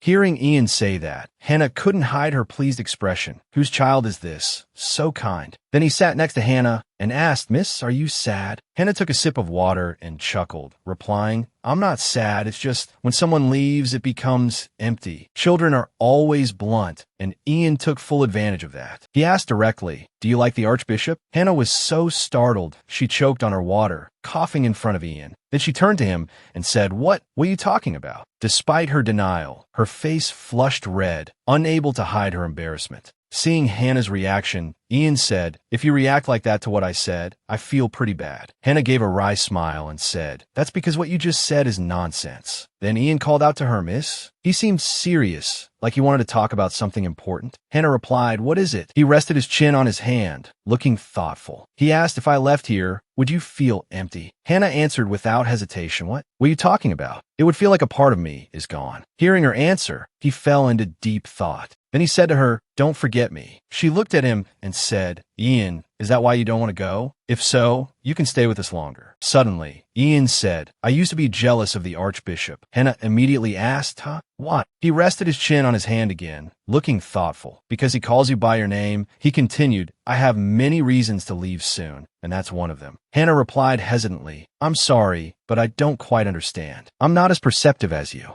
He turned to her and said, if we meet again, I want to call you by your name, not just teacher. Her face went blank with surprise. She thought to herself, actually, I don't want to be a teacher forever either. If I meet Ian when he becomes emperor, I might just collapse before him. She sighed, smiled gently at him, and said, all right, we'll be friends. Hearing this, he finally smiled, a relaxed smile as if a burden had been lifted. He wrapped his arms around his knees, giving a small, relieved smile. He politely replied, yes, Mississippi. A few days later, on a beautiful sunny day, Ian was presumably preparing to return to where he belonged. Hannah saw him off. She said, "Ian, do you want me to accompany you to your place?" He replied, "I'm fine." Behind Hannah stood Masa and Jeremy, also there to see off their close friend. While Jeremy seemed calm, Masa's sadness was clearly visible on his face. Hannah was incredibly moved as she said goodbye to Ian. She looked very, very sad, her eyes glistening with tears, her brows furrowed in sorrow. She bent down to adjust Ian's collar, saying, "Ian, don't you dare die. You're our most precious child, our Ian. What am I supposed to do when you grow up and I don't recognize you?"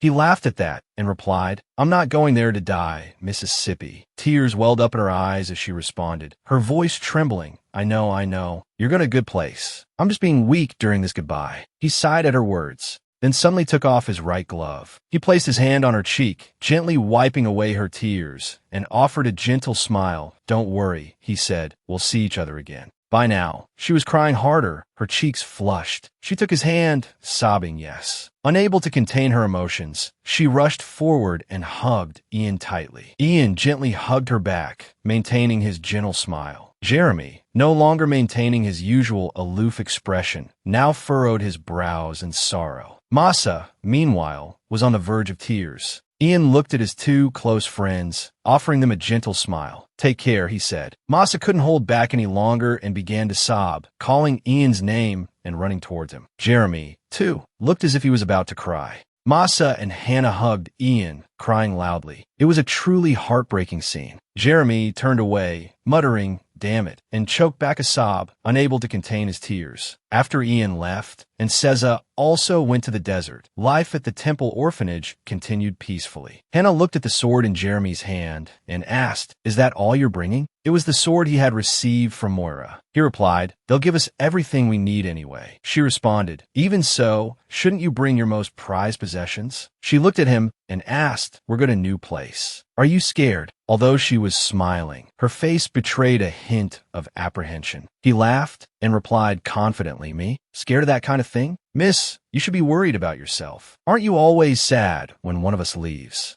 Masa came running up and asked, "Miss, have you seen my fourth skull anywhere?" Masa still hadn't finished packing. Hannah sat down and showed her how to organize her things. "Masa, you should put it in this bag." Then Hannah suddenly noticed something. She was comparing their luggage. Masa had 3 suitcases, including her dresses. Jeremy had only his sword. Hannah thought to herself, how can they be so different when they eat the same food? Then Masa pulled out more clothes, even though she already had 3 suitcases. Hannah was startled. "Masa," she said, "you're not going to squeeze that in there, are you?" Masa looked at her and asked why not. Hannah replied, "I heard they only wear uniforms in the Magic Tower. It's a shame, but we should only take a few clothes." She smiled and said to Masa, "You won't be able to wear them when you grow up anyway." Masa obediently replied, "Then I'll do as you say, Mississippi." Hannah narrated, somehow, the day of Masa and Jeremy's departure arrived. Jeremy pointed at the pink dress in Masa's luggage and said, "Take this out too." Masa replied, "I'll do it myself." Hannah looked at the 2 children and continued, "Masa still has a lot of time before she turns 15, but maybe she knows that once Jeremy leaves, she'll be very sad, so she decided to leave first. I think so too. It's better for both of them to leave at the same time, rather than just Masa leaving here alone." She smiled and said, "Oh, aren't we supposed to have a farewell party tonight?" She walked towards the door and said, "Keep packing. I'll go prepare dinner now." Jeremy and Masa politely replied, "Yes, ma'am." The 3 of them had a barbecue outside. The grilled meat sizzled on the stove, looking incredibly delicious. Hannah said, "Sorry, I prepared this in a bit of a rush."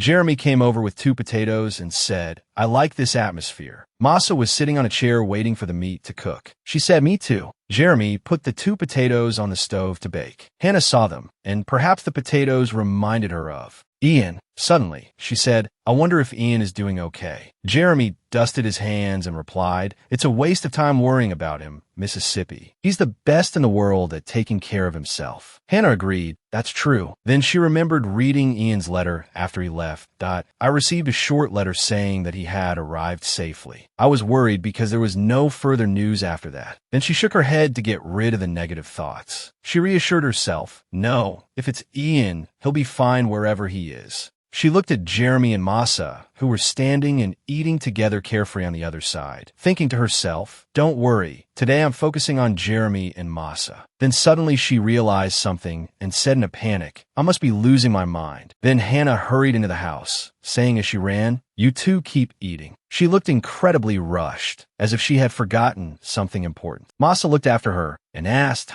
"What is it now?" Jeremy guessed, "Maybe she's inventing another new dish." Then Hannah brought out 2 gift boxes, one large and one small. She said, "Tada, these are gifts from me." The 2 children exclaimed happily, "Presents." Jeremy asked, "Which one is mine, miss?" "This one," he asked, picking up the larger box. Hannah smiled and replied, "That's right." Then Jeremy began to open his present, his face filled with excitement at the gift inside. He couldn't help but gasp. Inside was a sword, carefully wrapped in a red cloth bag. Hannah said, "I might be the first person to ever give you a sword. Although Mr. Moisey gave you one already, I still wanted to give you another." Then she scratched her face and continued, "The quality isn't the highest because it wasn't very expensive, but it's very strong and reliable, so it's not bad for practicing with." Hannah continued, "Your name is engraved on it, so you'll never lose it." Jeremy hugged the sword to his chest, seemingly cherishing her gift, his face slightly flushed. Then he said loudly, with a very happy tone, "I really like it," and rushed to hug Hannah, as if to thank her for the gift. Masa, who still hadn't opened her present, asked curiously, "What's mine, miss?"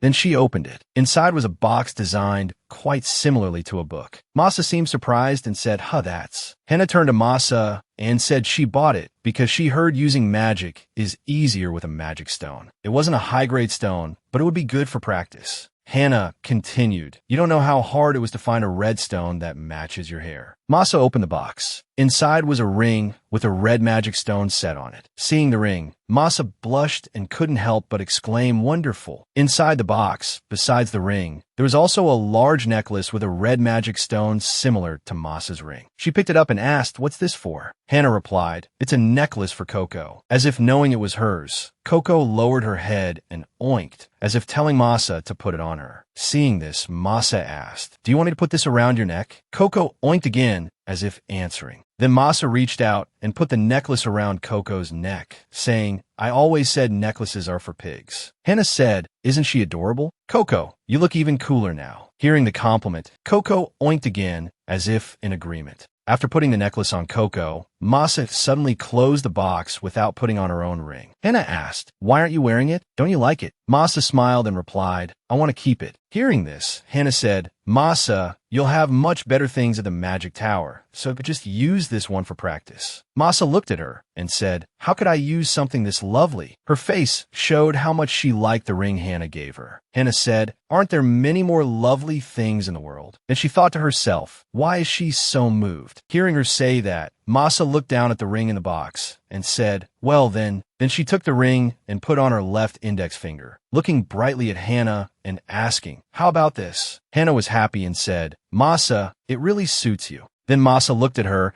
and offered a sincere thank you. "Thank you." Hannah happily replied, "I'm glad you both like my gifts." Then suddenly, Jeremy said, "Miss, I'll become a knight and let you live in luxury with my money." Hannah laughed and asked, "Really?" "Even though I eat a lot and have expensive tastes." It seems she only took Jeremy's words as a child's fleeting statement. Jeremy replied with a smug look, "At least I have to provide for you." Hearing this, Masa asked, "Why are you helping her so much?" Jeremy blushed, grinned, and replied, "So I can marry her." Hearing him say that, both Masa and Hannah couldn't hide their surprise. Hannah just asked, While Masa blurted out, "Crazy." Both had the same thought, "Marry? Who?" Then Hannah turned to Jeremy and said, "Jeremy, marriage is between 2 people who love each other." He replied without any embarrassment, "I know." Then she explained further, not the love between family members, but, between a man and a woman. "You'll understand when you're older." Then Hannah, her cheeks flushed, continued, "Once you find someone, in your eyes, they'll be the most precious person. After that, you'll get married and live happily ever after." Jeremy stubbornly insisted, "But what if I still choose you, miss? I think you're the prettiest person in the world." Hearing this, Hannah couldn't help but giggle. Then she continued, in a few years, you probably won't even remember me. She turned away, walking and laughing as she said, anyway, my standards are very high. The three of them continued to chat. Under the starry night sky, we talked late into the night,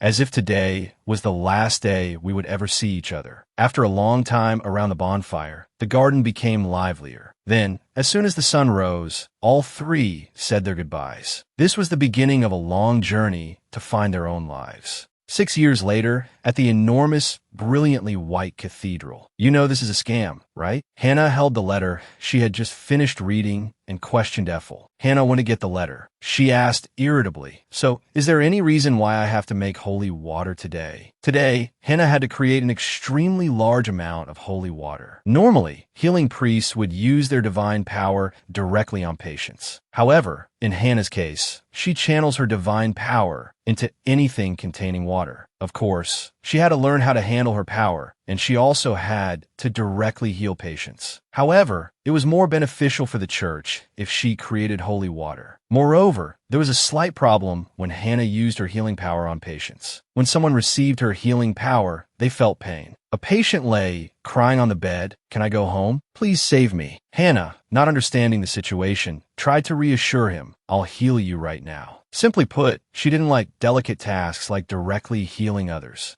Anyway, today the church had ordered her to create a large quantity of holy water for some reason. Ophel, the archbishop, Hannah's direct supervisor and Sage's teacher, said, I heard that this batch of holy water will be sent to the desert as medicine. Hannah was surprised. The desert? She looked worried, clasping her hands together. Are there many injured people there? Don't tell me there are also many casualties. Ophel said, that's not the case. I believe they are preparing for a large-scale battle that is likely to occur. Hannah became even more worried. Wouldn't that be very dangerous? Ophel then shared his thoughts, but it's better than it dragging on forever. After all, it would be much more dangerous if the war continued in a place with such strong, evil energy for almost 6 years. Hannah, soft-hearted, clasped her hands in prayer. I hope they will wipe out the monsters and return soon. Ophel looked at her. Now that I think about it, you once said you were at the same church as Seja, right? Hannah, deflated, replied, You've asked that question more than 10 times. He chuckled. Old age makes me forgetful.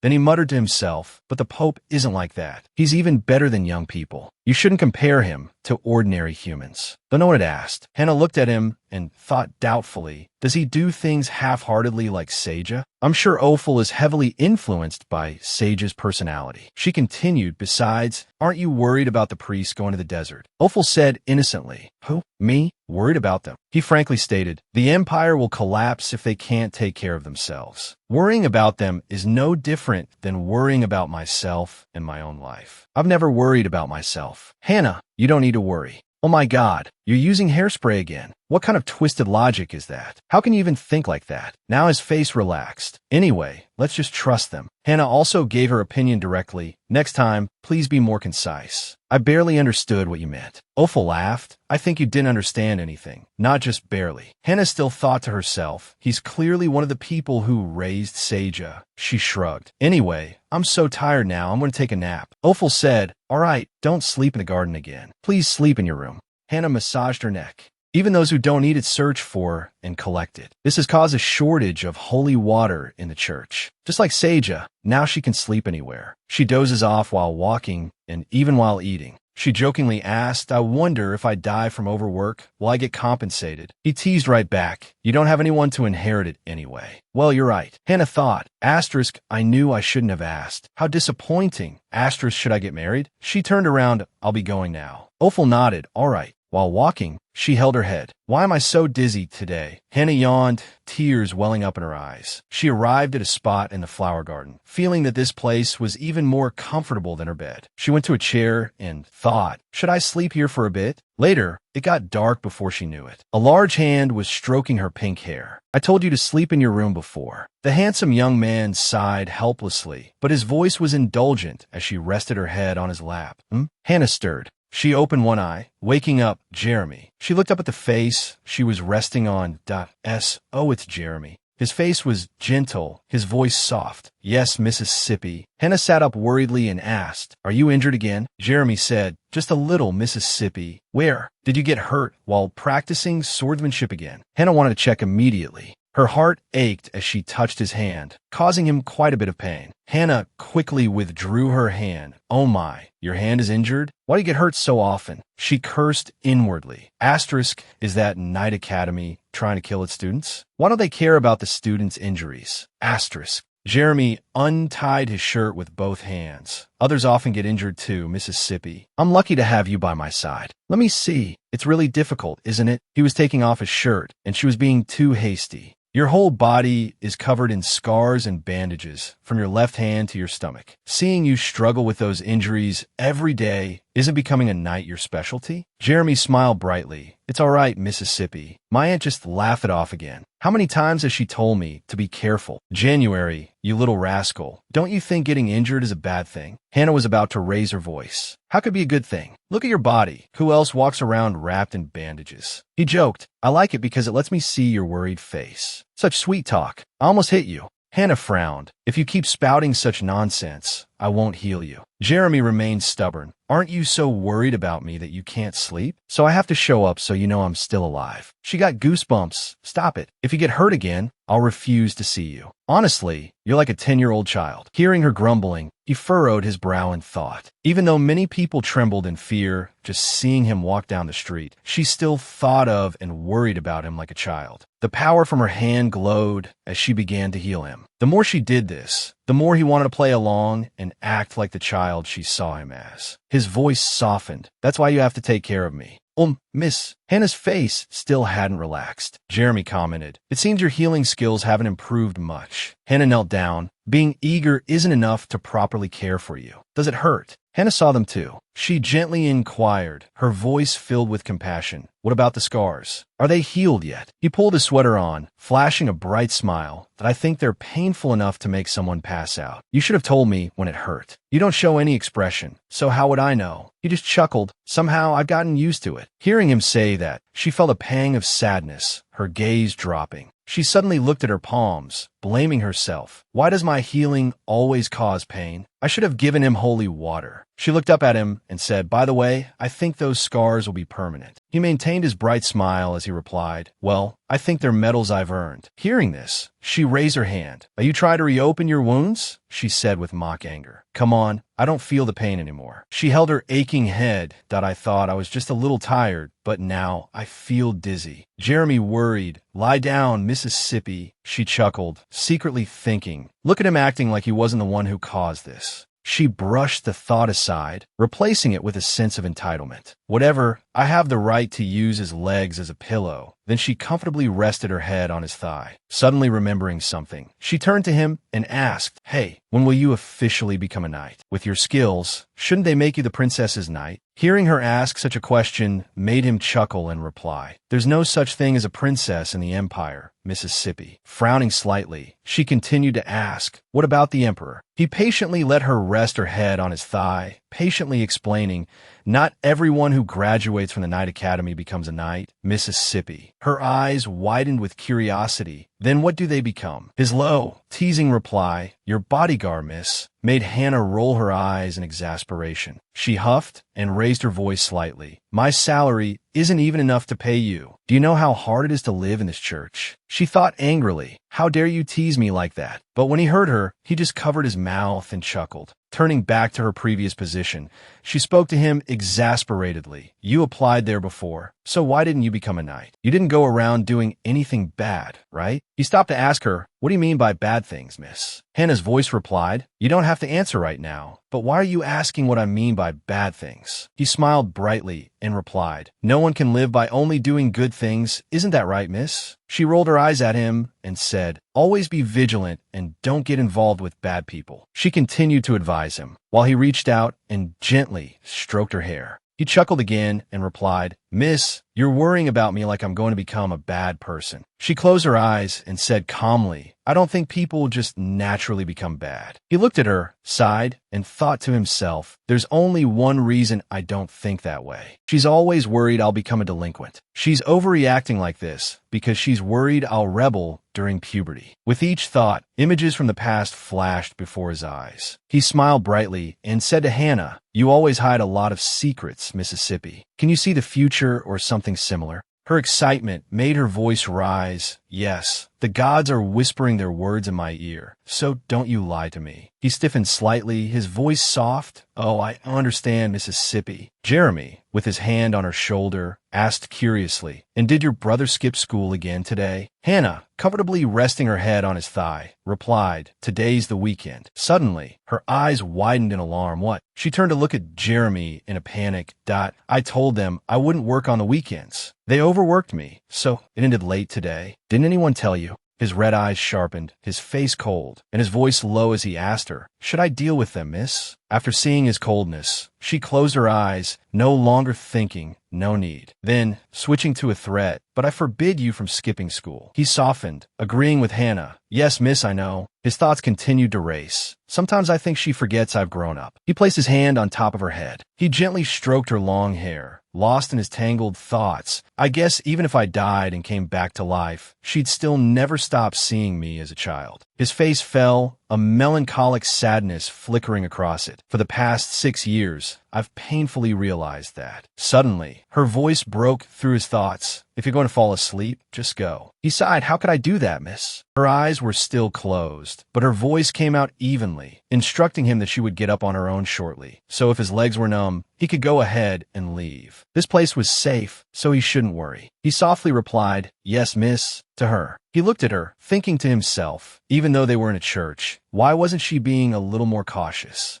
His hand gently stroked her soft pink hair, cherishing every strand as if afraid it would dissipate into clouds. Looking at her sleeping face, a strange sense of peace crept into his heart. He felt that feeling distinctly and kept thinking about this peaceful sensation. It was morning in the solemn church. The sky was clear blue. Birds were singing cheerfully. It was another beautiful day to be alive. Looking at the styrofoam boxes filled with holy water, she asked, "Are you seriously smuggling these?" Vincent protested, "You're so cruel, Mississippi. Why would you say that?" She gave a nonchalant, and continued, "It's just that every time you take these things, I wonder where you're taking them." Vincent crossed his arms and explained to her, "A low-ranking priest like me wouldn't know. I'm just taking them because the Archbishop told me to." Hannah sighed, throwing her hands up in the air as she looked at the stacked cartoon boxes with suspicion. "I'm the same as you, but wouldn't it be better if they told us why?" Hannah spoke up, "I don't even know if your supervisor is a priest or a businessman." Taking the opportunity to add a sarcastic jab to her frustration, she said, "Oh, I know, he's definitely a con man." Vincent felt a surge of angered "Oh, that means I'm an accomplice?" She leaned on her hand, her face haughty as she said, "You're just a pawn," emphasizing it again as if to twist the knife, a pawn. This made Vincent force a smile. She asked him suspiciously, "Honestly, do you get any cut of this?" Vincent, utterly exasperated, grimaced and replied, "If I did, I would have put my heart and soul into it." It turned out he was Hannah's colleague, a priest to the combat division. It turned out his archbishop was Archbishop Maxon, the one with white hair, a stern and cold face. In terms of rank within the palace, he held a position equivalent to a knight commander. Within the church, they were divided into combat priests, healing priests, priests with clairvoyance or nature powers, and holy knights. Holy knights and combat priests seemed similar, but their powers differed significantly in that combat priests used the power of God, while holy knights used armed force combined with weapons blessed by God, and their duty was to protect the priests. However, the problem here wasn't the holy knights, but the fact that the oversight of the combat priests seemed less than transparent. Hannah put her hands on her hips, voicing her thoughts to Vincent. "Combat priests are only allowed to move around the church, so I don't understand why they need such a large quantity of holy water." Vincent closed his eyes and shook his head. He didn't say anything about that, but I don't think the holy water is being misused. Hannah smiled, but anger simmered within her. Oh, of course you don't care because I'm the one making it, not you. You don't even have a shred of compassion for your colleagues. She scolded him. You're so cold-blooded. The words cold-blooded seemed to have struck a nerve. He retorted defensively. I'm always being ordered around by the supervisor, the healing priests, and even the holy knights. Do you think anyone has it worse than me? I'm just as tired as you are, Mississippi. They both exchanged 4 smiles, but as they turned away, their faces darkened, as if they held no fondness for each other. Looking at the magnificent church, a cynical thought crossed his mind. This place resembles an army barracks more than a church. Vincent, his eyes welling up, pleaded earnestly with Hannah. Honestly, if I don't deliver this holy water today, it'll be the end of me. Her hands were never idle, constantly stirring a large pot in front of her with a ladle. She calmly reassured him, I'm sure they won't go so far as to kill you. He continued to plead, you know I'm just exaggerating. Her face lit up, teasing him, oh, my dear colleague, if you happen to see God, please send my regards. Vincent looked as if he was about to cry, his voice trembling. Oh, come on, don't do that. She found his distress amusing, laughing heartily. Finally, he resorted to bribery, pulling out small slips of paper from his hand. How about this? I'll give you 5 discount coupons for Volonia Bakery. But she wasn't easily swayed, flatly refusing. Do I look stupid to you? Seeing that he hadn't achieved his goal, he pulled out 5 more coupons, sweating as he tried to persuade her. What about 10? She began to waver, sighing, oh my God, in exasperation. He furrowed his brow, determined to convince her, lest he face his own demise. You know how hard it is to get these coupons. He relented. All right, I'll give you all of them, all 11. Hannah responded with a bored tone, something better. He raised the stakes. 12, then. That's all I have. You could trade just 3 more for a 2-tiered cake. She glanced at him, humming thoughtfully. Finally, she decided to reach out and take the coupons. Vincent breathed a sigh of relief. As he placed the coupons in her hand, he remarked, you're a very pragmatic priest. He suddenly changed his mind. Or should I just pay you? But she was quicker, snatching the 12 coupons as if bathed in heavenly light. She clasped her hands together. Oh, dear goddess, please continue to care for this little lamb once more. She turned to him with a look of pity. Although I was going to refuse because I'm not feeling well today, I feel sorry for Vincent. He's been enduring this for over 6 years now. She looked at Vincent, her voice warm. Oh, and I'll need at least 3 containers for it. She paused, calculating. Considering the time needed for rest and energy recovery, I should be done before midnight. His face brightened, a wide smile spreading across his face. I'd be incredibly grateful if you could finish it before tomorrow morning. She sighed inwardly, thinking, he looks like such a poor puppy. Holding her aching neck, she instructed him, you can pick it up tomorrow morning. She suddenly remembered something, hesitating before continuing, but I probably won't be there, so you can come whenever you want. He replied, okay, I understand. She sighed internally, this life is just... Unable to finish her thought, she shifted her focus. Should I start exercising? Moonlight streamed through the stained glass windows characteristic of the old church, casting fragmented rays of light upon her. She walked slowly down the hallway, murmuring unconsciously, is it dawn already? Holding the precious spoils of victory from Vincent, Hannah mused about the future. Now that I have bakery coupons, should I think about what to do during my 3 days of leave? A small itinerary formed her mind. I should probably stop by the bakery, then buy an outfit for going out and a thick coat. She'd heard this winter would be harsh, and magically heated clothing sounded very appealing. Images of the new clothes filled her thoughts.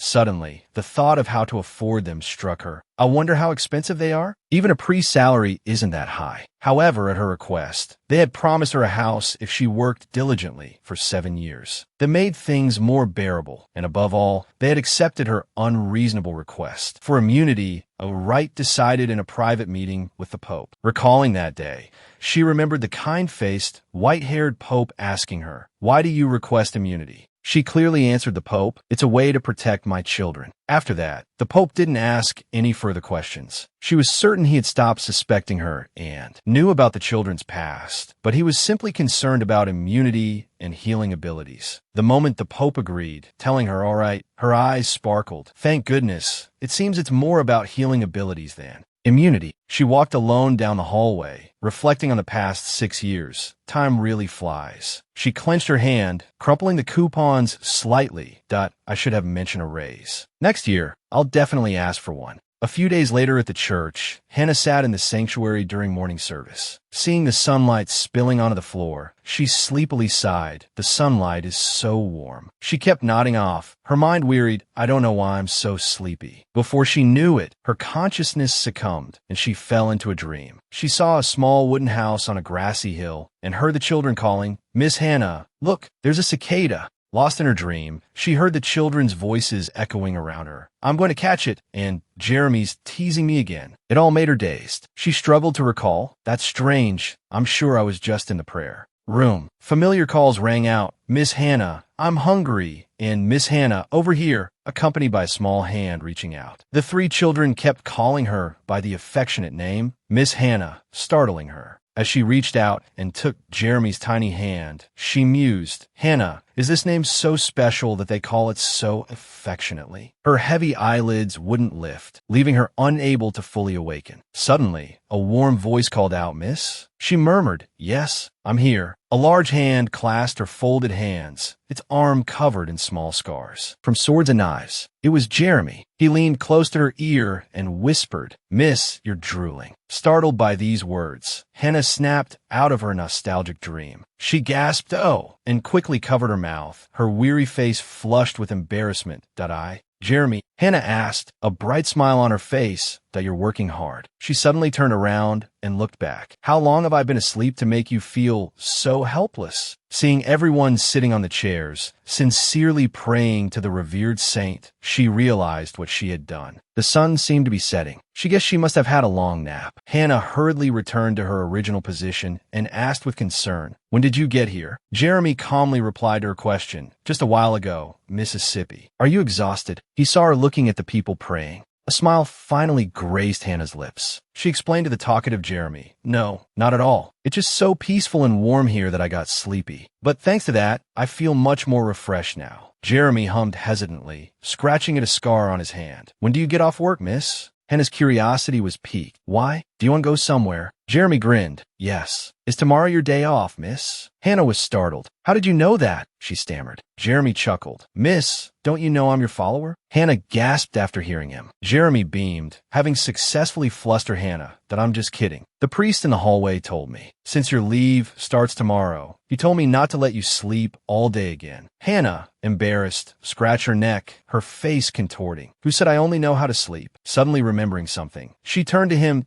By the way, what time is it?" Jeremy stood up as he answered, "Around 5 p.m., Mississippi." Hannah said slowly, "Then wait for another hour." He walked away, a brilliant smile on his face, dazzling to behold. "I'll be here praying." Hannah nodded, "All right," turning back to watch the mature child walking with such steady steps made her heart skip a beat. He went down to the prayer area, his face aloof and distant, yet he still attracted the attention of everyone in the chapel. People couldn't help but let out exclamations of awe when they saw him. Seeing this, Hannah puffed up with pride. Who raised such a handsome and bright young man? She drifted into a reverie of the past. Jeremy has grown up so fast. I wonder how the other children are doing now. The youthful faces of Ian and Masa appeared, reminding her of the day they parted. We had to separate during our developmental years. If they happened to pass by, I probably wouldn't even recognize them. She looked up, wondering, I don't know why I missed them so much today. Night fell on the road. Hannah asked Jeremy in surprise, "But what happened yesterday that made you come to the temple?" He smiled in response, "I just suddenly thought of you, Mississippi." Hearing that, Hannah chuckled and patted Jeremy's back. "You rascal, you're the only one who cares about me. I was just about to go to the bakery and then stop by to see you." He asked why, miss. Hannah held up a stack of coupons in front of him cheerfully. 15 discount coupons. Jeremy looked happy. We can exchange these for a cake, right? When did you collect these, miss? Hannah replied, You know, Pinsef, the one in the same class as me, he kept asking me to make some holy water, so I took the opportunity to get these coupons. Jeremy understood and thought, he faints every day due to lack of energy. But she made holy water just for bakery coupons. As expected, she's still adorable in this way. Asterisk. But that's just an excuse. You're still helping out of compassion, right? Jeremy chuckled, praising her. You're really good. Hannah looked at him and started reminiscing. I've loved sweets since I was little. I used to hide candy under my bed and then deny eating it. He asked, embarrassed. When are you going to stop telling that story? I don't like sweets anymore. She laughed, bumping him playfully. Hey, how can that be? There's nothing to be embarrassed about. I like snacks too. Looking at his blushing face, Hannah thought, he really doesn't understand me at all. Looking at the stalls ahead, she said, oh, we're almost there. She said cheerfully, let's take our time strolling through the night market today. It's really interesting here. I haven't been out much at night lately. Jeremy reminded her, it's dangerous at night. Hannah continued, but with my knight by my side, there's nothing to worry about. He asked with a smile, why do you like street food so much? Hannah replied, does there have to be a reason? It's delicious. She pulled his hand and said, come on, let's go over there first. They have amazing duck. Jeremy replied, all right. Hannah pointed to a table ahead. Let's get it to go and eat by the fountain. We can people watch too. Jeremy wondered, don't you get bored of watching people every day? Hannah replied, you'll never understand. Hearing that, he didn't know how to respond. She murmured to herself, to me, this world is still new and exciting. Pointing to a seat, Hannah told Jeremy, go save us a spot. Your face is better suited for saving spots anyway. What about my face? Jeremy asked with a teasing smirk. She replied, because you're handsome. Seeing her hesitate, he laughed loudly, ruffled her hair, and said, I know, so hurry back. She complained, hey, I just tie my hair. I wonder when it changed from me patting Jeremy's head to him patting mine. Was it when he grew taller and started looking down at me? As the food was placed on the table, Hannah warned, careful, it's hot. After she sat down, Jeremy asked, Miss Hannah, is life at the temple fun? She replied, you call that fun? Jeremy rested his chin on his hand, looked at her, and asked with a smile, then why don't you leave the temple and live outside? Hannah was surprised and replied, but there's nothing to do outside either. Plus, in just one more year, the temple will give me a house. A house in the capital. It's truly a successful life. Jeremy beamed at her. Wow, so our Miss Hannah has it all. Hannah replied happily, of course. He continued, so I can live in that house too, right? Hannah didn't understand why he would ask such a thing. She said seriously, no way. Don't be a freeloader when you're all grown up. Jeremy chuckled at her words. She picked up a piece of meat and offered it. Here, try this. He opened his mouth to eat and asked, you always treat me like a kid. Hannah asked, but it's good, right? Jeremy picked up his gloves and started teasing her. Yes, but I think I'll eat it all. Take me. She didn't understand what he meant. Jeremy explained while tearing the meat. When you eat with another man, don't lift a finger. Hannah said, what? He continued, just sit still and let him cut the meat and put it on your plate. Then you just smile. Hannah replied, what the heck? I'm getting goosebumps. She asked, are you like those guys too? Jeremy smiled. He replied, I can assure you I'm not like those guys. Hannah still didn't understand. What do you mean? The night market drew everyone's attention. Jeremy said, it's getting cold, isn't it? She looked towards a juice stand and said, I think the night market has started. They've started selling fruit juice. Jeremy stood up and asked her, would you like some? Hannah exclaimed happily, wonderful. He said, I'll go get some. Wait here for a bit. Hannah nodded in agreement. Watching Jeremy go by the drinks, she smiled happily. The night breeze started to pick up. Hannah closed her eyes, inhaled, and said to herself, the wind here is really different. Suddenly, a voice broke the peaceful atmosphere. Well,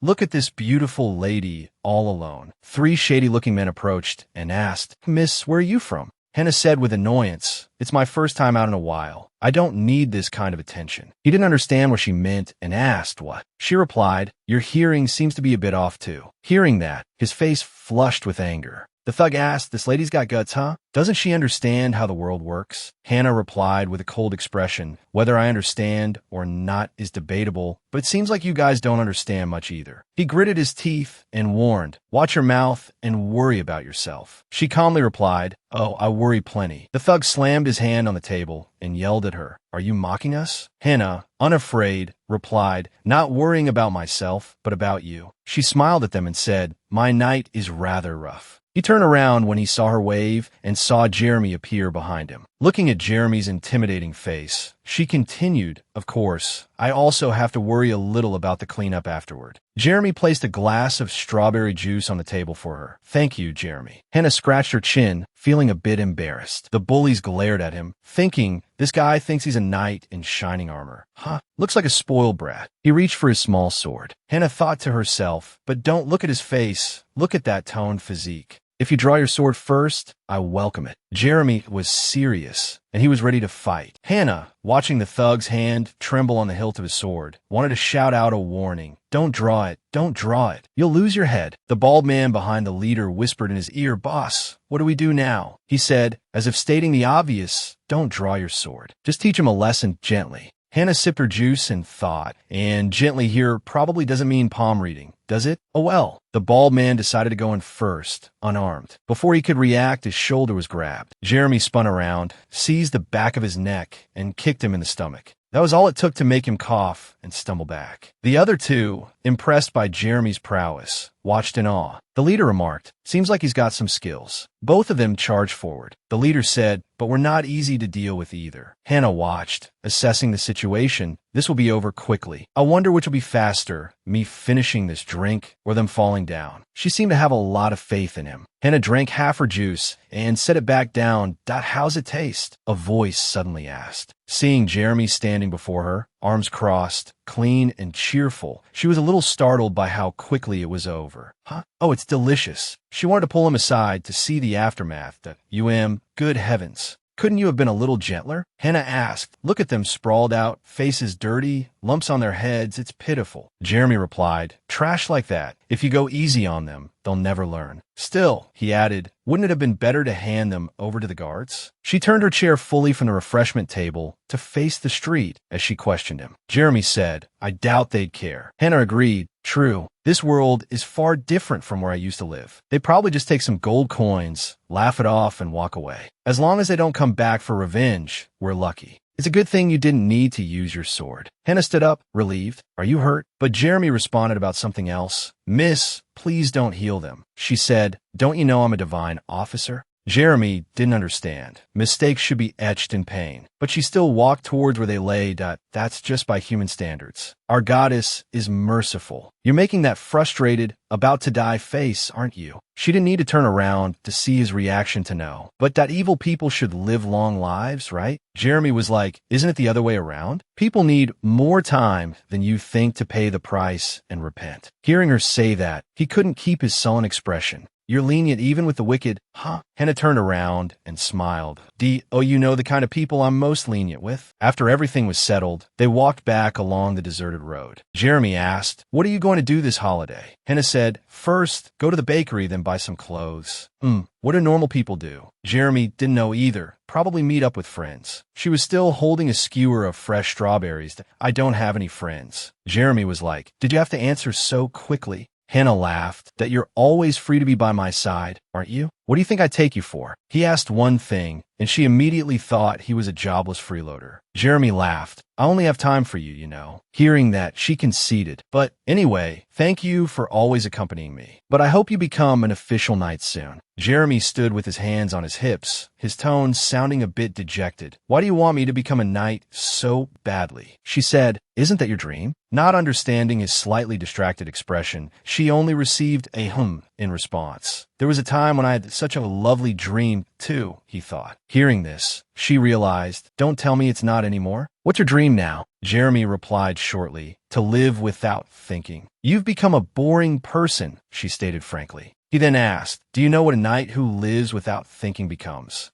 Maybe a thug? Her answer made him laugh in the middle of the street. What is it? What's with that strange laugh? Don't annoy me. Nothing. It's just that you're so right. Jeremy continued to laugh. Seeing him laugh like that, really? One of my wishes is to attend your knighting ceremony. It'll probably be majestic and cool. She winked at him. That you're handsome too. So the knighting ceremony will be a wonderful sight. She tried to sound hopeful. He scratched his cheek. Is that so? Do you like knights? Hearing this, she asked, what are you saying, Jeremy? It's not that I like knights, it's that I like handsome knights. Wow, straight to the point, Grandma. It made him flustered. I want to see the knighting ceremony of a handsome knight, she said longingly. Jeremy covered his mouth with his hand, stifling a chuckle. You really are something. Have you ever heard of lookism? Handsome is number one. He was probably used to her bluntness by now. This handsome Jeremy. Anyway, she changed the subject. Tomorrow's a school day, right? Yeah, he replied, thinking, there's no real need to study anyway. How about we go eat cake after school? She offered that I'll pick you up. He turned his head slightly. Yeah, all right. Hannah, knowing his tendencies, added, don't wander off anywhere afterwards. Come straight home. There have been some scary rumors lately, so stay away from dangerous places. Dangerous places? Jeremy looked puzzled. Hannah elaborated, like pubs and gambling dens. I hear those places are all the rage these days. Stopping at the school gates, she looked at him and said, we're here. Now be a good boy and go straight to bed. He replied, yes, yes. Good night. She suddenly stopped and stared at him, making Jeremy wonder, what's wrong? Hannah scratched her head. Nothing. It's just, you've gotten so tall I can't pat your head anymore. Jeremy teased her. Should I cut my legs off then? She immediately retorted, don't say such creepy things. Get inside. Jeremy waved goodbye. Huh, you should head back too. It's getting cold. She waved back that I will. Be careful getting back to your room.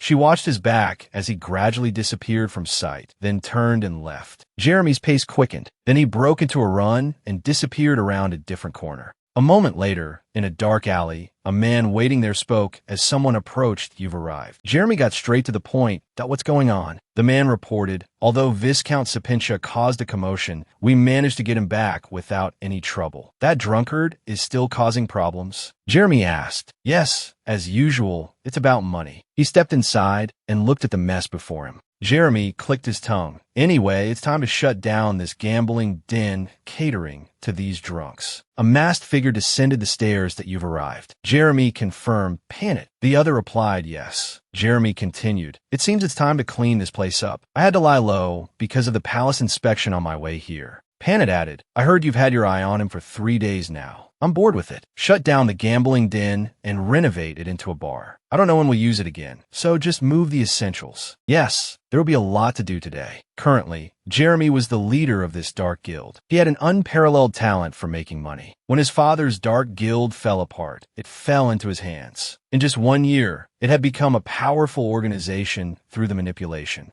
of money. Recently, he had been specifically targeting the royal family in his gambling business, where black money permeated every corner. It was truly a lawless land. Have you found the miner? Jeremy asked. Yes, he's being protected by the villagers of Galatia. He thought to himself, I should start clearing out the drugs and gambling tables tomorrow. Thinking of that, he remembered his appointment with Hannah. So he said, no, I'll go meet him myself the day after tomorrow. Yes, go ahead and take care of it. The next morning, Hannah hummed "Chiu Chiu" as she walked, thinking, since I've ordered new clothes, should I go look at some shoes too? Suddenly, she stopped with a gasp. It was a flower shop. Glancing at the beautiful flowers, she wondered, should I buy some flowers for a vase? The shop owner greeted her cheerfully. Oh my, welcome. Hannah said, I'd like to choose some flowers for a vase. Yes, all these flowers were brought in from the flower market this morning. If you're putting them in a vase, you should choose the ones that haven't bloomed yet. Hannah agreed. All right, let's see. Yellow flowers would be beautiful and vibrant in my room. Oh, I think these indigo flowers would look nice by my bedside. The color is interesting too. Red. Suddenly, a hand reached out and touched hers. Hannah exclaimed in surprise. Oh, I'm sorry. Looking at the person next to her, she murmured, ah, so dazzling. Blushing, she apologized again, I'm sorry. She looked at the radiant young man before her. Her jaw dropped. I've never seen a burgundy outfit like that before. The intersecting lines are usually white, and in the palace, they're black and gold. The young man interrupted her thoughts. It seems you're here to buy flowers. Hannah, her face flushed, stammered. Yes, yes. She wiped her mouth, embarrassed. Why is my mouth watering? The young man looked at the flower selection, and Hannah watched him. What is it? Something seems familiar, especially that ring. Hannah racked her brain, tried to remember. The ring, the red ring, and red hair. Realization dawned on her, and her eyes widened. Wait a minute. Short red hair and a uniform. Who is that? But he looks so familiar. Why does he look like Masa? While Hannah was lost in thought, the young man picked up a yellow rose and offered it to her. I think this flower suits you. But Hannah was still thinking, that's the ring I gave Masa. It's been 6 years, and I still remember it. The young man moved closer to Hannah. This flower's color is very similar to your eyes. Hannah stammered in astonishment. The young man smiled brightly, confirming her suspicion. Yes, what is it, teacher? The air seemed to still. He took Hannah's trembling hand. You seem quite surprised. Hannah was speechless. Well, it's been 6 years. How could I not be surprised? She reached out and embraced the young man, emotionally calling out, Masa. He hugged her back and asked, what's wrong? looking at the young man before her. She was overjoyed. Masa is here. I can't believe that little boy has grown up so much. Regaining her composure, Hannah asked, what did you get back? My goodness, why didn't you come find me sooner? Masa replied, I just got back today. I was going to buy some flowers and then come see you, but it seems you beat me to it. If we were going to meet by chance. No, you should have at least sent me a letter before coming. Well, we did meet under these circumstances, didn't we? Hannah still couldn't believe it. She pinched her cheek and asked, I'm not dreaming, am I? Masa chocolate or tar adorable action. You're that surprised? I'm sure I wrote that I'd be back around this time. Hannah was still angry. Masa, don't you remember the only way I can contact you is by letter? You should have let me know you were coming back. Masa scratched his head sheepishly, looking away that I didn't know I'd be back today either. I had some business to take care of, but I finished early. Looking back at Hannah, Masa was surprised. Huh? Wait, are you crying? Following that was a small shriek. Da-da. Hannah wiped her tears. Why did you scare me like that? Then came loud sobs. Wah. Hannah continued wiping her tears as she spoke. Why would you do that to me? Wah. Masa was at a loss for what to do. Teacher. Hannah cried even harder. Wah. You're so bad. Why didn't you tell me you were coming? You should have told me, so I could prepare something to welcome you back. One crying, the other consoling. They attracted the attention of everyone around them. And you didn't have to do that. The last time we saw each other was 6 years ago. Masa pleaded I was wrong, okay? Please don't cry anymore. Hannah sniffled, no, you're not wrong. Everything's okay as long as you're healthy. Oh, what's wrong with me? Seeing this, Masa offered her a handkerchief. Here you go. Taking the handkerchief from him, she continued to cry. Masa, a handkerchief. Masa now had a handkerchief of his own. Wah. Masa was confused.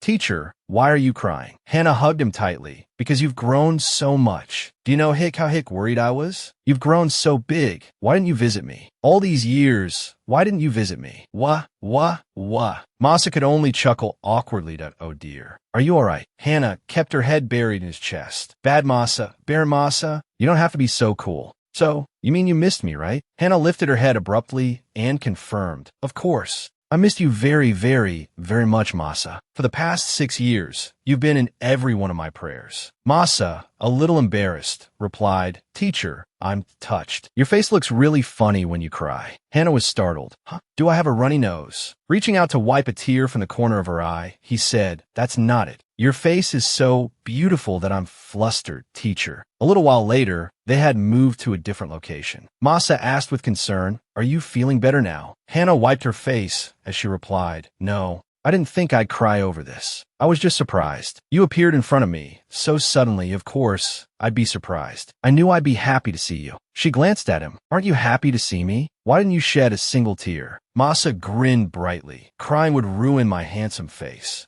I can't ruin all the effort I put into looking handsome in front of you. Hannah's face darkened at this. What's with this narcissistic attitude? But your face when you cry isn't that bad either. Hannah, speechless, could only ask, You didn't really hit your head in the magic tower, did you? Well, I know he's always loved himself, but now it feels different right, he's become a narcissistic prince. Worried, she asked, You didn't join some kind of cult, did you? Masa burst out laughing. Ha. You really haven't changed at all, teacher. Did time just stop for you? Hannah retorted. I've changed too. I have more wrinkles now, and I'm taller too, see? Masa leaned closer to her. Let me see. Are there any wrinkles here? No. I was just saying. I guess you've changed a little. Hannah panicked at his words. Huh? What? Do I have wrinkles? Or dark circles? Masa teased Hannah. Before, you were just beautiful, but now you're breathtakingly beautiful. Hannah blushed, embarrassed. Haha, really? We meet after 6 years, and you're already teasing me? I'm not teasing you. What about me? How I changed a lot. Hannah looked confused at his question. Huh? Hannah quickly pushed him away. First, back up a bit. Hannah looked him up and down, assessing him. First of all, your hair is shorter. It looks neat, right? And the uniform, you're wearing long pants. They suit you, don't they? Your shoes are so shiny. I polished them a bit because I was going to see you today. I've also gotten a lot taller. Since I've grown taller, you have to look up at me now, just like I used to do when I looked at you. Your voice is deeper now, but there's still no sweeter voice than yours, right? She added silently to herself, he's narcissistic, and now he's so confident too. remembering Masa's past image. When he asked, "Am I weird?" Looking at the current Masa, there wasn't a trace of the younger Masa left. "Don't doubt your 10 years ago self," she continued, "in your face." Not letting her continue, he cut her off, still as captivating as ever, making Hannah burst out laughing. "Oh my God. You're probably the only one who's this confident in bragging about how much they've grown up." Masa didn't argue. "Well, I'm not wrong. Do you like what you see? Yes, it's good to see you up close like this." Even though I told him he's grown up, he's still the same mischievous Masa. Looking at the ring on his finger, she asked, "By the way, Masa, is that the ring I gave you back then?" "Ah, yes, it is." "You still have it?" "But I heard mana stones break when they run out of mana." "Of course, but you gave it to me. It's such a waste if you don't use it. Hurry up and use it all up, then you can throw it away." He looked at it and said, "But I plan to wear it forever." She thought, his magic power has grown so much. It's a wonder the gem hasn't broken yet. Thinking back, she widened her eyes, as if remembering something. Then Hannah looked around as if searching for something, leaving him confused. "Don't mages usually carry a bunch of gems to boost their magic power?" Then she declared, Since when did you become so stingy?" Masa was completely bewildered. "What do you mean? Why aren't you wearing any jewelry?" "Why? Did you think I'd like jewelry?" "Well, because you were like that in the original novel. In the original novel, you were greedy, loved wearing clothes studded with jewels, and filled your safe with mana stones." "Well, I should have known things would change significantly from the original novel ever since he showed up like this." Aloud, she said, "Because you like beautiful things."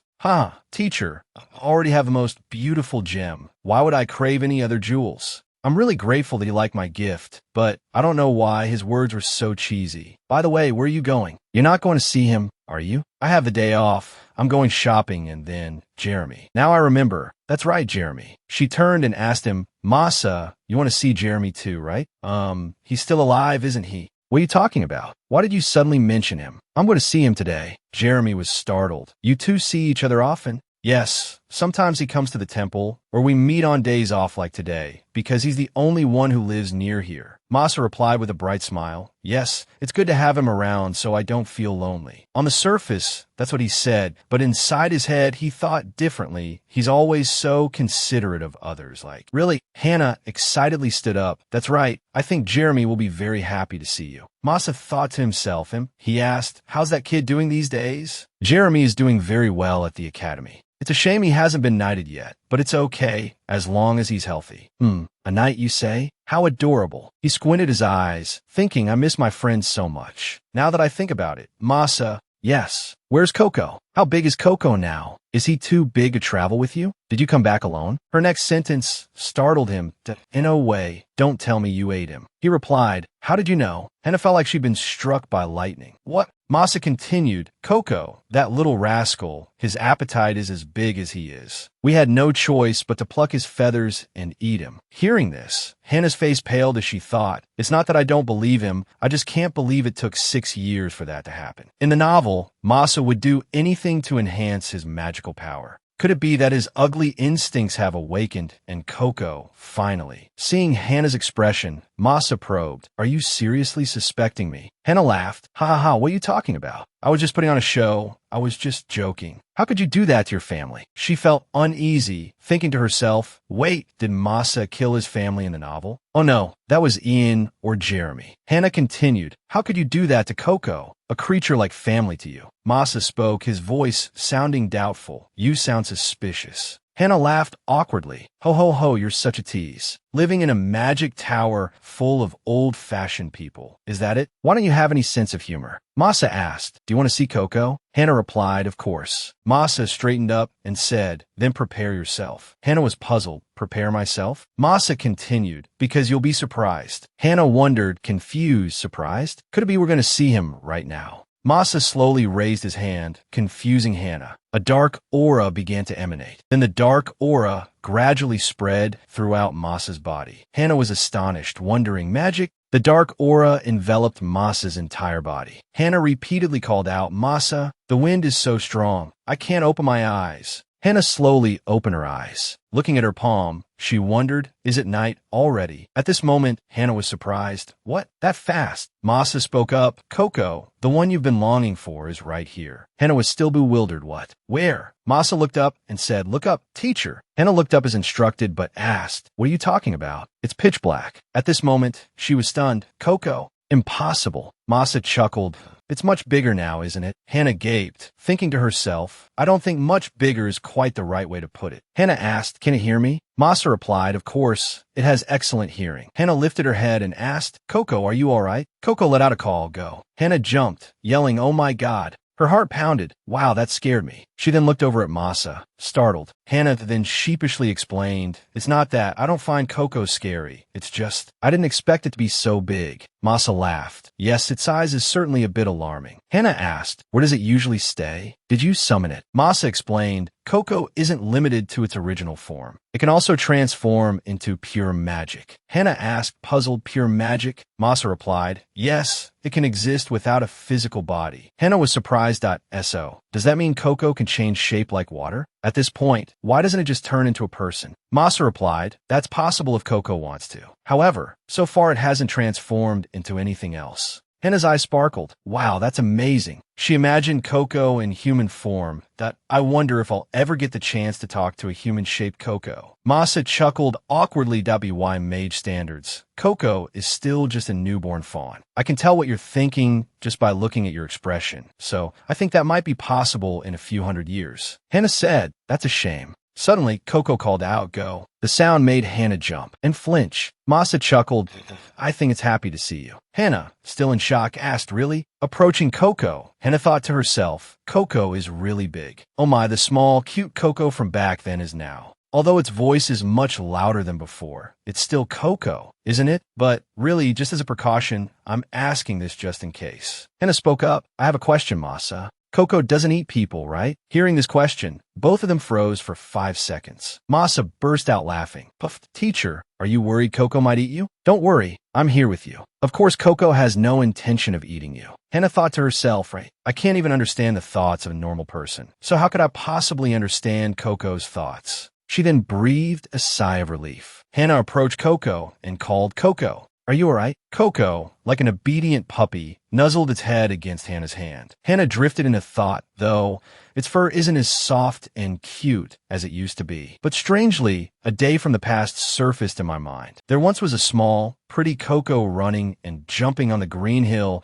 and flapping its wings as it soared. Although its body has grown large and its face has become somewhat frightening, it's still Coco, unmistakably. Wow, it's grown so much. You don't have to worry about anyone taking it away anymore, Masa said. Taking this guy away? No way. Hannah turned her head and asked, by the way, have you been feeding him properly? Masa sighed and said, this guy eats human food just for fun. He actually lives off magical energy. Hannah was astonished. What? She frowned, thinking to herself, then what on earth has he been doing at the orphanage all this time? I worked so hard to save up money for his food expenses. Coco came closer and Hannah let out a yelp, startled. She muttered, well, I'll let it slide because it's cute. I swear it's not because I'm scared of it or anything, but because it really was cute back then. Hannah asked worriedly, but is it okay for Coco to stay in this form? Masa replied, Coco likes this form, but it puts me in a difficult position. Hannah wondered, how so? Just then, someone ran up and shouted, Masa. Hannah turned around. Huh? There wasn't anyone here just now. Did they appear using magic? Masa said, I made a mistake because I was too excited. Hannah immediately asked, is there any trouble? Masa replied, summoning a magical beast within the capital is forbidden. Hannah gasped, what? This mistake isn't simple at all. Masa still smiled that it's okay, although I might get scolded later. Anyway, I don't think I can spend time with you peacefully anymore. Look how angry he is. Doesn't he look like he's about to tie me up and drag me away? Masa turned back to look at Coco and then recalled Coco. Hannah, watching this from the side, closed her eyes with a worried expression. After recalling Coco, Masa said, you can open your eyes now. When she opened her eyes and didn't see Coco, Hannah immediately asked, where did Coco go? Did it go inside you? Masa said, your thoughts are scary. Masa held up the necklace and said, it's in here. Hana's eyes widened. Wait, isn't that Coco's necklace? Masa explained, this gemstone is different. The one you gave me was too weak. Teacher, I replaced that gemstone with another one that looks as similar as possible. Just then, a blonde-haired man ran up and yelled, Masa. Masa gave a strained laugh. Ha ha, why are you running around like that? The blonde-haired man said angrily, what are you doing here? If you've arrived in the capital, you should go straight to the magic tower. Masa gave a smile. There are things more urgent than the magic tower. Seeing Hana, the blonde-haired man asked curiously, who is she? Masa stepped forward to introduce them. Let me introduce you. This is my teacher. Teacher, this is my colleague from the magic tower. Hana bowed her head in greeting. Ilo. The blonde-haired man asked again, with some confusion, your teacher? Masa replied, she's not a mage. The blonde-haired man clapped his hand and said, anyway. Do you know how shocked I was when I saw that magical beast? The magic tower is in an uproar. Masa tried to explain, it's been a while since I've been to the capital, so I forgot for a bit. The blonde-haired man turned his head and said, don't cause any more trouble and follow me to the magic tower. Hana worried to herself, is he in trouble because of me? I was the one who said I wanted to see Coco. Masa turned to Hana and said, we just met, and now we have to part ways again. Hana asked, from now on, will you stay in the capital? Masa replied, perhaps, occasionally. Hana smiled, all right, then we can meet another day. Masa left, saying, yes, don't worry, we'll see each other again soon. Hana waved goodbye. All right, Masa, feel free to come to the temple anytime. Masa waved back, then left. Hana watched him go, thinking to herself, since when did he grow up so much? The next afternoon, she said to Jeremy, yesterday, I met Masa.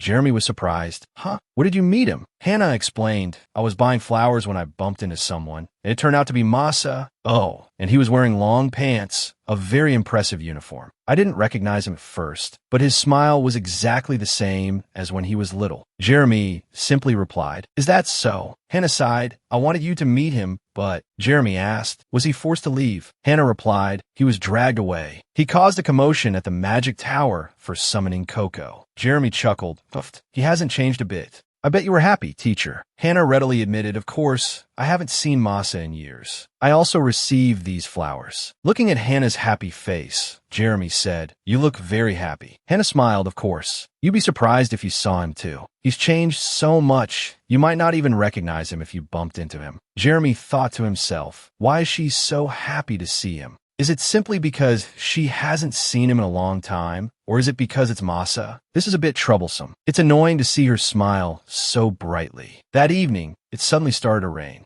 Jeremy sat inside, annoyed, thinking, why does it always rain when I'm upset? Suddenly, there was a knock at the door. Jeremy wondered, what's that? The knocking from the window grew louder. Jeremy went to open it and was surprised. Masa appeared, wearing a smile. Long time no see. Jeremy asked suspiciously, what do you want? Masa stepped inside, replying, I just came to say hello. Well, everything here looks great. Jeremy asked, can't you tell the difference between a door and a window? Masa turned back, laughing, of course not. I just thought using the door would be much more tiring. How have you been? Jeremy replied, as you can see. Masa hummed, you look more tired than the last time I saw you. Jeremy said, Galatia Village, 3 months ago. Masa continued, you recognized me back then, didn't you? I'm sure we crossed paths. But you quickly turned away, so I thought you didn't recognize me. Or were you pretending not to? However, I sensed danger from you. Why did you come to Galatia Village? Jeremy said, don't you think you're being too harsh? You're interrogating a friend you haven't seen in a long time, when you should be happy to see them again. Masa crossed his arms and said with a smile, you've gotten better at talking smoothly. Jeremy walked over, picked up a glass of water, and said, I was just observing the village, wondering if I could make money from something.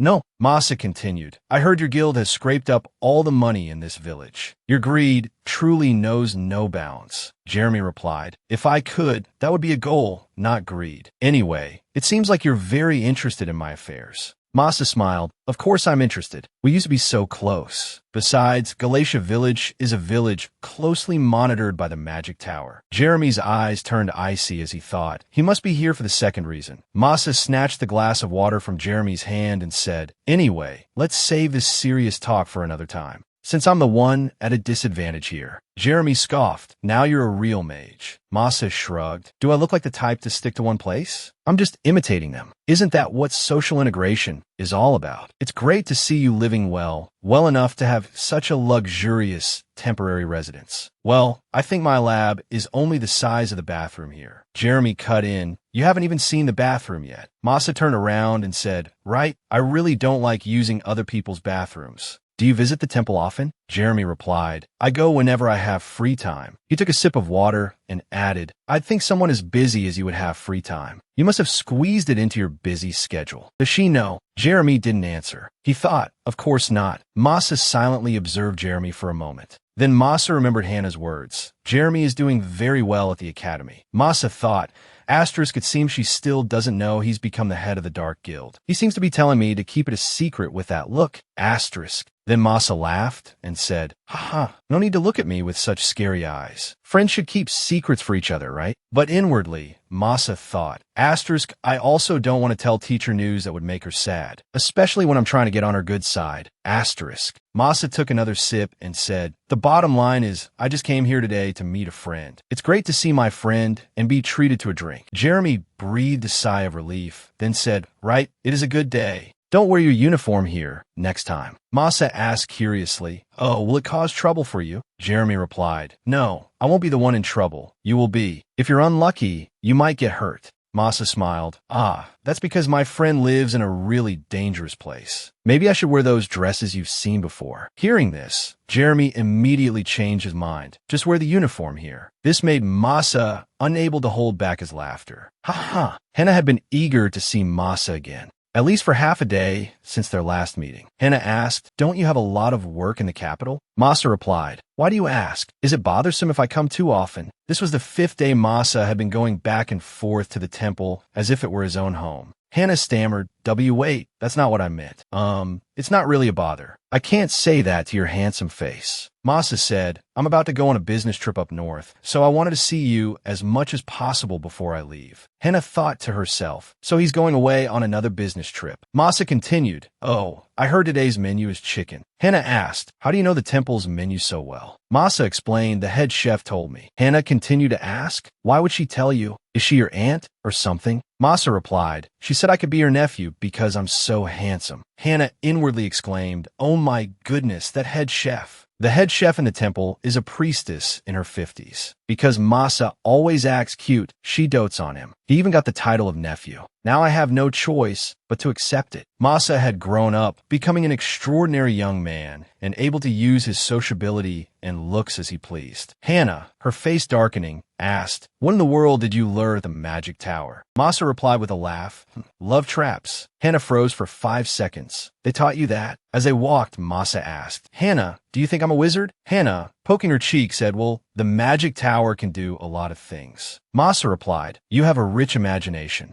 Masa replied with a laugh, love traps. Hannah froze for 5 seconds. They taught you that? As they walked, Masa asked, Hannah, do you think I'm a wizard? Hannah, poking her cheek, said, well, the magic tower could do a lot of things. Masa replied, you have a rich imagination. Hannah thought to herself, that's a given. Everything you've done is beyond my imagination. Masa took Hannah's hand. Are you finished with work today? Hannah hesitated. What? No. Masa smiled that let's do something fun. Hannah forced a smile that I just said I wasn't finished. I need to check the storehouse again. Hannah wondered why. Hannah put her hand to her chin. Something's been off lately. The holy water I worked so hard to make seems to be disappearing. Masa said, maybe it's just your imagination. Hannah immediately countered, no, my gut feeling has been off lately. Maybe it's because I'm a priestess. Hannah was still uneasy. She needed to check the storehouse before eating, no matter what. As she walked, Hannah overheard hushed gossip. Who is that man? He comes here every day. He's so handsome. Does it matter? Judging by his uniform, he must be a mage, right? I wonder how he knows Hannah. Are they dating? The other person giggled that in a way. Anyway, I hope he comes often and brightens this place up. Oh my God, we just made eye contact. Hannah thought irritably, if you're going to whisper, please don't let us hear you. And what's with the no way? Why is that thought so ridiculous? What if Masa is offended? Masa asked with a smile, what's wrong? I'm used to it. It's the fate of someone overly handsome. Hannah thought, I knew he'd say that. Then, with a sigh, she said, well, I suppose so. A little later, at the storehouse. Upon entering, Masa said, this temple really can't be bribed. It's all sacred stuff in here. Hannah replied, it's not a treasure vault, it's just a storehouse. Masa sounded surprised. Then why store holy water here? Hannah replied casually, because holy water is easy to come by these days. Suddenly, Masa noticed something. He asked, did you make all of this yourself, Hannah? Are there always this many supplies piled up here?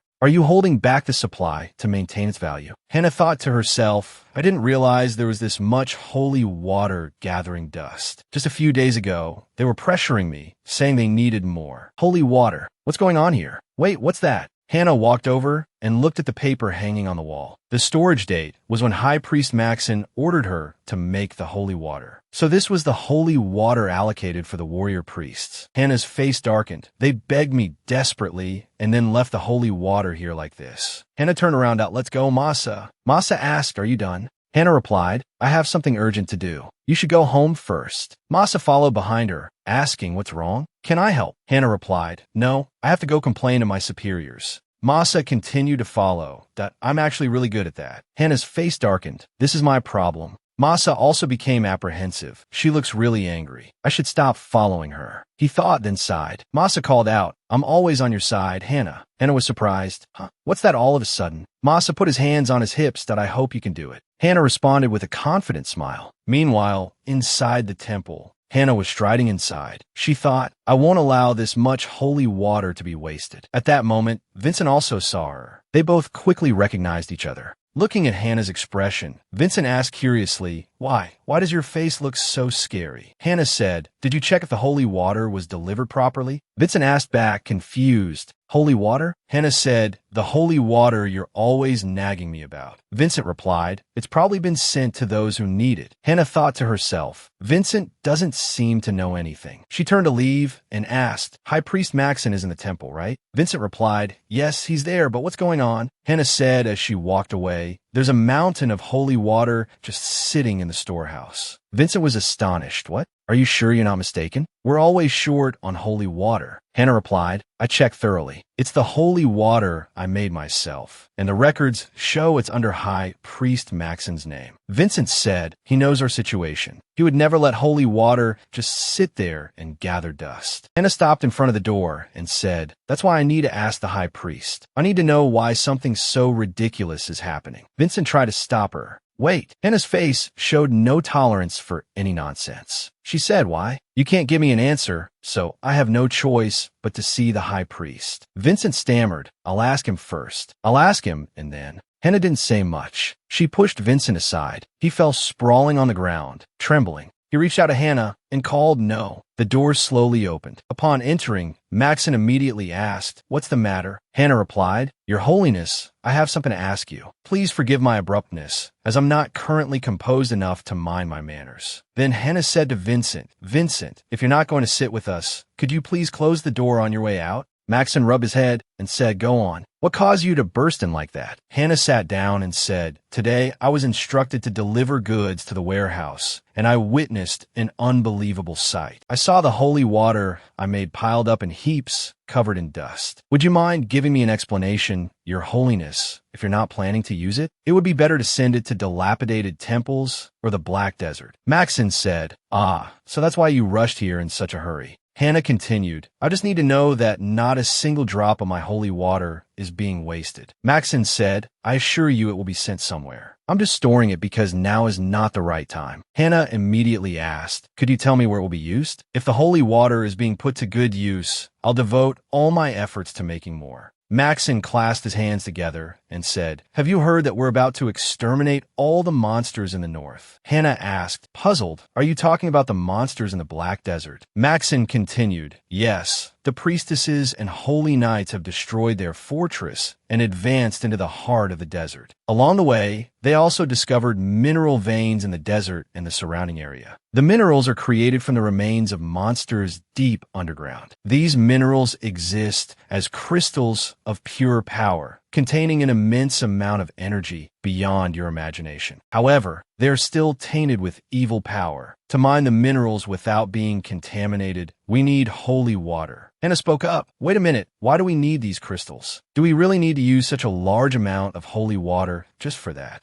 Maxon explained, in the future, those crystals could shift the balance of power in this world if we obtain them. The temple could rise even higher, surpassing both the royal family and the magic tower. Hannah wondered, all of this is just because of a rivalry between factions. Maxon closed his eyes and said, you mustn't underestimate the power of those crystals. Hannah suddenly realized something. Wait a minute, minerals in the desert. She spoke up. Do you know the name of that mineral? Maxon said, it doesn't have an official name yet. However, the magic tower calls them Galia crystals. Galia crystals, the crystals discovered in Mount Galia, which separates the area behind Galatia village and the desert. In this chaotic world, these crystals are the main culprit behind the war among the villains, the greatest villains in the world. These crystals containing pure power can be combined with magic, divine power, sword aura, and all other kinds of power. They can also become a material that amplifies that power. In the novel, to monopolize the Galia crystals, the Dark Guild, the Magic Tower, the royal family, and even the temple all set their sights on Mount Galia, which became a battlefield. The world has been following the direction of the novel all this time. I've been oblivious to it. Hannah asked, has the news about these crystals spread everywhere? Maxon replied, only a few people know about this. That's also why we can't reveal how to use the holy water. Hannah wondered, if this gets out, wouldn't it cause chaos? Maxon clasped his hands and said, the guilds have fast information networks, and the Magic Tower has already taken action. We're the ones who dealt with the monsters. It's ridiculous that they're now hoping to pick up scraps from our table. Hannah worried, could this lead to war? Maxon said, everything will become a mess if we don't acquire these crystals first. If this power falls into the wrong hands, I don't know if we can prevent a disaster. Hannah uttered, I can't believe this. She thought to herself, asterisk, it seems like the temple is hoping to gain possession of the crystals. However, they probably won't succeed. In the novel, there was a huge war because of these crystals. If things go the way of the novel, I have to stop it. I have to stop everyone from going crazy over them and destroying Asterisk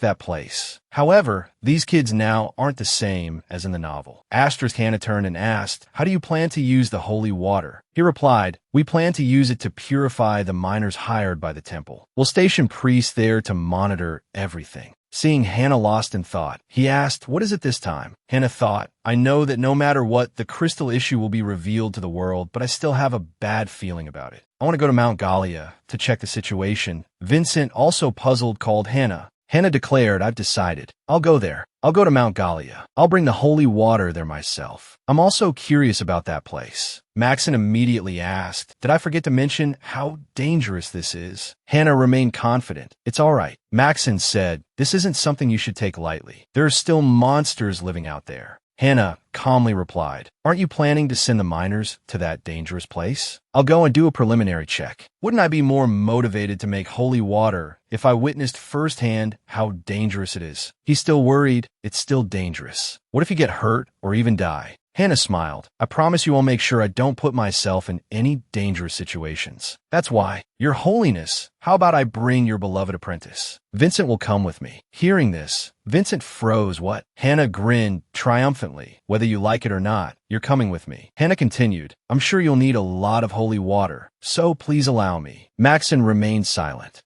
After a moment, he said, I'll go and request permission from His Holiness the Pope. Vincent stood up abruptly. Wait, what about me? Maxon's words stunned Vincent. Didn't you hear? You're going with her. A cry of dismay echoed throughout the temple. What? Thank you for watching today's video. So we've reached the end of Season 1 of this captivating story. See you in Season 2, where the story promises to be even more dramatic and surprising. Don't forget to like and subscribe to our channel to support us and not miss any new videos. Thank you for watching, and have a nice day.